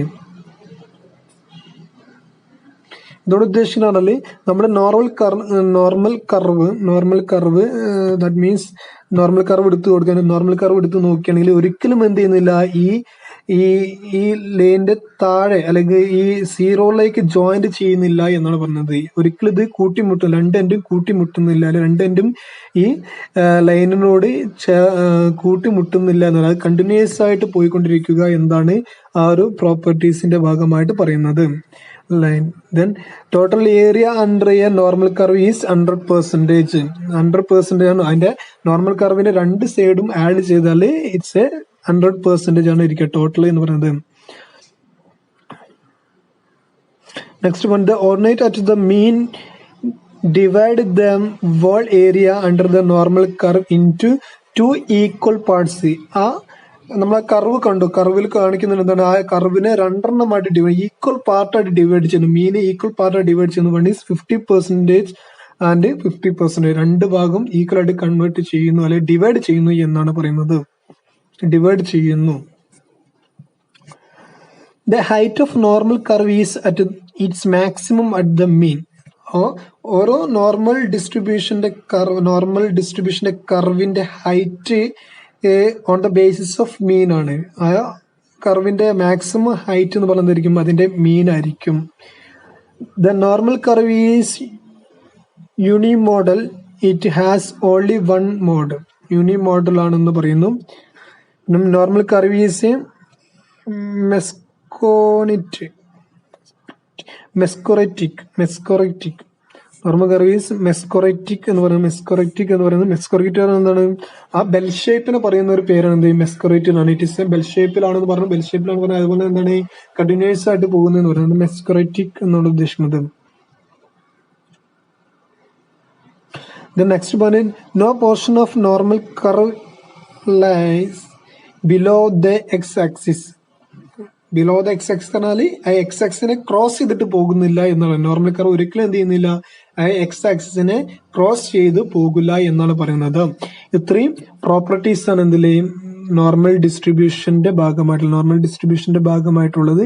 ഇത്രയും പ്രോപ്പർട്ടീസ് ആണുള്ളത്. ഇത്രയും പ്രോപ്പർട്ടീസ് ഒത്തുചേർന്ന് പോകുന്ന ഡിസ്ട്രിബ്യൂഷൻ ആണെങ്കിൽ അതിനെ നമുക്ക് എന്ത് ചെയ്യാം, നോർമൽ ഡിസ്ട്രിബ്യൂഷൻ എന്ന് പറയാം. ദെൻ നെക്സ്റ്റ് പോയിന്റ് പറഞ്ഞു graph of normal distribution. Graph of normal distribution പറഞ്ഞു. ഞാൻ ഓൾറെഡി പ്രോപ്പർട്ടീസ് പറയുമ്പോൾ ഇത് ഞാൻ കാണിച്ചതാണ്. ഇവിടെ പറഞ്ഞ ബെൽ ഷേപ്ഡ് ആണെന്ന് പറഞ്ഞിട്ടുണ്ട്. ഇറ്റ്സ് എ കണ്ടിന്യൂസ്ഡ് ആണ് പറഞ്ഞത്. കണ്ടില്ലേ, ഒരു ഭാഗത്ത് സ്റ്റാർട്ട് ചെയ്തിട്ട് പിന്നീട് രണ്ട് ഭാഗത്തും കണ്ടിന്യൂസ് ആയിട്ട് പോവുകയാണ്, ഒരിക്കലും ഇതിൽ എൻഡ് ചെയ്യുന്നില്ല. കണ്ടിന്യൂസ്ഡ് ആണ് പറയുന്നുണ്ട്, ബെൽ ഷേപ്ഡ് ആണ്. ഇതിന് അതുപോലെ നോർമൽ ഡിസ്ട്രിബ്യൂഷന്റെ നോർമൽ കർവിന്റെ ഏറ്റവും മാക്സിമം ഹൈറ്റ് എന്ന് പറയുന്നതായിരിക്കും, അത് മീൻ ആയിരിക്കും എന്നും പറഞ്ഞിട്ടുണ്ട്. അതുപോലെ ഇതിനെ രണ്ട് ഭാഗമായിട്ട് ഡിവൈഡ് ചെയ്യുന്നത്, ഒന്ന് റൈറ്റ് സൈഡിലേക്കും ഡിവൈഡ് ചെയ്യുന്നത്, ലെഫ്റ്റ് സൈഡിലേക്കും ഡിവൈഡ് ചെയ്യുന്നത്, തുല്യമായിട്ട് ഡിവൈഡ് ചെയ്യുന്നത് കോൺസൈഡ് തുല്യമായിട്ട് ഡിവൈഡ് ചെയ്യുന്നത്. ഒന്നിനെ 50%ഉം 50%ഉമായിട്ട് ഡിവൈഡ് ചെയ്തിട്ടുണ്ട്. ഇതിന്റെ ടോട്ടൽ എന്ന് പറയുന്നത് ടോട്ടൽ ഏരിയ ആണെങ്കിൽ 100% ആണെന്ന് നമ്മൾ പറഞ്ഞിട്ടുണ്ട്. 100% ആണെന്ന് പറഞ്ഞിട്ടുണ്ട്. ഇത്രയാണ് graph of the normal distribution എന്ന രീതിയിൽ പറയാനുള്ളത്. ഇനി നമുക്ക് എന്ത് ചെയ്യാം, അതിന്റെ ക്വസ്റ്റ്യനിലേക്ക് കിടക്കാം. ക്വസ്റ്റ്യനിലേക്ക് പോവുകയാണ്. ക്വസ്റ്റ്യനിലേക്ക് പോകുമ്പോൾ first question find p of set greater than 1.8 എന്ന് പറയുന്നത്. അപ്പോൾ നമ്മൾ എന്ത് ചെയ്യണം, ഇങ്ങനെ ക്വസ്റ്റ്യൻ കിട്ടുമ്പോൾ നമ്മൾ എന്ത് ചെയ്യണം, ആദ്യം നമ്മൾ ഗ്രാഫ് വരയ്ക്കുക. ഗ്രാഫ് വരച്ചിട്ട് നമ്മൾ ഈ ഗ്രാഫിലേക്ക് നോക്കൂ. ഗ്രാഫ് വരയ്ക്കുമ്പോൾ നമ്മൾ മിഡ് പോയിന്റിൽ 0 മാർക്ക് ചെയ്യുന്നു. ഇനി റൈറ്റ് സൈഡ് ഉണ്ട്, ലെഫ്റ്റ് സൈഡ് ഉണ്ട്. റൈറ്റ് സൈഡിലേക്ക് പോസിറ്റീവ് വാല്യൂ ആണ്, ലെഫ്റ്റ് സൈഡിലേക്ക് എന്താണ്, നെഗറ്റീവ് വാല്യൂ ആണ്. അപ്പം നമ്മളോട് എന്താണ് സെഡിന്റെ വാല്യൂ പറഞ്ഞാല് ഗ്രേറ്റർ ദാൻ 1.8 എന്ന് പറയാം. അപ്പം നമ്മൾ 0യുടെ റൈറ്റ് സൈഡിലേക്ക് നമ്മൾ മാർക്ക് ചെയ്തപ്പം അവിടെ 1.8 നമ്മൾ മാർക്ക് ചെയ്ത് കാണുന്നുണ്ടായിരിക്കും. എന്നിട്ട് നമ്മൾ 1.8 കാണുന്നു. 1.8ന്റെ ടേബിൾ വാല്യൂ നമ്മൾ നോർമൽ ഡിസ്ട്രിബ്യൂഷൻ ടേബിളിൽ നിന്ന് നമ്മൾ 1.8ന്റെ വാല്യൂ കണ്ടുപിടിക്കുന്നു. വാല്യൂ കിട്ടിയ എത്രയാണ്, 0.4641 കിട്ടി. ടേബിൾ വാല്യൂ 1.8 എന്ന ഏരിയയുടെ ടേബിൾ വാല്യൂ കിട്ടിയ എത്രയാണ്, 0.4641 കിട്ടി. ഇനി നമ്മൾ എന്ത് ചെയ്യണം, total area on the right side എന്നാൽ ടോട്ടൽ ഏരിയ ഓഫ് 0യുടെ റൈറ്റ് സൈഡ് ടോട്ടൽ ഏരിയ 0.5 ആണ്. അപ്പൊ നമ്മൾ ഈ ടേബിൾ വാല്യൂ പ്രകാരം കണ്ട ഏരിയ ആണ് 0 to 1.8 വരെയുള്ള ഏരിയ ആണ് നമുക്ക് ടേബിൾ വാല്യൂയിലൂടെ കിട്ടിയത്. നമുക്ക് എന്താ കാണേണ്ടത്, സെഡിന്റെ വാല്യൂ എന്ന് പറഞ്ഞാൽ എന്താണ്, 1.8നേക്കാൾ വലുതാണ്. ആ ഷെയ്ഡ് ചെയ്ത ഭാഗത്തെ വാല്യൂ ആണ് കാണുന്നത്. ഷെയ്ഡ് ചെയ്ത വാല്യൂ കാണണമെങ്കിൽ എന്ത് ചെയ്താൽ മതി, ടോട്ടൽ ഏരിയയിൽ നിന്ന് എന്ത് ചെയ്താൽ മതി, ഈ ടേബിൾ വാല്യൂ കുറച്ചാൽ മതി. അപ്പം area to the right of 1.8 is equal to 0.5 minus 0.4641. That is equal to 0.0359. Okay, that is equal to P of Z greater than 1.8 is equal to 0.0359. Answer കിട്ടി. ഓക്കെ, ഇതുപോലെ നമുക്ക് നെക്സ്റ്റ് ഒരു question കൂടി discuss ചെയ്ത് നോക്കാം. Next ഒരു question എന്താണ്, find p of z less than -1.5. അപ്പൊ ഇങ്ങനെ ഒരു ക്വസ്റ്റ്യൻ കിട്ടുമ്പോൾ നമ്മൾ എന്ത് ചെയ്യണം, ആദ്യം ഗ്രാഫ് വരയ്ക്കുന്നു. ഗ്രാഫ് വരച്ചിട്ട് സെൻട്രൽ നമ്മൾ മാർക്ക് ചെയ്യുന്നത് 0 ആണ്. ഇവിടെ സെഡിന്റെ വാല്യൂ എത്ര പറഞ്ഞത്, സെഡിന്റെ വാല്യൂ എന്ന് പറഞ്ഞാല് -1.5നേക്കാൾ ചെറുതാണ് പറഞ്ഞത്. അപ്പൊ നമ്മള് മൈനസ് പറഞ്ഞാൽ എന്തായിരിക്കും, 0യുടെ ലെഫ്റ്റ് സൈഡ് ആണ്. ലെഫ്റ്റ് സൈഡിൽ നമ്മൾ മാർക്ക് ചെയ്ത് കണ്ടില്ലേ, -1.5 മാർക്ക് ചെയ്തു. ദെൻ ഇനി നമ്മളോട് എന്താ പറഞ്ഞത്, ആ 1.5നേക്കാൾ ചെറുത് എന്നാ പറഞ്ഞത്. -1.5നേക്കാൾ ചെറുത് ആ ഷെയ്ഡ് ചെയ്ത ഭാഗത്തിന്റെ വാല്യൂ ആണ് നമുക്ക് കാണേണ്ടത്, ഷെയ്ഡ് ചെയ്തതിന്റെ.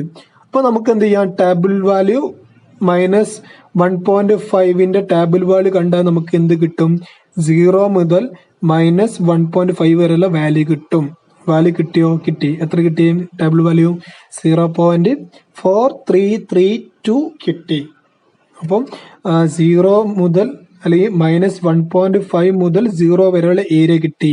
ഇനി നമുക്ക് ആ ഷെയ്ഡ് ചെയ്ത ഭാഗത്തിനെ കാണുമെങ്കിൽ എന്ത് ചെയ്താൽ മതി, ടോട്ടൽ ഏരിയയിൽ നിന്ന്, അതായത് 0യുടെ ലെഫ്റ്റ് സൈഡിലുള്ള ടോട്ടൽ ഏരിയയിൽ നിന്ന് എന്ത് ചെയ്താൽ മതി, ടേബിൾ വാല്യൂ കുറച്ചാൽ എന്ത് കിട്ടും, നമുക്ക് ഈ ഒരു ആൻസർ കിട്ടൂലേ. അപ്പൊ ആൻസർ നോക്കൂ, total area on the left side ആണ് 0.5 ആണ്. Area to the left 1.5 is equal to 0.5 minus table value. Table value എത്രയാണ്? 0.4332. അതിന്റെ ആൻസർ എത്ര കിട്ടും? 0.0668 എന്ന റിസൾട്ട് കിട്ടും. ഓക്കെ, ഇങ്ങനെ ഒരു ക്വസ്റ്റ്യൻ വരുമ്പോൾ കൃത്യമായിട്ട് നമ്മൾ ഗ്രാഫ് വരച്ചിട്ട് പോയിന്റ് ചെയ്താൽ നമുക്ക് ഇതിനുള്ള ഈ ഒരു പ്രോബ്ലം ചെയ്തു പോകാൻ സാധിക്കുകയുള്ളൂ. ഓക്കെ, നെക്സ്റ്റ് ടോപ്പിക്കാണ് fitting of A normal distribution. Last area ആണ് നോർമൽ ഡിസ്ട്രിബ്യൂഷൻ്റെ. അപ്പോൾ അതിൻ്റെ പ്രൊസീജിയർ, അതിൻ്റെ സ്റ്റെപ്സ് ആദ്യം നമുക്ക് മനസ്സിലാക്കാം. ഫസ്റ്റ് സ്റ്റെപ്പ് ആണ് find the mean and standard deviation of the given distribution. തന്ന ഡിസ്ട്രിബ്യൂഷനിൽ നിന്ന് നമ്മൾ എന്ത് ചെയ്യുക? മീനും അതുപോലെ തന്നെ സ്റ്റാൻഡേർഡ് ഡീവിയേഷൻ്റെ വാല്യൂ കണ്ടുപിടിക്കുക. ആദ്യത്തെ സ്റ്റെപ്പ് ആണ്. ആദ്യത്തെ സ്റ്റെപ്പ് പറഞ്ഞാൽ മീനും സ്റ്റാൻഡേർഡ് ഡീവിയേഷൻ കണ്ടുപിടിക്കുക. then take the lower limit of each class. ഓരോ ക്ലാസിന്റെയും ലോവർ ലിമിറ്റ് എന്ത് ചെയ്യും? നമ്മൾ ആദ്യം പിന്നീട് എടുക്കുക. ദെൻ മൂന്നാം step find z value for each of the lower limit. Lower limit എടുത്തുകൊണ്ട് എന്ത് ചെയ്യുക? ഇതിന്റെ സെഡ് വാല്യൂ കാണുക. സെഡ് വാല്യൂ കാണാനുള്ള ഇക്വേഷൻ എക്സ് മൈനസ് മ്യൂ അല്ലെങ്കിൽ mean divide by standard deviation. Then for the step, find the area for set value from the table.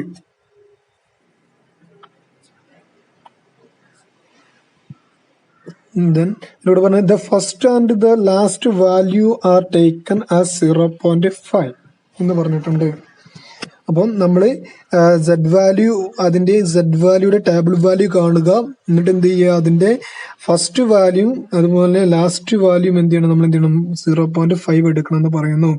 Then fifth step ആണ് find the area for each class. Take difference between two adjacent value if same sign and take total of adjustment value of opposite sign. അപ്പോൾ രണ്ട് തമ്മിലുള്ള difference എടുത്ത് എഴുതണം എന്നാണ് പറയുന്നത്. Then last one find the expected frequency by multiplying area for each class by n. Then പിന്നീട് കിട്ടുന്നത് expected ഫ്രീക്വൻസിയാണ്. എക്സ്പെക്റ്റഡ് ഫ്രീക്വൻസി എന്താണ്? ഏരിയ ഫോർ ഈച്ച് ക്ലാസ്സിനോട് എന്ത് ചെയ്യുക? മൾട്ടിപ്പിൾ ചെയ്താൽ മതി, എന്നോട് മൾട്ടിപ്പിൾ ചെയ്താൽ മതി. നമുക്കൊരു പ്രോബ്ലത്തിലേക്ക് പോവാം. പ്രോബ്ലം ചെയ്യുമ്പോൾ ഇത് നമുക്ക് ഈ സ്റ്റെപ്പ് കൃത്യമായിട്ട് നമുക്ക് മനസ്സിലാക്കാൻ സാധിക്കുള്ളൂ. പ്രോബ്ലം എന്താണ്? Fit A normal distribution of the following data. Mark തന്നിട്ട് mark 0 to 20, 20 to 30, 30 to 40, 40 to 50, 50 to 60, 60 to 70, 70 to 80. The number of students, ഓരോ ക്ലാസ്സിലും വരുന്ന സ്റ്റുഡൻസിന്റെ എണ്ണം പറഞ്ഞാൽ 10 to 20 4, 20 to 30 22, 30 to 40 48, 40 to 50 66, 50 to 60 40, 60 to 70 16, 70 to 80 4 ആണ്. ഇതാണ് ക്വസ്റ്റ്യൻ. ഇതാണ് നമ്മൾ ചെയ്യാൻ പറഞ്ഞത്. എന്ത്? ഫിറ്റ് ദ നോർമൽ ഡിസ്ട്രിബ്യൂഷൻ എന്ന് പറയുന്നത്. പിന്നെ ഇങ്ങനെ കാണുമ്പോൾ നമ്മളോട് ആദ്യം പറയുന്നത് എന്തിനാണ്? ആദ്യത്തെ സ്റ്റെപ്പ് എന്താണ്? Find out the mean and standard deviation. നമുക്കറിയാം ഇങ്ങനൊരു ഡാറ്റ തന്നാൽ നമുക്ക് തന്ന ക്ലാസ്സിന് നമ്മൾ എന്ത് ചെയ്യുന്നു? ക്ലാസ്സിൽ നമ്മൾ ഇങ്ങനെ ക്ലാസ് ബേസ് തന്നാൽ നമ്മൾ എങ്ങനെയാണ് മീൻ കാണുക, സ്റ്റാൻഡേർഡ് ഡീവിയേഷൻ കാണാൻ നമ്മൾ മുമ്പേ പഠിച്ച കാര്യങ്ങളാണ്. അത് പ്രകാരം നമ്മൾ കാണുന്നു. നമുക്ക് മാർക്കിനെ നമ്മൾ എന്തോന്നു? എക്സ് ആയിട്ട് എടുക്കുന്നു. ദെൻ അതിൽ നിന്നും മിഡ് വാല്യൂ കാണുന്നു. മിഡ് വാല്യൂ കണ്ടിട്ട് നമ്പർ ഓഫ് സ്റ്റുഡൻസും ടോട്ടൽ കാണുന്നു. ദെൻ അതുപോലെ നമ്മൾ എന്തെന്നു?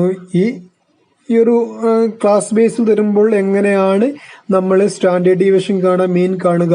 അപ്പൊ ആദ്യം നമ്മൾ അതിന്റെ ഇക്വേഷൻ കാണണം. ഇക്വേഷൻ എക്സ് ബാർ മീൻ കാണാനുള്ള ഇക്വേഷൻ ആണ് assumed mean plus sigma f d dash divide by n plus c. നമുക്കറിയാം, നമുക്ക് ഈ ഒരു ടേബിൾ പ്രകാരം നമുക്ക് കാണൽ അറിയാം എങ്ങനെയാണ് മീൻ കാണുക, അതുപോലെ സ്റ്റാൻഡേർഡ് ഡീവിയേഷൻ എങ്ങനെ കാണുക നമുക്കറിയാം. നമ്മൾ ഓൾറെഡി പഠിച്ചു കഴിഞ്ഞ കാര്യം തന്നെയാണ് ഇങ്ങനെ ഒരു ഡാറ്റ തരുമ്പോൾ എങ്ങനെ കാണുന്നത്. അപ്പൊ ഈ ഒരു ഡാറ്റ പ്രകാരം ഇങ്ങനെ കണ്ടിട്ട് നമ്മൾ എന്ത് ചെയ്യുന്നു? കണ്ടുപിടിക്കുന്നു. എന്ത്? എക്സ് ബാർ കണ്ടുപിടിക്കുന്നു. എക്സ് ബാർ കണ്ടുപിടിക്കുമ്പോൾ സീക്വൽ ടു 44 എന്ന് കിട്ടുന്നു. 44 കിട്ടുന്നു. ഇതിനടുത്ത് സ്റ്റാൻഡേർഡ് ഡീവിയേഷന്റെ ഇക്വേഷൻ നിങ്ങൾക്ക് root of sigma f d square divide by n plus sigma f d square divide by n whole raise to square into c. Okay, ഇത് പ്രകാരം നമ്മൾ ഇക്വേഷൻ ചെയ്തു വരുമ്പോൾ നമുക്ക് സ്റ്റാൻഡേർഡ് ഡീവിയേഷനും കിട്ടുന്നു 12.45. ഞാൻ ഇത് ഡീറ്റെയിൽ ആയിട്ട് പറയുന്നില്ല, കാരണം നമ്മൾ ഓൾറെഡി പഠിച്ചതാണ് എന്ത് മീൻ എങ്ങനെ കാണാം, സ്റ്റാൻഡേർഡ് ഡീവിയേഷൻ എങ്ങനെ കാണാം, അതിൽ ഓരോ മെത്തേഡിലും സിമ്പിൾ മെത്തേഡിൽ എങ്ങനെ കാണാം, സ്റ്റെപ്പ് ഡീവിയേഷൻ മെത്തേഡിൽ എങ്ങനെ കാണാം, നമ്മളിവിടെ ഉദ്ദേശം ഷോർട്ട് കട്ട് മെത്തേഡിൽ എങ്ങനെ കാണാം ഒക്കെ നമ്മൾ പഠിച്ചതാണ്. അപ്പൊ നമ്മൾ ഇവിടെ യൂസ് ചെയ്ത് ഏത് മെത്തേഡ് നമുക്ക് അറിയുന്നതാണ്. പിന്നെ ഇത്രയും കഴിഞ്ഞ ശേഷം നമ്മൾ ഇനി നോർമൽ ഡിസ്ട്രിബ്യൂഷന് ഫിറ്റ് ചെയ്യാൻ പോവുകയാണ്. നോർമൽ ഡിസ്ട്രിബ്യൂഷൻ ഫിറ്റ് ചെയ്യാൻ പോകുമ്പോൾ നീ ഫസ്റ്റ് സ്റ്റെപ്പിൽ ലോവർ ക്ലാസ് ലിമിറ്റ് നമ്മൾ എന്ത് ചെയ്യുന്നു, ഫസ്റ്റ് കോളത്തിൽ എഴുതുന്നു. ഇതിന് അതുപോലെ സെക്കൻഡ് കോളം നമുക്കറിയാം, സെക്കൻഡ് കോളം സെഡ് വാല്യൂ കാണുന്നു. ദെൻ അത് കഴിഞ്ഞിട്ട് നമ്മൾ എന്ത് ചെയ്യുന്നു, ഏരിയ അണ്ടർ നോർമൽ കർവ് കാണുന്നു. ദെൻ അത് കഴിഞ്ഞതിന് ശേഷം നമ്മൾ എന്ത് ചെയ്യുന്നു, ഏരിയ ഫോർ ഈച്ച് ക്ലാസ് കാണുന്നു. Then expected frequency. ഇത്രയാണ് എന്ത് സ്റ്റെപ്പുകൾ. ആ സ്റ്റെപ്പ് പ്രകാരമാണ് നമ്മൾ ആദ്യം എടുക്കുന്നു. ആദ്യത്തെ കോളം നമ്പർ 1 കോളത്തിൽ നമ്മൾ എന്ത് ചെയ്യുന്നു, ലോവർ ക്ലാസ് ലിമിറ്റ്, ഫസ്റ്റ് ക്ലാസ്സിൽ ലോവർ ക്ലാസ് ലിമിറ്റ് എത്രയാണ്, 10 to 20 ആണ് ഉള്ളത്. 10 to എന്താണ് ലോവർ ക്ലാസ്, ഫസ്റ്റ് ക്ലാസ്സാണ് 10 to 20 ആണ്. അതിൽ ലോവർ ലിമിറ്റ് പറഞ്ഞാൽ എന്താണ്, ലോവർ ലിമിറ്റ് പറഞ്ഞാൽ 10 ആണ്. 10 എടുത്തു. അത് വച്ചിട്ട് നമ്മൾ z is equal to x minus mu അല്ലെങ്കിൽ mean divide by standard division. z is equal to first lower limit 10 ആണ്, അതാണ് x വാല്യൂ. അപ്പം z is equal to x-ന്റെ അവിടെ 10 വരും, മൈനസ് മ്യൂ എത്രയാണ്, മീൻ എത്രയാണ്, 44 ആണ്, ഡിവൈഡ് ബൈ സ്റ്റാൻഡേർഡ് ഡിവിഷൻ. എത്ര കിട്ടിയത്, 12.45 ആണ് കിട്ടിയത്. അത് ഡിവൈഡ് ചെയ്യുമ്പോൾ കിട്ടുന്ന ആൻസർ ആണ് എന്ത് minus 2.73. Then next column area under normal curve. Normal കർവിൽ ഏരിയ നമ്മളോട് പറഞ്ഞിട്ട് ഇങ്ങനെ പ്രോബ്ലം ചെയ്യുമ്പോൾ ഫസ്റ്റത്തെ ഏരിയ നമ്മളോട് എടുക്കാൻ പറഞ്ഞിട്ടുണ്ട് 0.5 കൺസിഡർ ചെയ്യണം നമ്മളോട് പറഞ്ഞിട്ടുണ്ട്. സ്റ്റെപ്പ് പ്രകാരം നമ്മളോട് പറഞ്ഞിട്ട് ചെയ്യുമ്പോൾ ആദ്യത്തേതും സ്റ്റാർട്ടിങ്ങും അതുപോലെ എൻഡിങ്ങും നമ്മളോട് എന്ത് ചെയ്യാൻ പറഞ്ഞിട്ടുണ്ട്, 0.5 എടുക്കണം. അപ്പൊ അതുകൊണ്ട് നമ്മളിത് 0.5 ആയിട്ട് കൺസിഡർ ചെയ്യുന്നു. ബാക്കി നമ്മൾ കോളംസ് വെക്കുന്നത്. ദെൻ സെക്കൻഡ് നമ്മൾ ലോവർ ലിമിറ്റ് വെച്ചിട്ട് നമ്മൾ എക്സ് 20 ആണ്, അത് വെച്ചിട്ട് നമ്മൾ സെഡ് വാല്യൂ കാണുന്നു. സെഡ് വാല്യൂ കണ്ടപ്പോൾ മൈനസ് 1.93 കിട്ടി. അത് പ്രകാരം നമ്മൾ എന്ത് ചെയ്യുന്നു, അതിന്റെ ഏരിയ കാണുന്നു, ടേബിൾ വാല്യൂ കണ്ടതിന്റെ ഭാഗമായിട്ട് എന്ത് ചെയ്യുന്നു, നമ്മൾ ഏരിയ ഫോർ ഈച്ച് ക്ലാസ് എന്ത് ചെയ്യുന്നു, നമ്മൾ കമ്പയർ ചെയ്യുന്നു. 0.5000 അതുപോലെ തന്നെ 0.4732 തമ്മിൽ നമ്മൾ കമ്പയർ ചെയ്യുമ്പോൾ എത്ര കിട്ടും, നമുക്ക് എന്ത് കിട്ടും, ഇതാണ് 0.0268 കിട്ടുന്നു. ആ കിട്ടിയ ഏരിയ ഫോർ ഈച്ച് ക്ലാസിന്റെ എന്ത് ചെയ്യും, നമ്മൾ എന്ത് ചെയ്യും, എക്സ്പെക്റ്റഡ് ഫ്രീക്വൻസി കാണുന്നു ഇൻറ്റു 200 ആണ്. ടോട്ടൽ നമ്പേഴ്സ് പറഞ്ഞാൽ ടോട്ടൽ സ്റ്റുഡൻസ് ആണ് 200 ആണ്. 200 ആയിട്ട് നമ്മൾ മൾട്ടിപ്പിൾ ചെയ്യുന്നു. അപ്പൊ എന്ത് കിട്ടും, 5 കിട്ടുന്നു. ആൻസർ 5 കിട്ടുന്നു. പിന്നെ അതുപോലെ ലോവർ ലിമിറ്റ് 30 വെച്ച് സെഡ് വാല്യൂ കാണുന്നു. ആ സെഡ് വാല്യൂ കിട്ടിയതിന്റെ ഭാഗമായിട്ട് അതിന്റെ ടേബിൾ വാല്യൂ കാണുന്നു. ടേബിൾ വാല്യൂ കണ്ടതിന് ശേഷം എന്ത് ചെയ്യുന്നു, ഏരിയ ഫോർ ഈച്ച് ക്ലാസ് കണ്ടിട്ടുള്ള 30 ലിമിറ്റിന്റെ ടേബിൾ വാല്യൂ ഇതിനോട് എന്ത് ചെയ്യുന്നു, അതിന്റെ മുമ്പത്തെ ടേബിൾ വാല്യൂ ആയിട്ട് നമ്മൾ കമ്പയർ ചെയ്തപ്പോൾ നമുക്ക് കിട്ടിയത് 0.1046 കിട്ടി. അത് കിട്ടിയതിന് നമ്മൾ എന്ത് ചെയ്യുന്നു, എക്സ്പെക്റ്റഡ് ഫ്രീക്വൻസി കാണുന്നു ഇൻറ്റു 200 ആയിട്ട് മൾട്ടിപ്പിൾ ചെയ്യുന്നു. അപ്പോൾ 21 കിട്ടുന്നു. അങ്ങനെ ഓരോന്ന് ചെയ്തു. അങ്ങനെ ലാസ്റ്റത്തെ 180 ലോവർ ലിമിറ്റ് ഉള്ളതിനെ നമ്മൾ കാണുന്നു. അതിന്റെ സെഡ് വാല്യൂ കാണുന്നു. സെഡ് വാല്യൂ കണ്ടപ്പോൾ നമ്മളോട് പറഞ്ഞിട്ട് എന്ത് ചെയ്യണം, അത് എന്ത് ചെയ്യണം, നമ്മൾ എൻഡും എന്ത് ചെയ്യണം, നമ്മൾ 0.5 ആയിട്ട് കൺസിഡർ ചെയ്യണം എന്ന് നമ്മൾ ആ സ്റ്റെപ്പിന്റെ ഭാഗത്താണ്. സ്റ്റാർട്ടിങ്ങും എൻഡിങ്ങും എന്ത് ചെയ്യണം, നമ്മൾ 0.5 എന്ന് എടുക്കണം. നോക്കൂ, ലോവർ ലിമിറ്റ് 10 ആയപ്പോൾ നമ്മൾ അവിടെ ഏരിയ അണ്ടർ നോർമൽ കർവിൽ 0.5 എടുത്തു. അത് അതിന്റെ തിയററ്റിക്കൽ വശമാണ്. അതിന്റെ സ്റ്റെപ്പിൽ പറയുന്നുണ്ട് സ്റ്റാർട്ടിങ് 0.5 എടുക്കണം. അതുപോലെ തന്നെ എൻഡിങ് ആയിട്ടുള്ള 18 ലിമിറ്റ് പ്രകാരം കണ്ടപ്പോൾ അവിടെ ഏരിയ അണ്ടർ നോർമൽ കർവ് പ്രകാരം നമ്മൾ എന്തെടുക്കണം, 0.5 എടുക്കണം. തിയററ്റിക്കൽ വശമാണ് കേട്ടോ. തിയററ്റിക്കൽ വശമാണ്, ശ്രദ്ധിക്കണം. സ്റ്റാർട്ടിങ്ങും എൻഡിങ്ങും എന്ത് ചെയ്യണം, നമ്മൾ 0.5 എടുക്കണം. ഈ കോളം 3 നോക്കുക, സ്റ്റാർട്ടിങ് 0.5 ആയിരിക്കും, എൻഡിങ്ങും 0.5 ആയിരിക്കും. ഇത് എന്നിട്ട് നമ്മൾ കമ്പയർ ചെയ്യുന്നു. കമ്പയർ ചെയ്തപ്പം എന്ത് കിട്ടി, ഏരിയ ഫോർ ഈച്ച് ക്ലാസ്സിൽ കമ്പയർ ചെയ്തപ്പോൾ 0.0183 കിട്ടി. അത് നമ്മൾ എന്ത് ചെയ്യുന്നു, എക്സ്പെക്റ്റഡ് ഫ്രീക്വൻസിയിലേക്ക് മാറ്റുന്നു 4 ആയിട്ട്. അപ്പോൾ ടോട്ടൽ ചെയ്യുമ്പോൾ എന്ത് ചെയ്യും, 200 കിട്ടും. ഇങ്ങനെയാണ് ഇത് ചെയ്യേണ്ട സ്റ്റെപ്പ് എന്ന് പറയുന്നത്. നോർമൽ ഡിസ്ട്രിബ്യൂഷൻ ഫിറ്റ് ചെയ്യുന്ന ഒരു പ്രോബ്ലം ആണ് നമ്മൾ ഡിസ്കസ് ചെയ്തത്. കൂടുതലായിട്ട് വർക്കൗട്ട് ചെയ്യുമ്പോൾ ഓരോ സ്റ്റെപ്പും എന്ത് ചെയ്യുക, മനസ്സിലാക്കി ചെയ്താലേ നമുക്ക് ഇത് ചെയ്യാൻ പറ്റുകയുള്ളൂ. ഓക്കെ, ഒന്നും കൂടി ഞാൻ ഇത് റിവേഴ്സ് ചെയ്യുകയാണ്. ആദ്യം നമ്മൾ ക്വസ്റ്റ്യൻ വായിച്ചതിന്റെ ഭാഗമായിട്ട് എന്ത് ചെയ്യും, നമ്മൾ മീനും അതുപോലെ തന്നെ സ്റ്റാൻഡേർഡ് ഡീവിയേഷൻ കണ്ടുപിടിക്കുന്നു. നമ്മൾ മുമ്പേ പഠിച്ചിട്ടുണ്ട് എന്ത് മെയിൻ കാണാനുള്ള മെത്തേഡ്, സിമ്പിൾ മെത്തേഡ് ഉണ്ട്, സ്റ്റെപ്പ് ഡീവിയേഷൻ മെത്തേഡ് ഉണ്ട്, പിന്നെ ഷോർട്ട് കട്ട് മെത്തേഡ് ഉണ്ട്. അത് ഏത് മെത്തേഡ് നമുക്ക് യൂസ് ചെയ്തിട്ട് എന്ത് ചെയ്യാം, അത് ചെയ്യാം. ദെൻ ചെയ്തിട്ട് എന്ത് ചെയ്യും, നമ്മൾ അതിൽ നിന്ന് മെയിൻ കാണുന്നു, സ്റ്റാൻഡേർഡ് ഡീവിയേഷൻ കാണുന്നു. ദെൻ എന്നിട്ട് നമ്മൾ എന്ത് ചെയ്യുന്നു, കമ്പ്യൂട്ടേഷൻ ഓഫ് എക്സ്പെക്റ്റഡ് ഫ്രീക്വൻസി കണ്ടുപിടിക്കുന്നു. എക്സ്പെക്റ്റഡ് ഫ്രീക്വൻസിയിൽ എക്സിന്റെ വാല്യൂ എന്ന് പറഞ്ഞാൽ ഓരോ ക്ലാസ്സിന്റെ ലോവർ ലിമിറ്റ് ആണ് എക്സിന്റെ വാല്യൂ. അത് 10, 20, 30, 40, 50, 60, 70, 80 ഇതൊക്കെ എന്താണ് ഇതിന്റെ എക്സ് വാല്യൂ ആണ്. ആ എക്സ് വാല്യൂ വെച്ചിട്ട് സെഡിന്റെ വാല്യൂ കാണുന്നു, സെഡ് വാല്യൂ വെച്ചിട്ട് അതിന്റെ ഏരിയ ടേബിൾ വാല്യൂ കാണുന്നു. ഇതിനകത്ത് കണ്ടിട്ട് എന്ത് ചെയ്യുന്നു, അതിനെ കമ്പയർ ചെയ്യുന്നു. അങ്ങനെ കമ്പയർ ചെയ്തതിനു ശേഷം എക്സ്പെക്റ്റഡ് ഫ്രീക്വൻസി കാണുന്നു. ഓക്കെ, അതിലൂടെ ടോട്ടൽ 200 കിട്ടുന്നു. ഇതാണ് ഇതിന്റെ ഫിറ്റ് ദ നോർമൽ ഡിസ്ട്രിബ്യൂഷൻ എന്നുള്ള ഒരു പ്രോബ്ലം സോൾവ് ചെയ്യൽ ഇങ്ങനെയാണ്. ഓക്കെ, മനസ്സിലായിട്ടുണ്ടായിരിക്കും. എല്ലാവർക്കും മനസ്സിലായാലോ? ഓക്കെ, ഇത്രയാണ് നോർമൽ ഡിസ്ട്രിബ്യൂഷൻ ഉള്ളത്.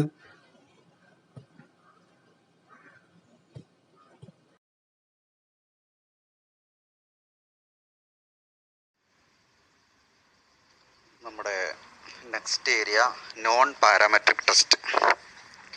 നോൺ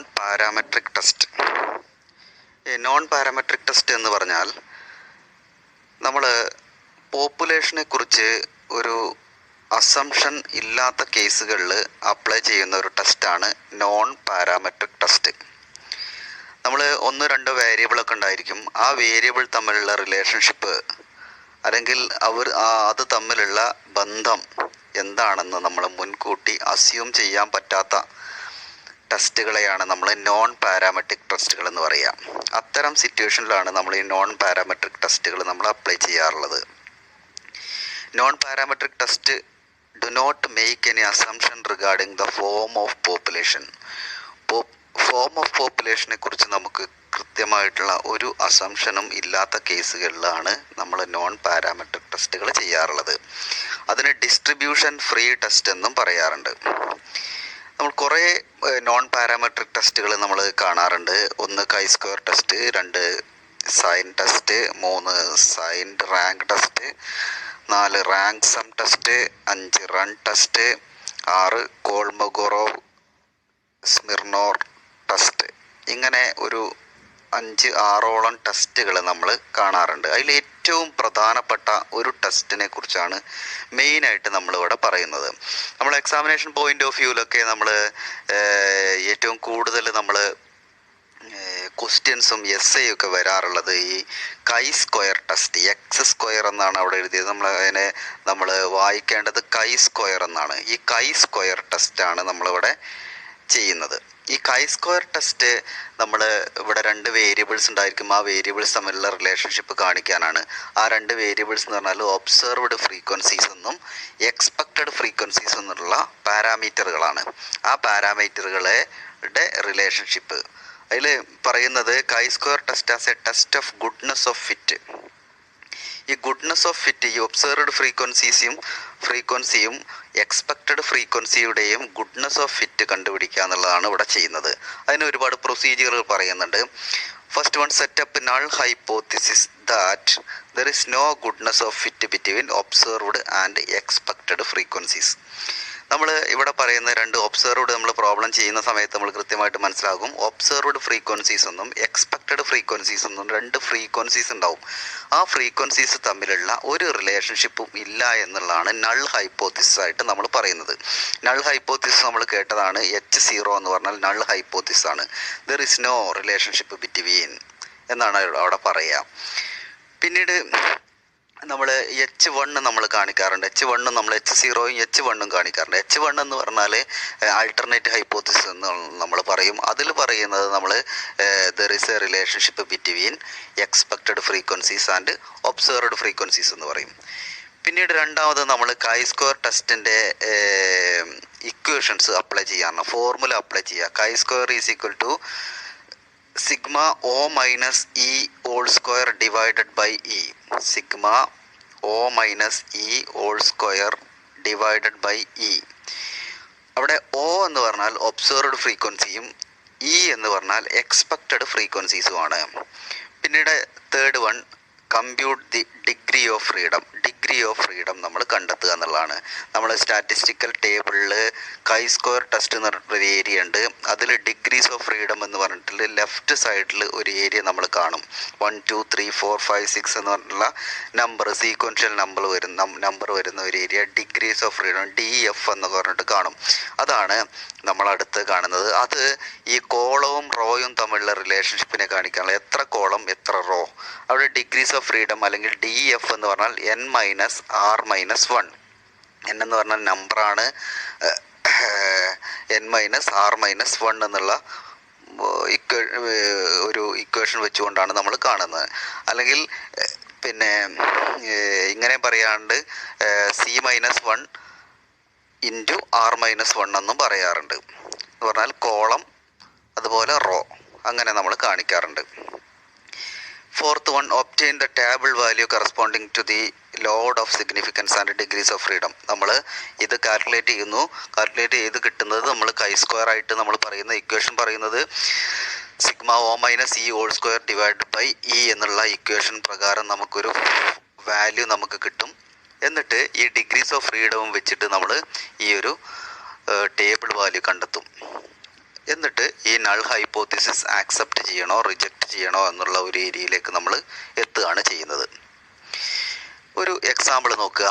നമ്മൾ ഈ എക്സാമ്പിളുകളിലൂടെയാണ് നമ്മൾ കൂടുതലായിട്ട് കാര്യങ്ങൾ നമുക്ക് മനസ്സിലാവുള്ളൂ. തിയററ്റിക്കൽ ആസ്പെക്റ്റുകൾ കൂടുതലായിട്ട് പറഞ്ഞു പോകുന്ന സമയത്ത് നമുക്ക് കാര്യം മനസ്സിലാവില്ല, അത് കൃത്യമായിട്ട് ഉൾക്കൊള്ളാൻ പറ്റിക്കൊള്ളണമെന്നില്ല. അപ്പോൾ നമ്മൾ എക്സാമ്പിൾ നമുക്ക് പരിശോധിക്കുകയാണ്. ഇൻ ആൻ എക്സ്പെരിമെൻറ്റ്, ഒരു എക്സ്പെരിമെൻ്റ് നടക്കുകയാണ്. അത് ഫോളോയിങ് റിസൾട്ട്സ് വെർ ഒബ്റ്റെയിൻഡ്, താഴെ പറയുന്ന റിസൾട്ടുകൾ നമുക്ക് കിട്ടിയിട്ടുണ്ട്. First one inoculated, second one not inoculated. ഇങ്ങനെ രണ്ട് വേരിയബിൾസ് ആണ് നമ്മൾ ഉള്ളത്. അഫക്റ്റഡ് എന്നും നോട്ട് അഫക്റ്റഡ് എന്നും പറഞ്ഞിട്ടുള്ള കോളവും നമ്മൾ പറയുന്നുണ്ട്.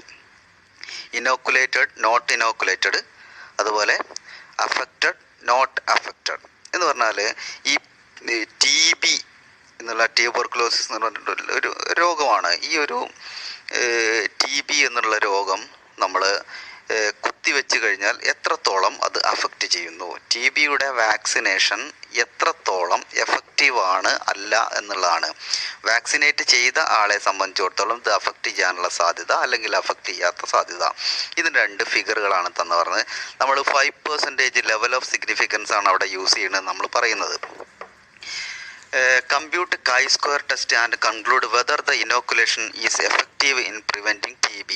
TB പ്രിവെൻറ്റ് ചെയ്യാൻ ഈ ഇനോക്കുലേഷൻ എഫക്റ്റീവ് ആണോ അല്ലയോ എന്ന് നമ്മൾ ടെസ്റ്റ് ചെയ്യപ്പെടുകയാണ് ഇവിടെ ചെയ്യുന്നത്.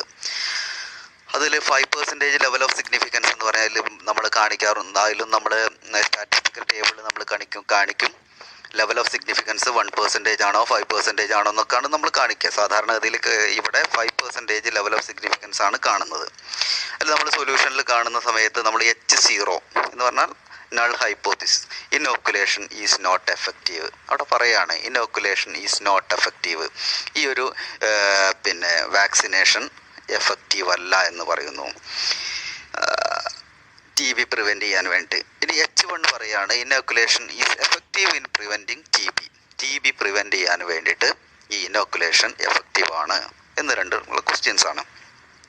ഇവിടെ നമ്മൾ ഇതിൻ്റെ ടേബിളിനെ നമ്മൾ കൃത്യമായിട്ട് ഇവിടെ നമ്മുടെ കിട്ടിയ ഡാറ്റയെ നമ്മൾ കൃത്യമായിട്ട് ടാബുലർ ഫോമിലേക്ക് കൊണ്ടുവരികയാണ് ചെയ്യുന്നത്.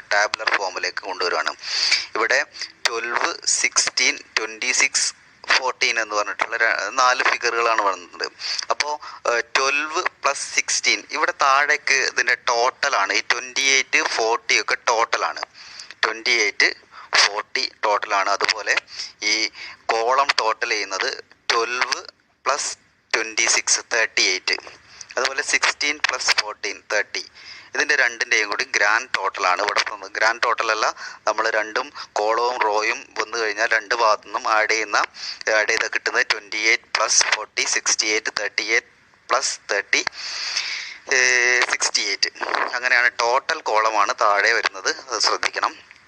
റൈറ്റ് സൈഡിലെ ലാസ്റ്റ് കോളവും ടോട്ടൽ കോളമാണ്. ഇനി എക്സ്പെക്റ്റഡ് ഫ്രീക്വൻസീസ്, ഇത് നമ്മളിപ്പോൾ കണ്ടിട്ടുള്ള ഒരു ടേബിൾ ഫോമിലേക്ക് നമ്മൾ ഉണ്ടാക്കിയത് ഒബ്സർവ്ഡ് ഫ്രീക്വൻസീസ് ആണ്. എന്ന് പറഞ്ഞാൽ ക്വസ്റ്റ്യനിൽ നമ്മൾ തന്നിട്ടുള്ള ഫ്രീക്വൻസീസ് കോളവും റോയുമായിട്ട് എഴുതി അതിനെ രണ്ട് സൈഡിലേക്കും നമ്മൾ ആഡ് ചെയ്ത് അതിൻ്റെ ടോട്ടൽ എടുക്കുകയാണ് ചെയ്യുന്നത്. ഇവിടെ ഇനി എക്സ്പെക്റ്റഡ് ഫ്രീക്വൻസീസ് എങ്ങനെയാണ് കാണുക എന്നുള്ളതാണ്. എക്സ്പെക്റ്റഡ് ഫ്രീക്വൻസീസ് എന്ന് പറഞ്ഞാൽ r t into c t divide by t എന്നാണ് പറയുന്നത്. ആർ ടി എന്ന് പറഞ്ഞാൽ റോ ടോട്ടൽ. റോ ടോട്ടൽ എന്ന് പറഞ്ഞാൽ താഴത്തേക്കുള്ള നമ്മൾ റോ ടോട്ടൽ എന്ന് പറഞ്ഞാൽ നമുക്ക് 38ഉം റോ ടോട്ടലും കോളം ടോട്ടലും എന്ന് പറഞ്ഞാൽ 38ഉം 38 ഇൻറ്റു 28 നോക്കുക. റോ ടോട്ടൽ ഈ 12നെയാണ് നമ്മൾ റെപ്രസെൻ്റ് ചെയ്യുന്നത്. 12നെ റെപ്രസെൻ്റ് ചെയ്യുന്ന ടോട്ടൽ 38 ഒന്നാണ് 1. ഇവിടെ താഴെ റെപ്രസെൻ്റ് ചെയ്യുന്നത് 28 ആണ്. അപ്പോൾ 28 ഇൻറ്റു 38 ഡിവൈഡഡ് ബൈ ടോട്ടൽ 68. അങ്ങനെയാണ് നമ്മൾ ഒബ്സർവ്ഡ് ഫ്രീക്വൻസീസ് കാണുക. എക്സ്പെക്റ്റഡ് ഫ്രീക്വൻസീസ് കാണുക. അപ്പോൾ നമുക്ക് ഇവിടെ കിട്ടും 15.64 എന്ന് കിട്ടും. 15.12. ഇവിടെ നമ്മൾ 12 കാണുന്നുണ്ട്. ഈ 12 ഉള്ള സ്ഥലത്ത് എക്സ്പെക്റ്റഡ് ഫ്രീക്വൻസീസിൽ 15.64 എന്ന് വരും.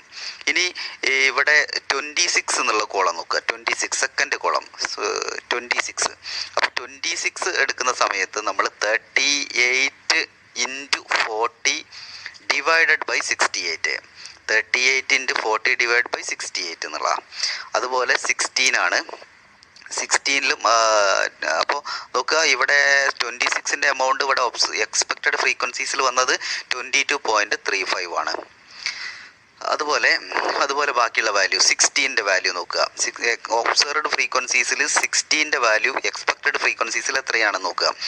അപ്പോൾ 30 ഇൻറ്റു 28 ഡിവൈഡ് ബൈ 68 ആണ്. അപ്പോൾ 12.35. അതുപോലെ 14ൻ്റെ വാല്യൂ ഒബ്സർവ്ഡ് എക്സ്പെക്റ്റഡ് ഫ്രീക്വൻസീസിൽ എത്രയാണ് നോക്കുക. 30 ഇൻറ്റു 40 ഡിവൈഡ് ബൈ 68 എന്ന് പറഞ്ഞാൽ 17.64. എന്നിട്ട് ഒബ്സർവ്ഡ് ഫ്രീക്വൻസീസ് ടോട്ടൽ ചെയ്ത പോലെ തന്നെ റൈറ്റിലേക്കും അതുപോലെ ഡൗൺവേർഡ് ആയിട്ടും ഒക്കെ നമുക്ക് അത് ടോട്ടൽ ചെയ്തിടാം. അങ്ങനെ ആ ഒരു ഫ്രീക്വൻസീസ് രണ്ടും കിട്ടി. എക്സ്പെക്റ്റഡ് ഫ്രീക്വൻസീസും ഒബ്സർവ്ഡ് ഫ്രീക്വൻസീസും കിട്ടി. ഇനി നമ്മൾ അത് മറ്റൊരു ടേബിളിലേക്ക് നമ്മൾ മാറ്റുകയാണ്. Observed frequencies, e expected frequencies, O minus e whole square. Last column O minus e whole square divided by e. അപ്പോൾ നോക്കുക, അവിടെ നേരെ താഴേക്ക് ചെയ്ത 12, 16, 26, 14 എക്സ്പെക്റ്റഡ് ഫ്രീക്വൻസീസ് നമുക്ക് കിട്ടിയത് നമുക്ക് കാണാൻ പറ്റും. 15.64, 12.35, 22.35, 17.64. O മൈനസ് ഇ എന്ന് പറഞ്ഞാൽ ഒബ്സർവ്ഡ് ഫ്രീക്വൻസീസ്, അതായത് 12 മൈനസ് 15.64 അതിൻ്റെ സ്ക്വയർ, അതാണ് 13.32. അതുപോലെ 16 മൈനസ് 12.35 അതിൻ്റെ സ്ക്വയർ എടുക്കുക. 26 മൈനസ് 22.35 അതിൻ്റെ സ്ക്വയർ എടുക്കുക. 14 മൈനസ് 17.64 അതിൻ്റെ സ്ക്വയർ എടുക്കുക. അപ്പം ഇവിടെ എന്നിട്ട് അതിൽ നിന്നും ഡിവൈഡഡ് ബൈ, അതായത് 13.32 ഡിവൈഡഡ് ബൈ 15.64 അതാണ് ഫസ്റ്റ് 0.85 എന്ന് പറഞ്ഞാൽ. 0.85 എങ്ങനെ കിട്ടുന്നത്? 13.32 ഡിവൈഡഡ് ബൈ 15.64 0.85. അതുപോലെ 1.67 കിട്ടുന്നത് 13.32 ഡിവൈഡ് ബൈ 12.36. അതുപോലെ ബാക്കിയുള്ളതൊക്കെ ചെയ്യുക. അതെല്ലാം കൂടെ കൂട്ടിക്കഴിഞ്ഞാൽ നമുക്ക് കാൽക്കുലേറ്റഡ് വാല്യൂ ഇവിടെ 0.85 പ്ലസ് 1.67 പ്ലസ് 1.59 പ്ലസ് 0.75 ഇതെല്ലാം കൂടെ കൂട്ടിക്കഴിഞ്ഞാൽ നമുക്ക് 3.26 എന്ന് കിട്ടും. കാൽക്കുലേറ്റഡ് വാല്യൂ 3.26 എന്ന് കിട്ടും. ഇനി ഇതിൻ്റെ ടേബിൾ വാല്യൂ നമ്മൾ മാത്തമാറ്റിക്കൽ ടേബിൾ, സ്റ്റാറ്റിസ്റ്റിക്കൽ ടേബിൾ എടുത്തു കഴിഞ്ഞാൽ അതിൽ കൈ സ്ക്വയർ ടെസ്റ്റ് എന്ന് പറഞ്ഞിട്ടൊരു ഏരിയ ഉണ്ടാവും. ആ ഏരിയയിൽ 5% ലെവൽ ഓഫ് സിഗ്നിഫിക്കൻസ് എന്ന് പറഞ്ഞുകൊണ്ട് 3.26 എത്രയാണ് വരുന്നത് നോക്കുക. 5 ഡിഗ്രീസ് ഓഫ് ഫ്രീഡം നമുക്ക് 1 ആണ് വരുന്നത്. ഡിഗ്രീസ് ഓഫ് ഫ്രീഡം, ആ ഡിഗ്രീസ് ഓഫ് ഫ്രീഡം പ്രകാരം നമ്മൾ കാൽക്കുലേറ്റ് ചെയ്യുന്ന ടേബിളിൻ്റെ വാല്യൂ എന്ന് പറഞ്ഞാൽ 3.84 എന്നുള്ള 3.84. അപ്പോൾ 3.84 ആവുന്ന സമയത്ത് കാൽക്കുലേറ്റഡ് വാല്യൂ ടേബിൾ വാല്യൂവിനേക്കാളും കുറവായതുകൊണ്ട് നമ്മുടെ ഈ പറഞ്ഞിരിക്കുന്ന H0 ആക്സെപ്റ്റ് ചെയ്യുന്നു എന്നുള്ളതാണ്. എന്ന് പറഞ്ഞാൽ we accept the null hypothesis that is inoculation is not effective in preventing TB എന്നുള്ള രോഗം പ്രിവെൻറ്റ് ചെയ്യാൻ ഈ ഇനോക്കുലേഷൻ എഫക്റ്റീവ് അല്ല എന്നുള്ളതാണ് ഈ ഒരു ടാബുലർ ഫോമിൽ ഇത് പരിശോധിച്ച സമയത്ത് നമുക്ക് കിട്ടുന്നത്. മറ്റൊരു ക്വസ്റ്റ്യൻ നോക്കാം നമുക്ക്. A sample analysis of examination result of 200 students were made. 200 സ്റ്റുഡൻസിൻ്റെ നമ്മൾ ഡാറ്റയാണ് നമ്മുടെ കയ്യിലുള്ളത്. It was found that 46 students had failed. ഒരു എക്സാമിനേഷൻ റിസൾട്ട് 200 കുട്ടികളുടെ എക്സാമിനേഷൻ റിസൾട്ട് പരിശോധിച്ച സമയത്ത്, സാമ്പിൾ അനാലിസിസ് ആയിട്ട് എടുക്കുന്ന സമയത്ത് 46 സ്റ്റുഡൻസ് ഫെയിലാണ്, തോറ്റുപോയി. 68 students third class, 62 students second class, and rest were placed in the first class. എന്ന് പറഞ്ഞാൽ 200 കുട്ടികളുണ്ട്. 200 കുട്ടികളിൽ 46 കുട്ടികൾ തോറ്റുപോയി. 68 കുട്ടികൾ 46 കുട്ടികൾ നമ്മൾ തോറ്റുപോയി. പിന്നീട് എത്രയാണ്, 68 കുട്ടികൾ തേർഡ് ക്ലാസ് കിട്ടി. അതുപോലെ 62 കുട്ടികൾ സെക്കൻഡ് ക്ലാസ് കിട്ടി. ബാക്കിയുള്ള കുട്ടികൾക്ക് ഫസ്റ്റ് ക്ലാസ് ആണെന്നാണ് പറയുന്നത്. ബാക്കിയുള്ള കുട്ടികൾ എന്ന് പറഞ്ഞാൽ ഇത് ആഡ് ചെയ്ത് തന്നെ 46 + 68 + 62 എന്ന് പറഞ്ഞാൽ 176 വരും. അപ്പോൾ 200 - 176, 200 കുട്ടികളിൽ 176 കുട്ടികൾ ഈ കാറ്റഗറി റെസ്റ്റ് എന്ന് പറഞ്ഞാൽ ബാക്കിയുള്ള കുട്ടികൾ 24 കുട്ടികൾക്ക് ഫസ്റ്റ് ക്ലാസ് ആണെന്നാണ് പറഞ്ഞത്. അപ്പോൾ are these figures commensurate with general examination result? നമ്മളൊരു സാമ്പിൾ എടുക്കുകയാണ് ഇവിടെ ചെയ്തത്. സാമ്പിൾ എടുത്ത് പരിശോധിക്കുകയാണ്. ഇവിടെ ഒരു ജനറൽ എക്സാമിനേഷൻ റിസൾട്ടുമായിട്ട് ഇത് കമൻസുറേറ്റ് ചെയ്യുന്നുണ്ടോ എന്നുള്ളതാണ് ചോദ്യം. ജനറൽ എക്സാമിനേഷൻ റിസൾട്ട് പ്രകാരം ഈ ഒരു റേഷ്യോ അടിസ്ഥാനത്തിലാണ് തന്നത്. 2:3:3:2. നമ്മൾ 2 എന്ന് പറഞ്ഞാൽ കുട്ടികൾ തോറ്റതാണ്. 3 എന്ന് പറഞ്ഞാൽ കുട്ടികൾ പിന്നെ സെക്കൻഡ് ക്ലാസ്സിലുള്ള കുട്ടികളാണ്, തേർഡ് ക്ലാസ്സുള്ള കുട്ടികളാണ്. 3 എന്ന് പറഞ്ഞാൽ സെക്കൻഡ് ക്ലാസ്സുള്ള കുട്ടികളാണ്. 2 എന്ന് പറഞ്ഞാൽ ഫസ്റ്റ് ക്ലാസ് കിട്ടിയ കുട്ടികളുമാണ്. അതാണ് ഇവിടുത്തെ ഒരു ഫിഗർ എന്ന് പറഞ്ഞാൽ. അപ്പോൾ അത് പ്രകാരം നമ്മൾ ഈ ഒരു രണ്ട് റിസൾട്ട്, ഈ ഒരു രണ്ട് വേരിയബിൾസും തമ്മിൽ ബന്ധമുണ്ടോ എന്നുള്ളതാണ് നമ്മൾ ചോദിക്കുന്ന ചോദ്യം.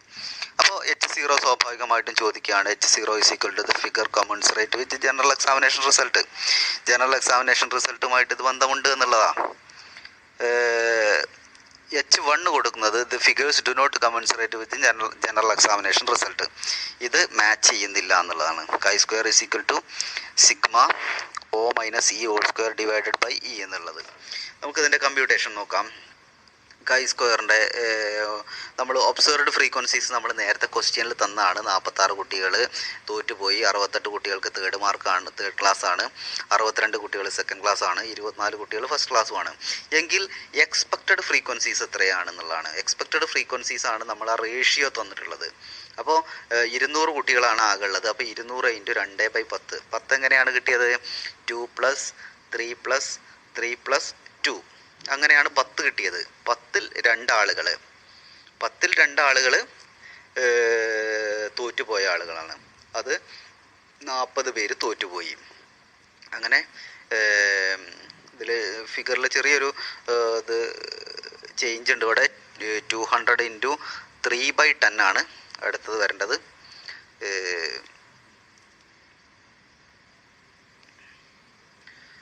അവിടെ നമുക്ക് കിട്ടുന്ന ഒരു ഫിഗറാണ് നമ്മുടെ പറയുന്നത്.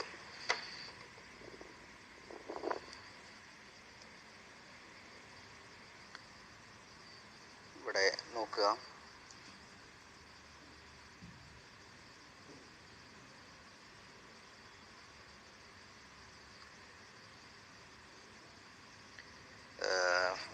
$200 × 2/10 40, 200 × 3/10 60 ആണ് ഇവിടെ കിട്ടുക.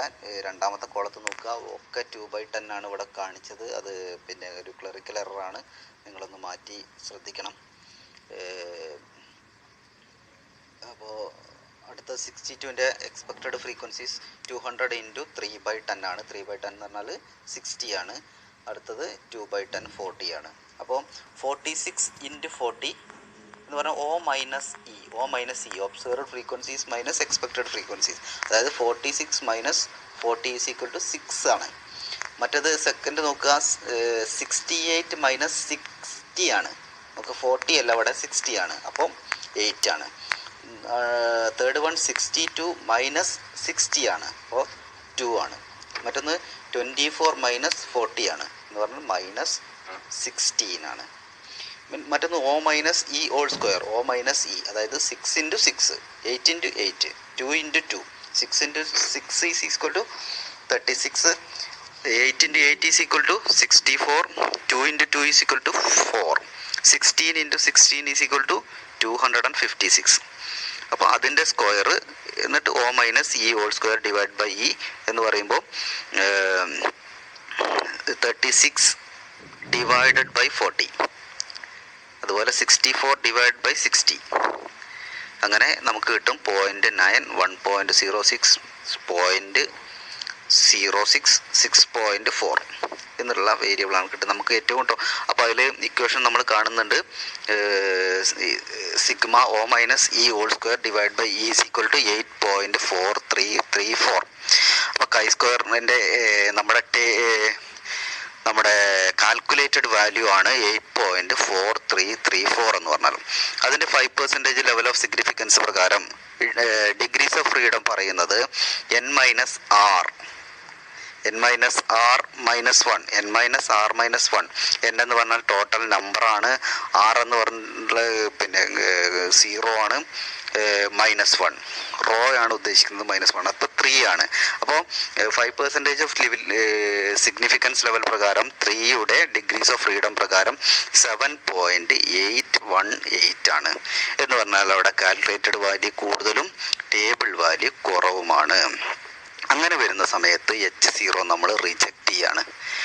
കാൽക്കുലേറ്റഡ് വാല്യൂ ആയിരിക്കണം കുറവായിട്ട് വരേണ്ടത്, എങ്കിലാണ് നമ്മൾ H0 അല്ലെങ്കിൽ നൾ ഹൈപ്പോത്തിസിസ് ആക്സെപ്റ്റ് ചെയ്യേണ്ടത്. ഇവിടെ റിജക്റ്റ് ചെയ്യാണ് നമ്മൾ ചെയ്യുന്നത്. അപ്പോൾ അവിടെ പറയുന്നത് we conclude that analytical figure do not commensurate with the general examination result എന്നാണ് പറയുന്നത്. മറ്റൊരു എക്സാമ്പിൾ നോക്കുക. Test whether the accident occur uniformity over week days on the basis of following information. നമ്മൾ ഓരോ ദിവസവും നടന്നിരിക്കുന്ന ആക്സിഡൻറ്റുകളാണ്, ഒരു ആഴ്ച നടന്നിരിക്കുന്ന ആക്സിഡൻറ്റുകളാണ് ഇവിടെ കാണിച്ചിരിക്കുന്നത്. Sunday 11, Monday 13, Tuesday 14, Wednesday 13, Thursday 15, Friday 14, Saturday 18. Whether the accident occur uniformity over weekdays on the basis of following data. ഓരോ ആഴ്ചയിലും ഒരാഴ്ചയിൽ എല്ലാ ദിവസവും വരുന്ന ആക്സിഡൻറ്റുകളുടെ എണ്ണത്തിൽ ഒരു യൂണിഫോമിറ്റി ഉണ്ടോ എന്നുള്ളതാണ് ഇവിടെ വെരിഫൈ ചെയ്യപ്പെടുന്നത് എന്നുള്ളതാണ്. ഇതിൽ H0 null hypothesis വരുന്നത് there is goodness of fit between observed and expected frequencies, that is accident occurs uniformly over weekdays. Alternative hypothesis, there is no goodness of fit between observed frequencies and expected frequencies. We can use a formula chi-square test is equal to sigma O minus e whole square divided by e. നമ്മൾ ഈ ഒരു ഇക്വേഷനാണ് ഇവിടെ നമ്മൾ observed ഫ്രീക്വൻസീസും expected ഫ്രീക്വൻസീസും തമ്മിലുള്ള റിലേഷൻഷിപ്പാണ് അവിടെ കാണുന്നത്. അതിൻ്റെ സിഗ്മയാണ് നമ്മളിവിടെ ഈ ഒരു ഇത് പ്രകാരം നമ്മൾ ചെയ്യുന്നത്. അതിൽ നമ്മൾ പിന്നെ എക്സ്പെക്റ്റഡ് ഫ്രീക്വൻസീസ് ഇതിൻ്റെ ആവറേജ് എടുത്തുകൊണ്ടാണ് നമ്മൾ ചെയ്യുക. നമ്മൾ ടോട്ടൽ ഡിവൈഡ് ബൈ നമ്പറാണ് ഇതിൻ്റെ ആവറേജ് എന്ന് പറഞ്ഞാൽ. അപ്പോൾ 11 + 13 + 14 + 13 + 15 + 14 + 18 അതെല്ലാം കൂടെ ആഡ് ചെയ്തുകൊണ്ട് ഇതിൻ്റെ നമ്പർ കൊണ്ട് ഡിവൈഡ് ചെയ്യാണ് ചെയ്യുക. ഇതിൻ്റെ നമ്പർ കൊണ്ട് ഡിവൈഡ് ചെയ്യുന്ന സമയത്ത് 14 എന്നുള്ളതാണ് കിട്ടുക. 14 എന്നുള്ളൊരു ഉത്തരമാണ് നമുക്ക് കിട്ടുക. അപ്പോൾ O മൈനസ് ഇ നമുക്ക് കിട്ടും. O minus e observed frequencies minus expected frequencies. Observed frequencies minus expected frequencies 11 - 14 is equal to -3 ആണ്. 13 - 14 ഈസ് ഈക്വൽ ടു -1. അതെല്ലാം അതുപോലെ ചെയ്യുക. അതിൻ്റെ സ്ക്വയറാണ് 3 × 3 9, 1 × 1 1, 0 1 × 1 1, 1 × 1 1, 0 4 × 4 16. അതിൻ്റെ O minus e whole square divide by e, അതായത് 9 divide by 14, 9 divide by 14, 1 divide by 14 എന്ന് പറഞ്ഞിട്ട് നമ്മൾ അതിൻ്റെ കാൽക്കുലേറ്റഡ് വാല്യൂ നമുക്ക് കിട്ടുന്നത് 2 ആണ്. 2 ആണ് അതിൻ്റെ കാൽക്കുലേറ്റഡ് വാല്യൂ കിട്ടുന്നത്. അങ്ങനെ വരുന്ന സമയത്ത് നമ്മൾ ഇതിൻ്റെ 5% ലെവൽ ഓഫ് സിഗ്നിഫിക്കൻസ് എടുക്കുകയാണ്. ഇവിടെ degrees of freedom n - r - 1 ആണ്. n - r - 1, അതായത് 7 - 0 - 1 എന്ന് പറഞ്ഞാൽ 6 ആണ് ഇതിൻ്റെ ഡിഗ്രീസ് ഓഫ് ഫ്രീഡം വരുന്നത്. ഡിഗ്രീസ് ഓഫ് ഫ്രീഡം 6 വരുന്ന സമയത്ത് ഇതിൻ്റെ വാല്യൂ എത്രയാണെന്നാണ് പറയുന്നത്. അപ്പോൾ 12.592 എന്നുള്ള ഒരു ഫിഗറാണ് നമുക്ക് കിട്ടുക. എന്ന് പറഞ്ഞാൽ ടേബിൾ വാല്യൂ കൂടുതലാണ്. ടേബിൾ വാല്യൂ കൂടുതൽ എന്ന് പറഞ്ഞാൽ calculated value if less than the table value V accept the null hypothesis. Null hypothesis നമ്മൾ ആക്സെപ്റ്റ് ചെയ്യാണ് ഇവിടെ ചെയ്യുന്നത്. മറ്റൊന്ന് chi-square test as test of independence, മറ്റൊരു ഏരിയയാണ്. നേരത്തെ നമ്മൾ ഗുഡ്നെസ് ഓഫ് ഫിറ്റ് ആണ് നമ്മൾ നോക്കിയിട്ടുണ്ടായിരുന്നത്. ഇനി chi-square test as test of independence. Chi-square test is used to find out whether one or more attributes are associated or not. ഒന്നിൽ കൂടുതൽ variables ഉണ്ടെങ്കിൽ ആ വേരിയബിൾസ് തമ്മിൽ അസോസിയേറ്റ് ചെയ്തിട്ടുണ്ടോ, റിലേറ്റ് ചെയ്തിട്ടുണ്ടോ എന്നുള്ളതാണ് ഇവിടെ നമ്മൾ ചെയ്യുന്നത്. അതിൻ്റെ പ്രൊസീജിയർ പറയുന്നത് set up null and alternative hypothesis. Null ഹൈപ്പോത്തിസിസും ആൾട്ടർനേറ്റീവ് ഹൈപ്പോത്തിസിസും നമ്മളിവിടെ ചെയ്യാണ്. H0 പറയുന്നത് 2 ആട്രിബ്യൂട്ട്സ് ആർ ഇൻഡിപെൻഡൻറ്റ്. 2 ആട്രിബ്യൂട്ടുകളും തമ്മിൽ ഇൻഡിപെൻഡൻ്റ് ആണ്. There is no association between attributes എന്നുള്ളതാണ് ഉദ്ദേശിക്കുന്നത്. ആട്രിബ്യൂട്ട്സുകൾ തമ്മിൽ ഒരു ബന്ധവുമില്ല, ഇൻഡിപെൻഡൻ്റ് ആണ്. മറ്റൊന്ന് H1 പറയുന്നത് എന്ന് പറഞ്ഞാൽ ആൾട്ടർനേറ്റീവ് ഹൈപ്പോത്തിസിസ് പറയുന്നത് 2 attributes R dependent. That is there is an association between attributes. 2 ആട്രിബ്യൂട്ടുകൾ തമ്മിൽ ബന്ധമുണ്ട് എന്നുള്ളതാണ് ഇവിടെ പറയുന്നത്. There is an association between the attributes എന്നുള്ളത് ആണ് പറയുന്നത്. പിന്നെ തേർഡ് ഇതിൻ്റെ പ്രൊസീജിയർ പറയുന്നത് സാധാരണ നേരത്തെ പറഞ്ഞ പോലെ തന്നെ chi-square കാണുന്നു, sigma O - e whole square divide by e, degrees of freedom കാണുന്നു r - 1 ഇൻറ്റു c - 1. അവിടെ കോളവും റോയുമായിട്ടാണ് നമ്മൾ കാണുന്നത്. ഡിഗ്രീസ് ഓഫ് ഫ്രീഡം കാണുന്നത് എത്ര റോ ഉണ്ടോ അത് -1, എത്ര കോളം ഉണ്ടോ അത് -1. പിന്നെ ടേബിൾ വാല്യൂ കാണുന്നു. അതിൻ്റെ H0 ആക്സെപ്റ്റ് ചെയ്യണോ റിജക്റ്റ് ചെയ്യണോ എന്നുള്ള ചോദ്യം ചോദിക്കുന്നു. അടുത്ത അതുമായിട്ട് ബന്ധപ്പെട്ട ഒരു ക്വസ്റ്റ്യൻ നോക്കുക. The following tables gives the data relating to the election to an office. ഒരു ഓഫീസിലെ ഇലക്ഷനുമായിട്ട് ബന്ധപ്പെട്ട ഒരു ക്വസ്റ്റ്യൻ ആണ് ഇവിടെ പറയുന്നത്. എക്കണോമിക് സ്റ്റാറ്റസ് ആണ്. ആളുകളുടെ എക്കണോമിക് സ്റ്റാറ്റസ് പുവർ എന്നും റിച്ച് എന്നും നമ്മൾ സ്റ്റാറ്റസ് പറയുന്നതാണ്. ഫേവറബിൾ എന്നും അൺഫേവറബിൾ എന്നും രണ്ട് വേരിയബിളും നമുക്ക് ഇവിടെ പറയുന്നുണ്ട്. ഇവിടെ is attitude towards selection influenced by economic status of workers.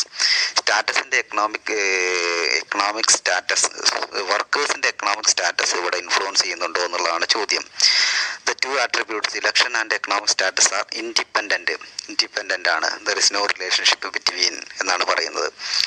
2 ആട്രിബ്യൂട്ടുകളും തമ്മിൽ ഒരു റിലേഷൻഷിപ്പും ഇല്ല എന്നുള്ളതാണ് H0 നമ്മൾ പറയുന്നത്. എന്ന് പറഞ്ഞാൽ നൾ ഹൈപ്പോത്തിസിസ് പറയുന്നത്. H1 ആൾട്ടർനേറ്റീവ് ഹൈപ്പോത്തിസിസ് പറയുന്നത് election and economic status are dependent. രണ്ടും തമ്മിൽ ഡിപ്പെൻഡൻ്റ് ആണ്, വളരെ ബന്ധമുള്ള ഒന്നാണെന്നാണ് പറയുന്നത്. ഇനി നോക്കുക, പിന്നീട് chi-square ടെസ്റ്റ് നമ്മൾ അപ്ലൈ ചെയ്യാണ്. chi-square is equal to sigma O - e whole square divide by e. Observed frequencies are 50, 19, 155, 110. നമ്മൾ നേരെ അതിൻ്റെ ഡാറ്റ എടുത്ത് വെക്കുകയാണ് ചെയ്തത്. ഇവിടെ നമ്മൾ നോക്കുക, റിച്ച് എന്നും computation expected frequencies 2 × 2 contingency table എന്നാണ് പറയുക. ഡാറ്റ നമ്മൾ നേരിട്ട് ഇവിടെ എടുത്ത് എഴുതിയേക്കാണ് ചെയ്യുക. ഇവിടെ നമ്മൾ എക്സ്പെക്റ്റഡ് ഫ്രീക്വൻസീസ് നമ്മൾ കാണുകയാണ്.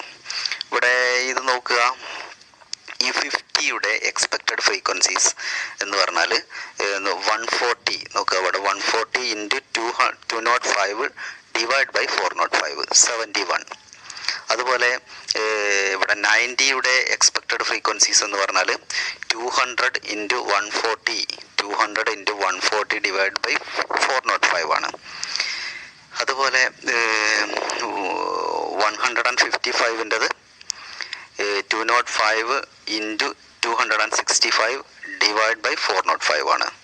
നോക്കുക, 205 ഇൻറ്റു 265 ഡിവൈഡ് ബൈ 405 134. ഇങ്ങനെ ഇതിനെ എക്സ്പെക്റ്റഡ് ഫ്രീക്വൻസീസ് നമ്മൾ കാണുന്നു, ടോട്ടൽ ചെയ്യുന്നു. അതിൽ നിന്നും നമ്മൾ കൈ സ്ക്വയർ വാല്യൂ കമ്പ്യൂട്ട് ചെയ്യാണ്.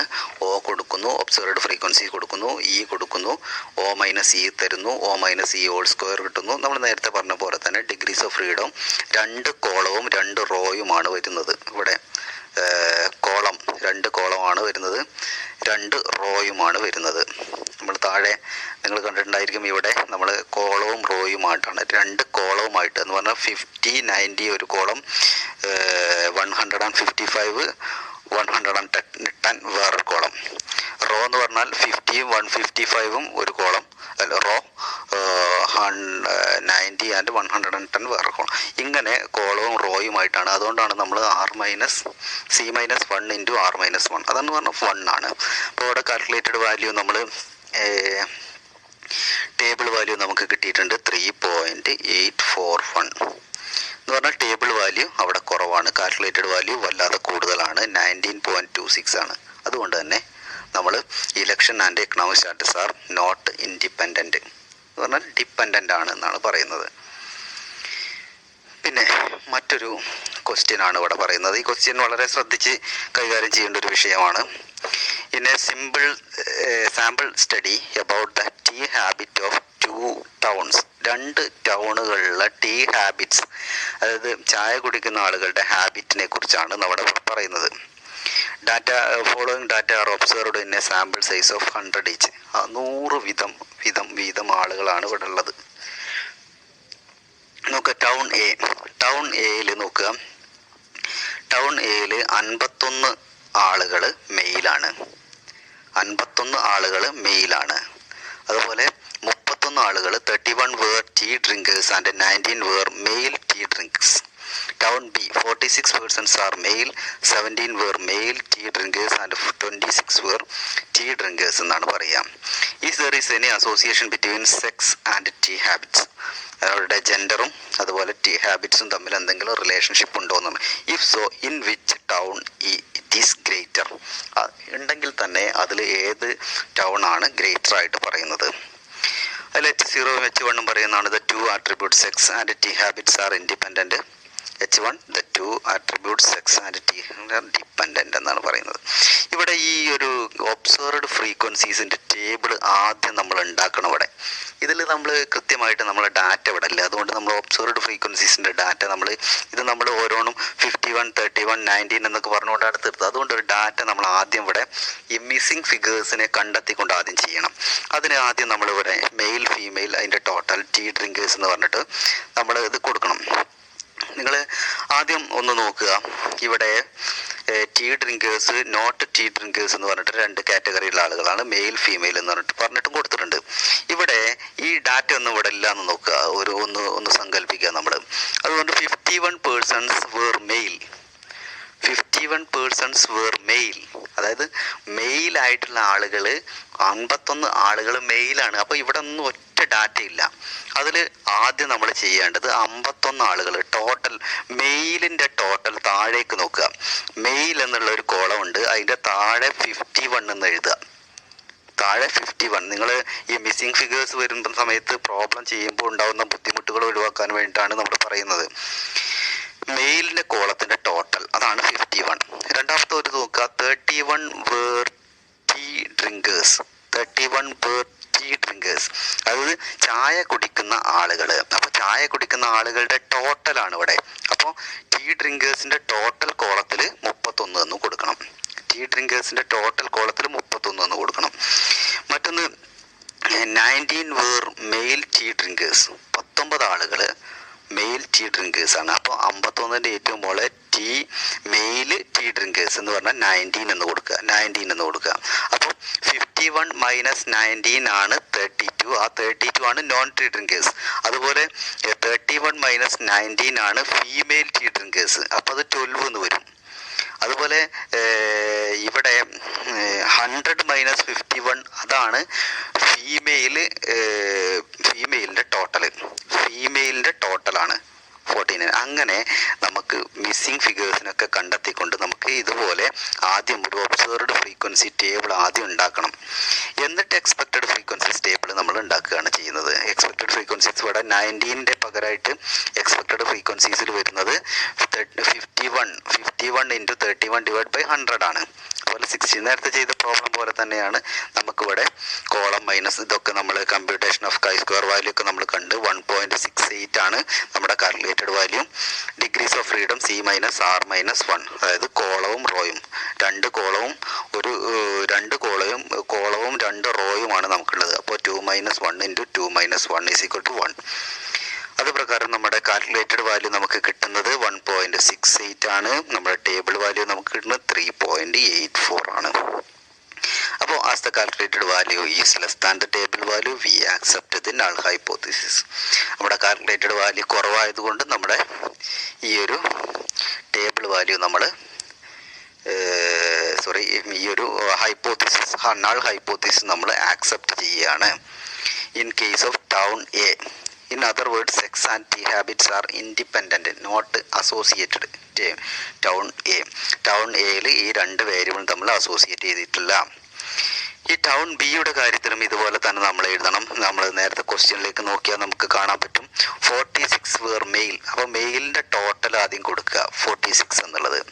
പിന്നീട് 17 വേർ മെയിൽ ഡ്രിങ്കേഴ്സ് 17 ആണ് അവിടെ കൊടുക്കുന്നത്, 17. അപ്പോൾ നമുക്ക് ഫീമെയിൽ ഡ്രിങ്കേഴ്സിൻ്റെ എണ്ണം കിട്ടും, മെയിൽ നോൺ ടീ ഡ്രിങ്കേഴ്സിൻ്റെ എണ്ണം കിട്ടും, പിന്നെ ഫീമെയിലിൻ്റെ ടോട്ടൽ കിട്ടും.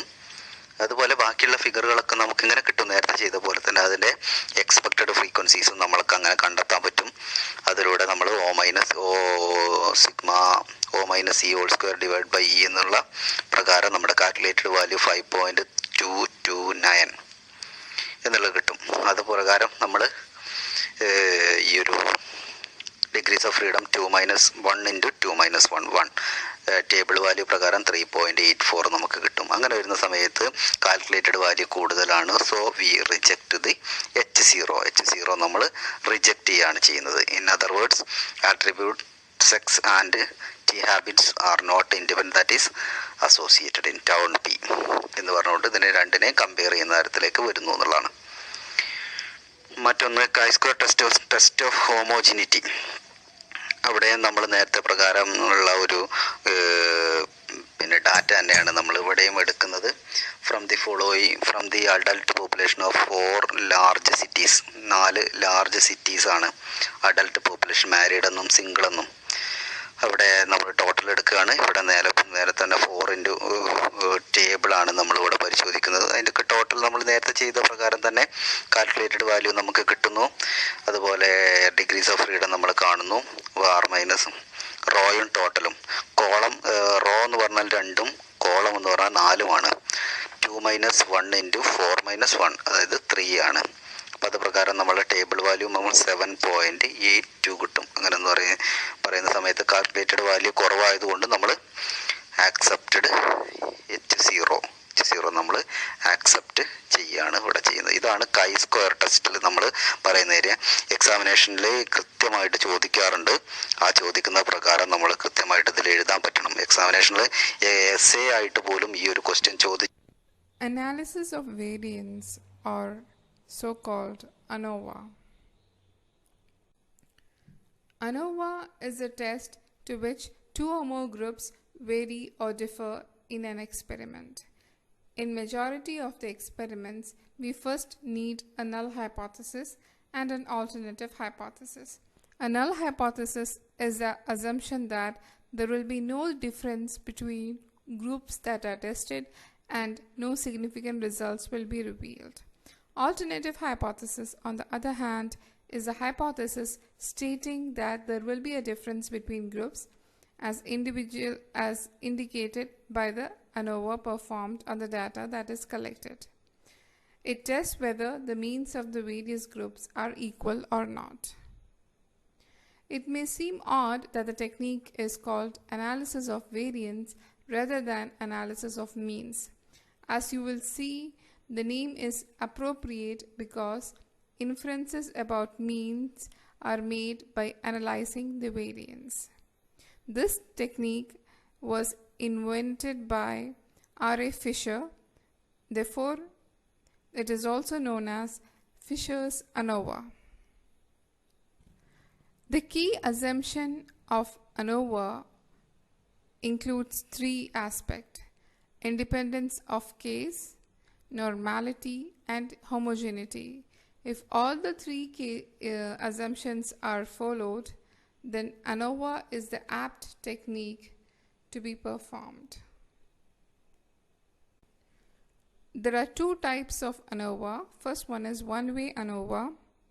When we are comparing more than three groups based on one factor variable, then it is said to be one-way analysis.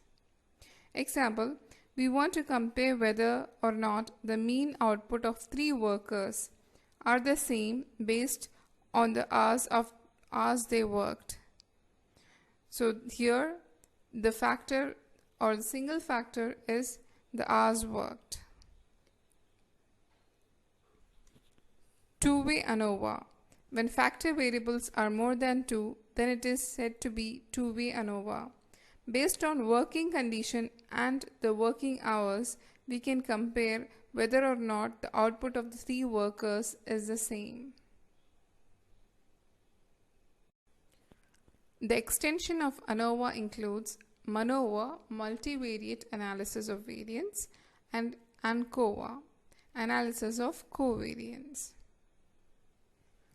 ANOVA is done on one independent variable and one dependent variable, whereas when it is more than one dependent and independent variable, it is multivariate analysis for variance.